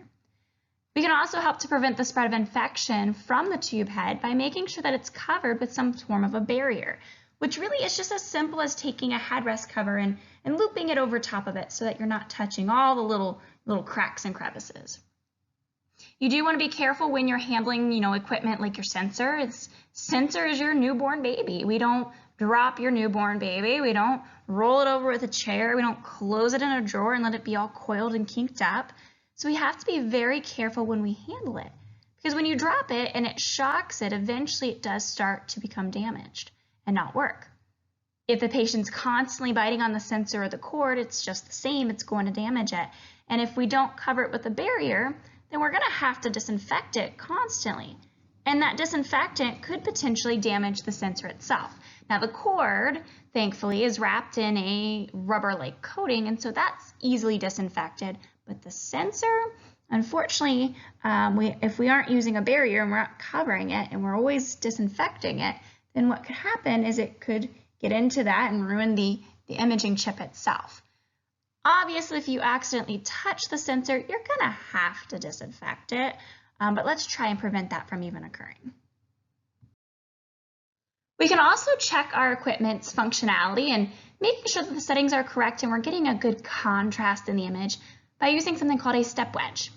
A step wedge looks like a little tiny set of stairs that, as it increases in height, it also increases intensity. So when you place it on your film or your sensor and you take an image and you don't see the differences in contrast, then you know that your tube head is not calibrated correctly. As far as an office using it, I have personally never seen an office calibrate their machine this way, but as the board comes in and inspects your equipment for functionality, this may be something that they're utilizing to ensure your calibration is also correct. Other ways that we can protect our patient is just ensuring that our staff is properly trained on our equipment, our office's protocol, and what do we expect you as the employee to be doing? So what is your job and your role as the dental assistant should all be a part of your training as a new employee. You are responsible for every even year renewing your radiology license, and that's just to stay constant, so everybody renews that dental radiographer's license the same time. So every even numbered year, you have to provide proof online that you've had 2 hours of continuing education in the realm of dental radiology. We are a state-approved CE sponsor, so you can always come back and attend our 2 hours, which are really fun and informative. And as radiology progresses and as new information is put out there, or maybe new technology, this course ever evolves also. So it's never the same course, each even year. It's going to keep changing. Now, for those of us that are just now getting our X-ray license, your 7-hour certificate that you'll be awarded when you graduate or after you pass this course, you will use that for your initial application to show you are qualified and allowed to start taking X-rays. You will also be able to use that same 7-hour certificate for the first time that you renew. So if you get your license in an even year, you are still required to renew in that same even year before the end of the year. So you kind of fall in that weird limbo time that if you obtain your license in an even year, you must also renew your license in that even year. Even if you got it at the beginning of December, you have to renew by the end of December. And it just makes sure everyone stays on the same dates as far as the renewals go. But the first time that you renew, keep a hold of the 7-hour certificate. It's very important. It's your golden ticket. You're going to need that for your first renewal. It's your responsibility to keep track of that 7-hour certificate once you are awarded it, so do not lose it. All right, so now we're going to be setting up or starting the process of getting our radiographer's license. We have to first by setting up an account on elicense.ohio.gov. So you're going to go to that website, and right in the center, you're going to see a maroon colored button that says login/create your account. Go ahead and click on that. Once you've clicked on create your account, this new window will show up. Now, if you already have a license, like a cosmetology license that you already have with the state, you're going to click New User, I have a license. Most of us are clicking New User, I don't have a license. If you do have a license and you've already created an account, you are using the exact same account. So if you don't know it, you are going to have to try and reach out to the help desk for this because we don't know this. There's no way we can find it out for you. You've got to figure this out or you can't finish your application. So go ahead and reach out to them already if you don't know how to get logged in with an account that you already previously set up. But for most of us, we're clicking, I don't have a license. Then you will start inputting your information to get to the desktop or the dashboard as they call it. So go ahead and put in your personal information. You need to make sure that you type in your birth date for month, day, and year. Instead of clicking back in the calendar when it pops up, just type it in and that'll be quicker. You also need your social security number. So if you don't know it, give mom a call. She probably knows it. So go ahead and start filling that in and then click OK. Once it is filled in, then you are going to see on your desktop a button that says Apply for New License. There'll be a couple of drop-down menus, and you're going to answer for the board question, Dental. For the type, Radiographer, and there's only one option, it's General Application. It will then ask you if you are eligible. Go ahead and click Yes, because by the time you submit it, you will have all of your eligibility requirements completed. You will need to fill in all of your personal information. There'll be questions about military, addresses, that type of stuff. It has you type in your address 2 different times, one as a public and one as a mailing. They will not actually be public. Like when I look you up online on the state's website, it won't show me your address, so don't worry about that. But you do have to make sure that you click the little checkbox after you've entered it and save it as mailing and save it as public. You'll continue through the application. There will be a page that you get to that asks about your education, your employment, and licenses. You do not need to fill anything out on this page. Skip that entire page. There will be some yes and no questions. Answer those truthfully. So if any of those questions are a yes, they'll just want supporting documentation, say if it's a court case, proof that it's been closed, if you had to serve any kind of community service. And if you're not entirely sure, then you can go ahead and reach out to the state directly to see what they're going to need for that. You'll get to a section that asks for attachments where you will take a picture of yourself. It has to be a headshot style, so make sure it's not a selfie, no filters. You shouldn't be smiling really big. It's going to be passport style here. No one's going to see it. It's not like a driver's license. If I pull you up on the website, I won't see your face, so don't worry about that. You will also need to take a picture of your hepatitis B, so proof of all three, a titer showing immunity, or proof that the first two are done and the third is scheduled on an appointment card or a prescription or a doctor's letterhead. And then lastly, we won't be able to complete this because you have to wait until you get all of your clinical training completed and your 7-hour certificate awarded to you.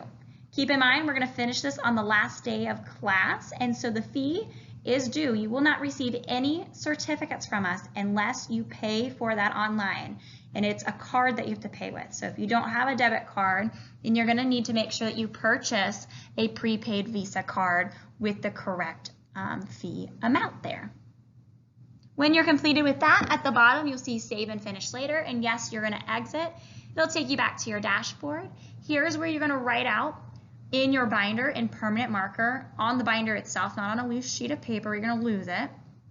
Write elicense.ohio.gov. the email that you signed up with, and that crazy password they had you come up with. That way, when we go to do this on the last day, you're not lagging behind. Almost there. Almost there. Module 8 quiz.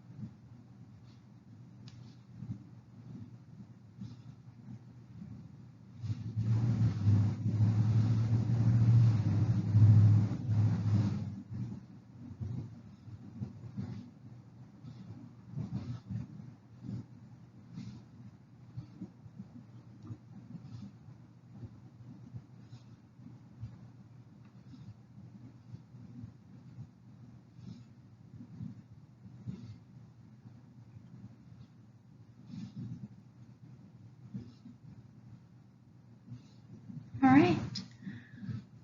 For the quality assurance, what steps can be taken to protect the patient against faulty equipment is B, to check your lead apron daily as you're utilizing it.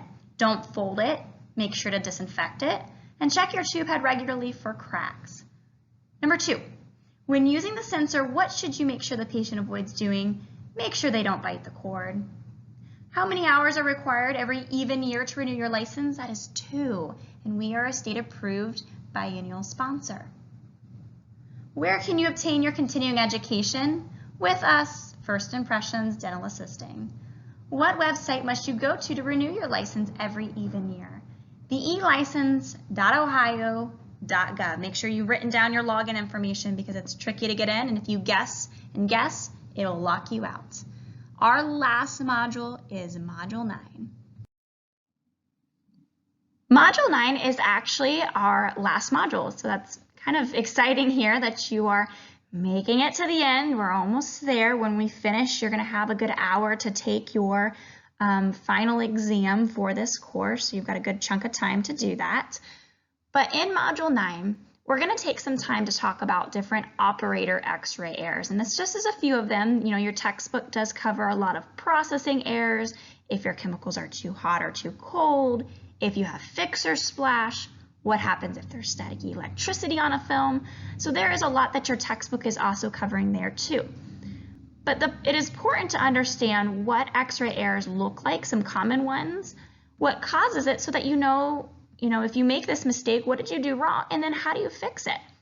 If you don't know what an X-ray error is, or that it even is a mistake, and what we're looking for in a good image, then what will happen is you'll continually take poor images, or you'll continually retake images, never really knowing how to fix them. It's like if you kept crashing your car, and you keep crashing it, and you have to keep getting new cars, and you never take a minute to stop and think, why do I keep crashing my car?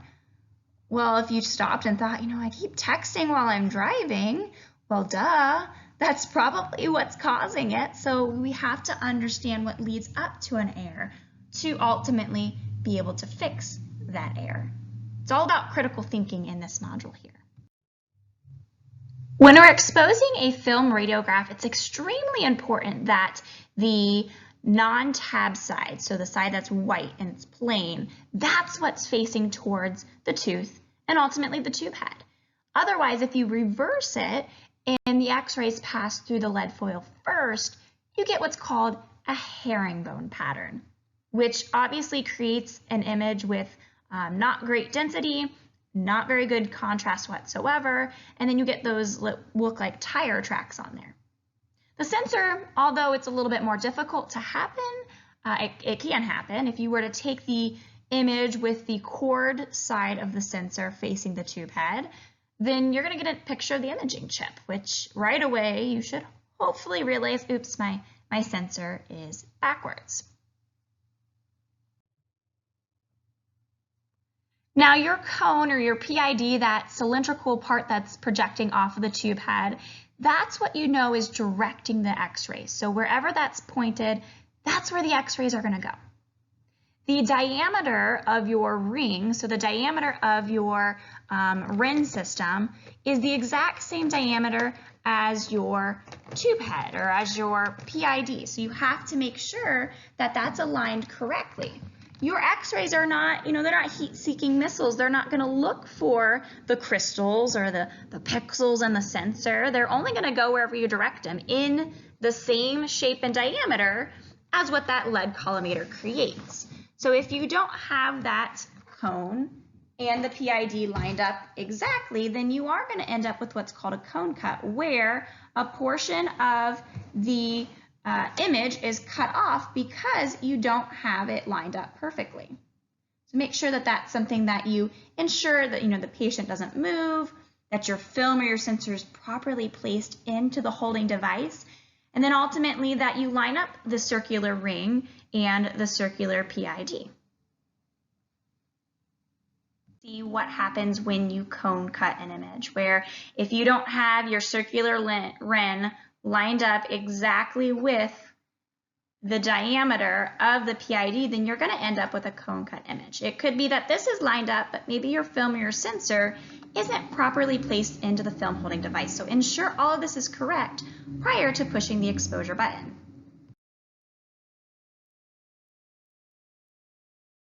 Vertical angulation is the angle of a tube head either up or down.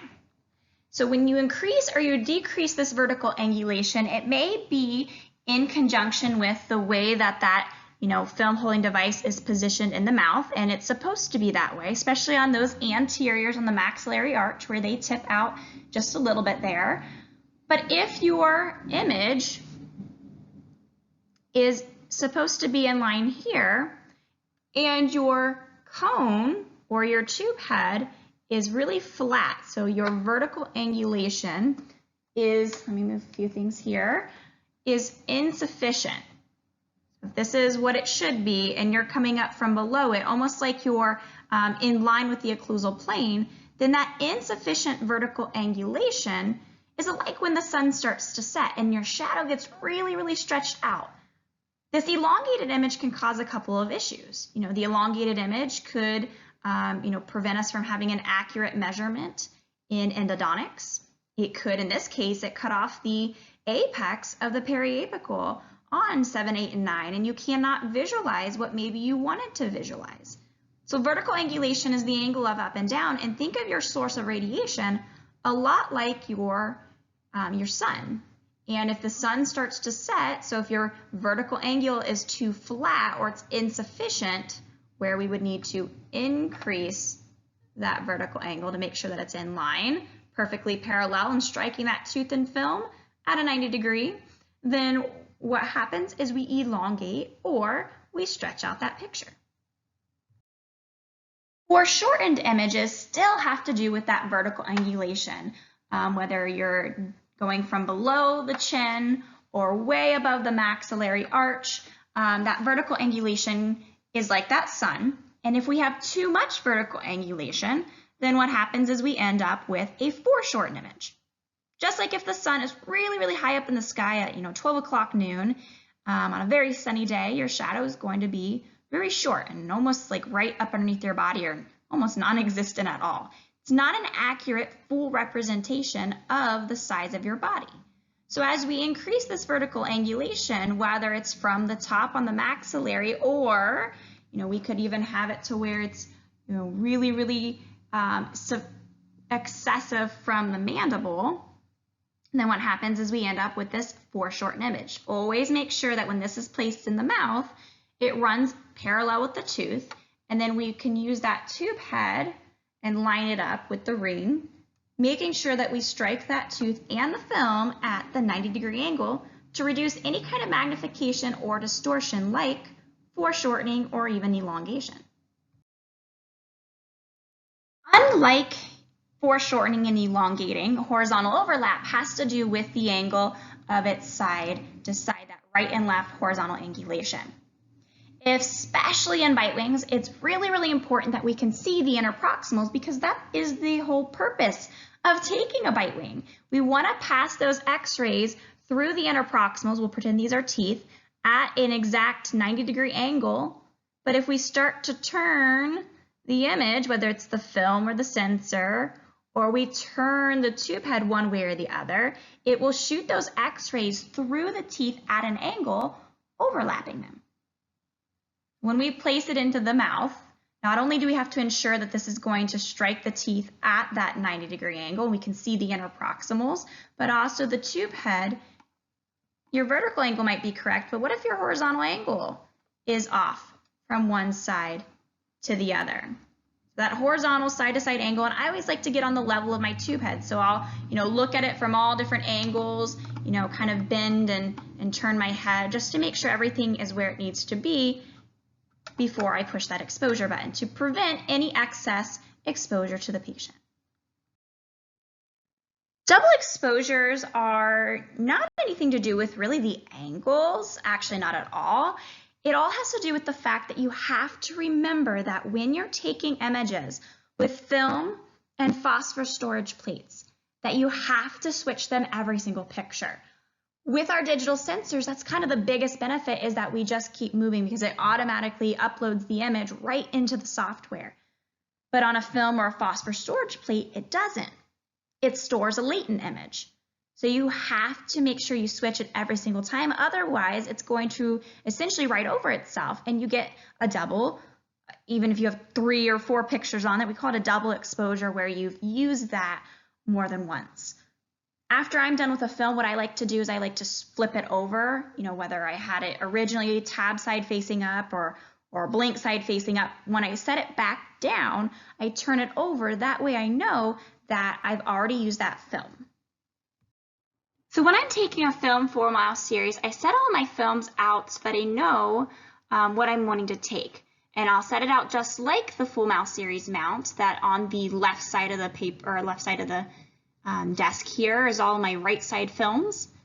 everything on the right side is the patient's left, and then everything vertical is going to be their anteriors. So if I were to grab this film and use it, I know that I'm taking the maxillary right most posterior shot. When I'm done, I'm going to return it to the same spot so I can keep track of what I've taken. And then when I turn it upside down, I know that I've already used that film. Then I can take the maxillary right premolar shot and return that film to its spot. It would make sense because the film holding device is already set up to work in the mandibular left to go ahead and jump over here and then complete the rest of the series with your bite wings being in these positions on each side, and then your anterior periapicals right there in the center. Some tube heads have more than others of what we call drift, where if you place it in one spot, gravity tends, which this one doesn't really have any at all, but it may start to drift or shift away from where you want it, or maybe you move it and it's kind of just bouncing there. If that's moving, or if your patient's moving, then what you can end up with is a blurred image. In some cases, this happens when it's a small child and they won't cooperate, but it could also be because of health conditions such as Parkinson's, where we take this image and that's kind of the best that we're going to get.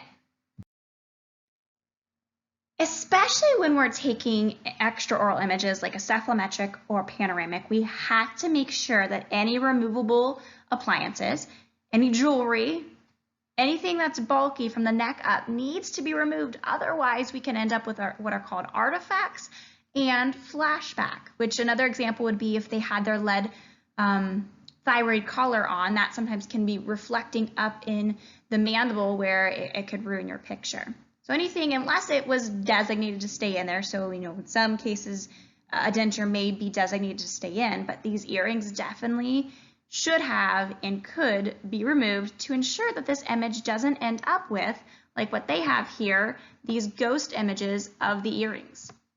Now, did this affect the usability of this image?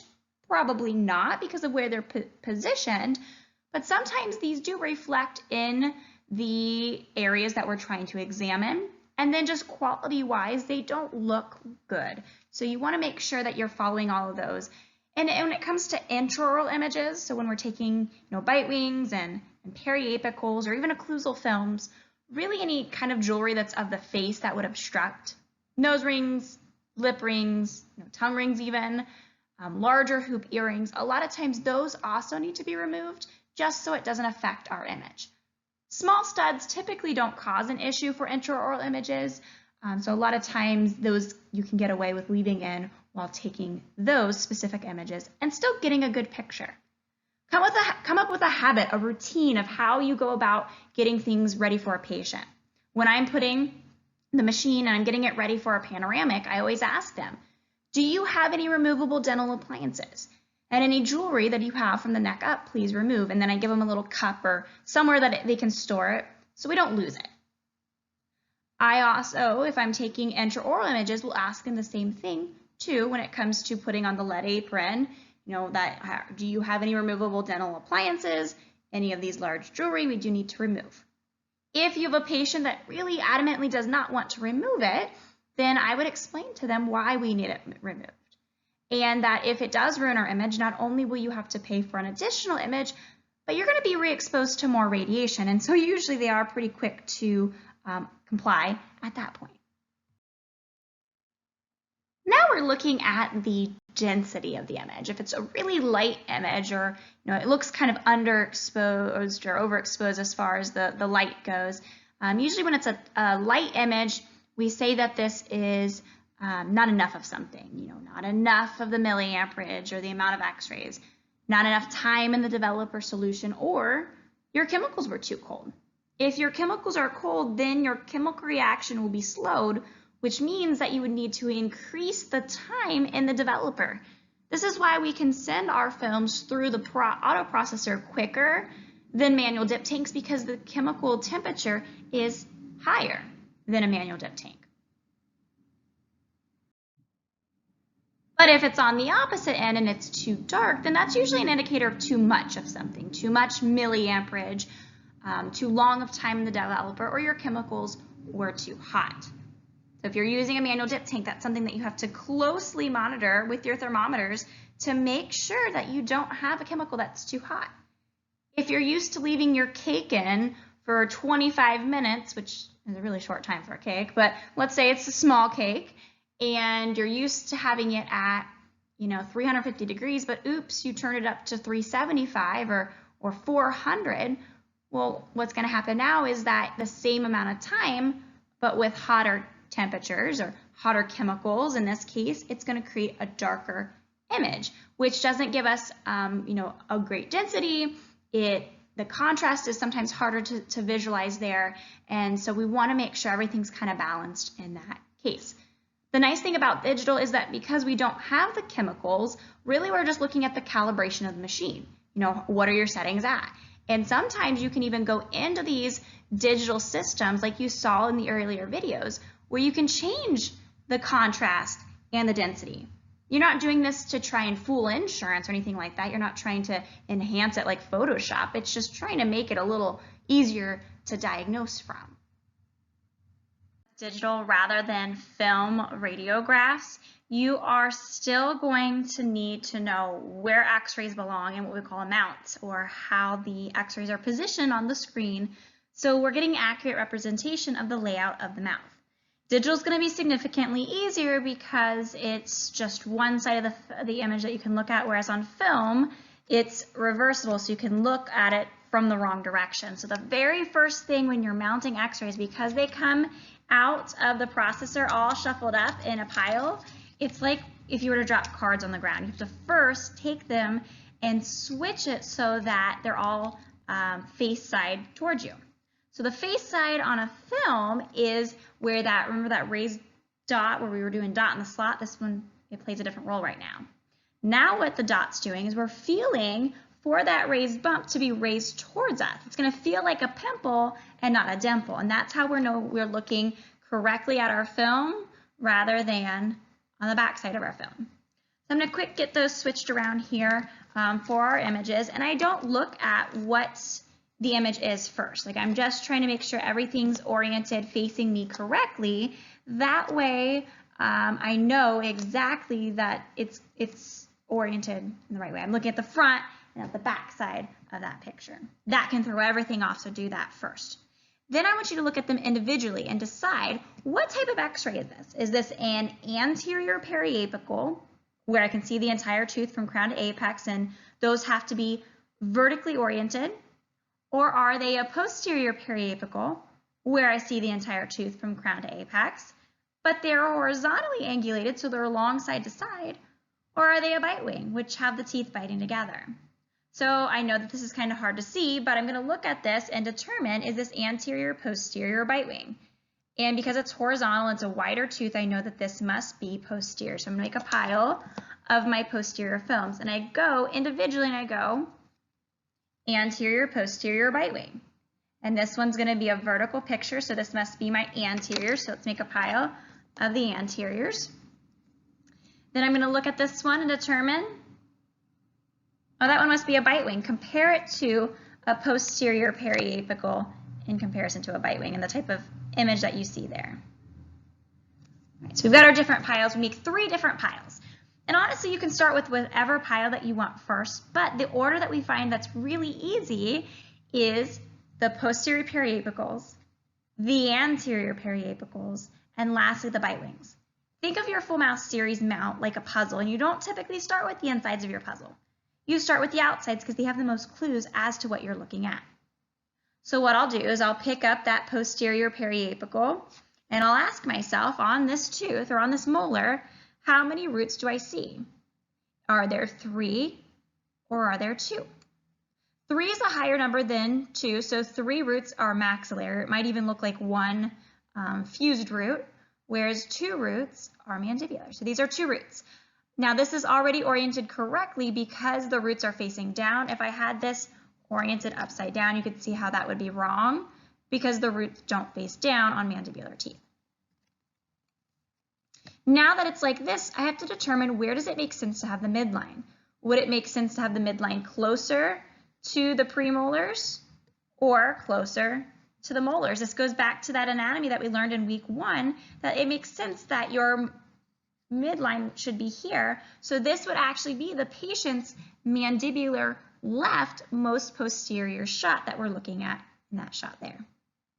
And so I would put that picture, obviously this isn't the exact same x-rays that we see on the screen there, but this x-ray would go in, this is a molar shot, this position with the red X is where it would go in an x-ray mount.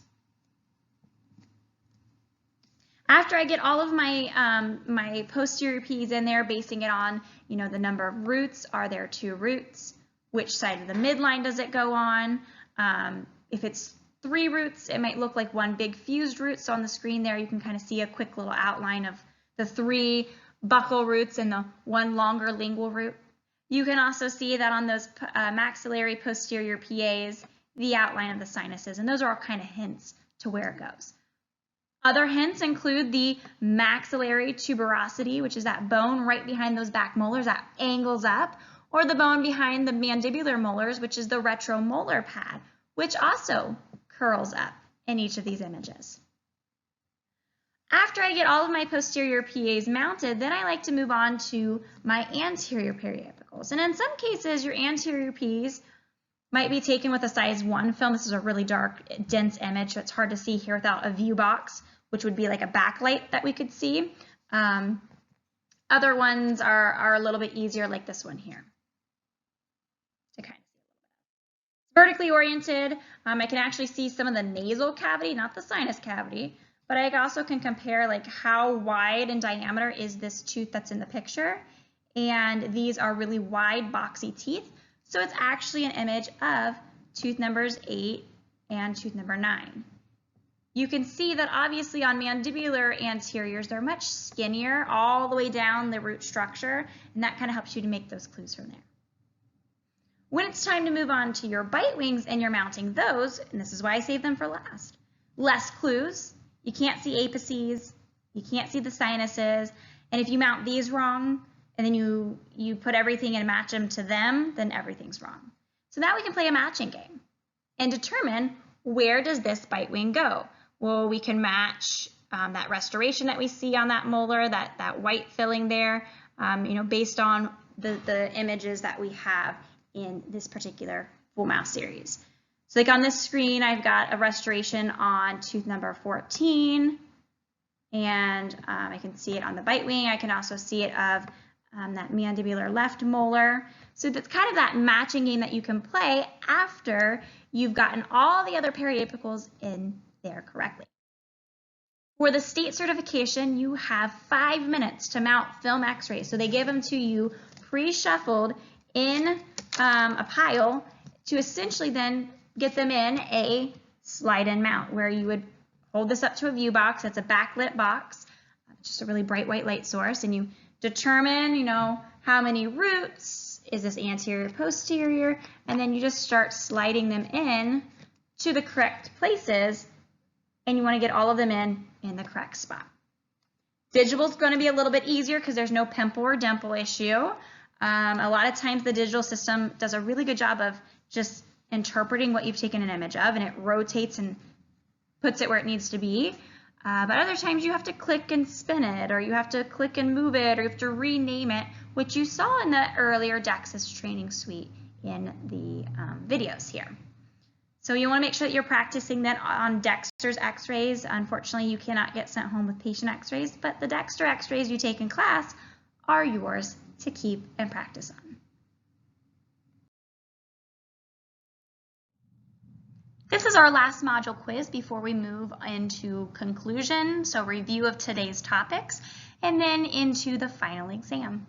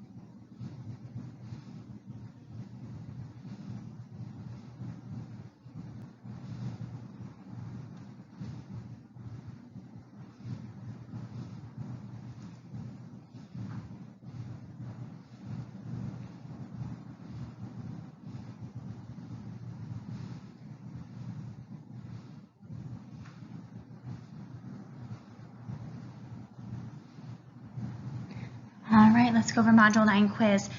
Reversing your film packet so the tab side faces the tube head will result in herringbone. Number 2, insufficient vertical angulation will result in elongation. Number 3, too much vertical angulation will result in foreshortening. Number 4, incorrect horizontal angulation will result in overlap. Number 5, incorrect alignment of the PID will result in a cone cut.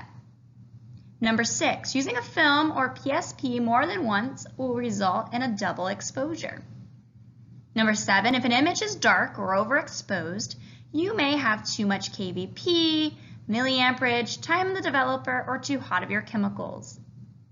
8, when mounting films, the pimple or the raised bump should face raised towards you. Number 9, the trick when exposing radiographs, the dot or the raised bump, so this is when you're exposing and taking it, so dot goes in the slot. 10, when determining if it's a maxillary PA, the hint that you're looking for is that there are 3 distinguishable roots, or it may look like one fused one, and that there are sinuses. And 11, it is easiest but not required to mount in the order of your posterior PAs, your anterior, and your bite wings. Fantastic job getting through such a long day. We're going to spend some time wrapping everything up that we covered today in a nice pretty little bow, and then you're going to take your final exam. So in conclusion, when we're working with X-rays that fall on the electromagnetic spectrum, they are a type of wavelength that has more penetrating power because the wavelengths are closer together. They have ionizing energy, so they can displace the negatively charged electron, the small subatomic particle that makes up an atom. And this is only created once you push the exposure button to then start the process. This type of radiation, having a higher penetrating power, has the ability to cause those genetic, where it affects the DNA in the offspring, or the somatic mutation, where it affects the individual's health. To help minimize a patient's risk when working with ionizing radiation, we have to follow the ALARA concept as low as reasonably achievable. Treat every patient as an individual. Look at what they need, look at what teeth they have or don't have, look at their medical history, look and see, are they an adult versus a child? The settings need to change. Those should never be a one-size-fits-all when it comes to taking them. And they need to be deemed medically necessary or dental necessity. Do we need to see this? Or are we just taking them because insurance will pay for them, or because we think that we can make some more money off this patient? So make sure that you're following that ALARA concept and that your techniques are proper also. Even though you're working with digital radiology, which can be 80% less radiation than film, doesn't mean that you have the leeway to just take x-rays over and over and over again. No, we still want to treat this as, a potential health effect or risk. So only take what you need and use proper techniques. Make sure everything's aligned where it needs to be before you ever push that exposure button. When we're taking x-rays, whether they are digital or film, the more common one that we'll be taking, especially on our adults, is our FMX or full mouth series. This has a combination of bite wings, which are the images on either side that show us the upper and lower teeth in occlusion. There are no apices visible, and this is what we look at to find interproximal decay. There are also periapical images of anterior and posterior teeth, where we can see the entire tooth from crown to apex. And those are very useful in detecting periodontal disease and abscesses, fractures, and those sorts of things. These are all intraoral images. We're replacing the film inside of the mouth. But a lot of times we need extraoral images for patients that are edentulous or don't have teeth. Or if we have a patient that's a really bad gagger, we just can't take the image inside the mouth. We're doing pre and post orthodontic treatment, surgical treatments like impacted teeth. We're going to take that panoramic x-ray where the machine rotates about the head.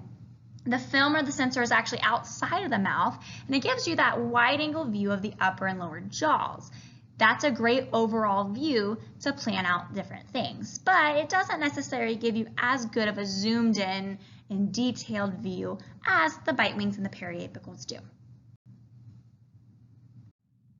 When taking intraoral images, our favorite technique is the paralleling technique, because having that short film tooth distance and the long tooth source distance, that minimizes the amount of magnification that actually occurs in that picture. Think of it like if you're doing shadow puppets. So you have your flashlight, which is the source of radiation, and then you have your hand, which is going to be the stand-in for the tooth, and then you have your wall. If you take that hand, you don't move the flashlight at all, and you take your hand and you move it closer to the source, or the flashlight, your hand's going to magnify. It's going to look larger and distorted on the wall. But if you move it further away, let's say about 12 inches from it, then it's going to be a pretty close representation of the size and the shape of that object or your hand onto the wall. But we also want the hand to be as close to the wall. So we want a short object film distance. Now, if for whatever reason this doesn't work, because a patient has a shallow palate, they have tori, they're a gagger, then we do resort over to the bisecting angle technique, where we have to compensate for that extra angle, and instead of aligning it with the central axis of the tooth, we're lining it up with the imaginary bisector. This will rely on a short PID or a short source to object to help reduce that magnification, and that's about 8 inches. Doesn't matter your technique, doesn't matter what you're taking it for, you have to keep your license current, which every even year it needs to be renewed, and that's everybody, so every even year. And then you also have to have those 2 hours of continuing education related to dental radiology. You're going to log back on to elicense.ohio.gov.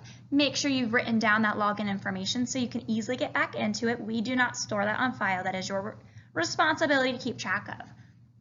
And that's where you'll update and pay the fee and send in your information. In the office, when we're taking x-rays, it is extremely important that we protect the patient's information by not opening emails from unknown senders, not sending files over unsecured email servers, and having a firewall in place to help prevent hackers from it. So all throughout this entire day, we've had this strong emphasis on protecting you, protecting the patient through a lot of means. So continually think about that, review over those module quizzes, and practice with high clinical excellence. Thank you again so much for attending with us, and we really do hope that this gives you the knowledge to go forth and prosper and to be a fantastic dental radiographer. It has been my pleasure. Again, my name is Amanda Straight. I am a state certified dental assistant in the state of Ohio. It was my pleasure to walk you through today's course. It is now time to take your final exam. Remember that all of this stuff, the exam itself, the packet that it's in, is something you're returning, so do not write on the test. You are not removing the test questions. You are taking out the bubble sheet that has all the, it's your answer sheet, it has a bunch of bubbles that you're going to fill in the multiple choice answer to. Make sure that when you do this that you are filling in the bubble completely with pencil, so fill it in completely. Don't just barely mark it or put an X.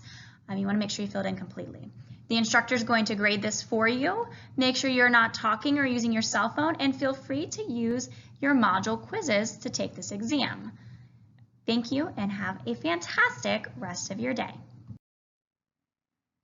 As you finish the 7-hour course, I have a few additional notes about this recorded lecture. It is slightly shorter than the normal 7-hour day because when you're in person, there is a lot of times for your lunch, for scheduled breaks, for the hands-on experience of mounting x-rays in person, and for assembling your RINs. So keep in mind there's times where you're pausing this video to practice. That's where some of that time's being made up, and we're giving you 2 hours to take that exam for the final exam of the 7-hour day. So it is collectively meeting all the requirements of the state. But because this is being done pre-recorded rather in person, some of that time has been shaved off that normally would be utilized in person to kind of instruct you and practice the different skills, not only with you, but also with your classmates.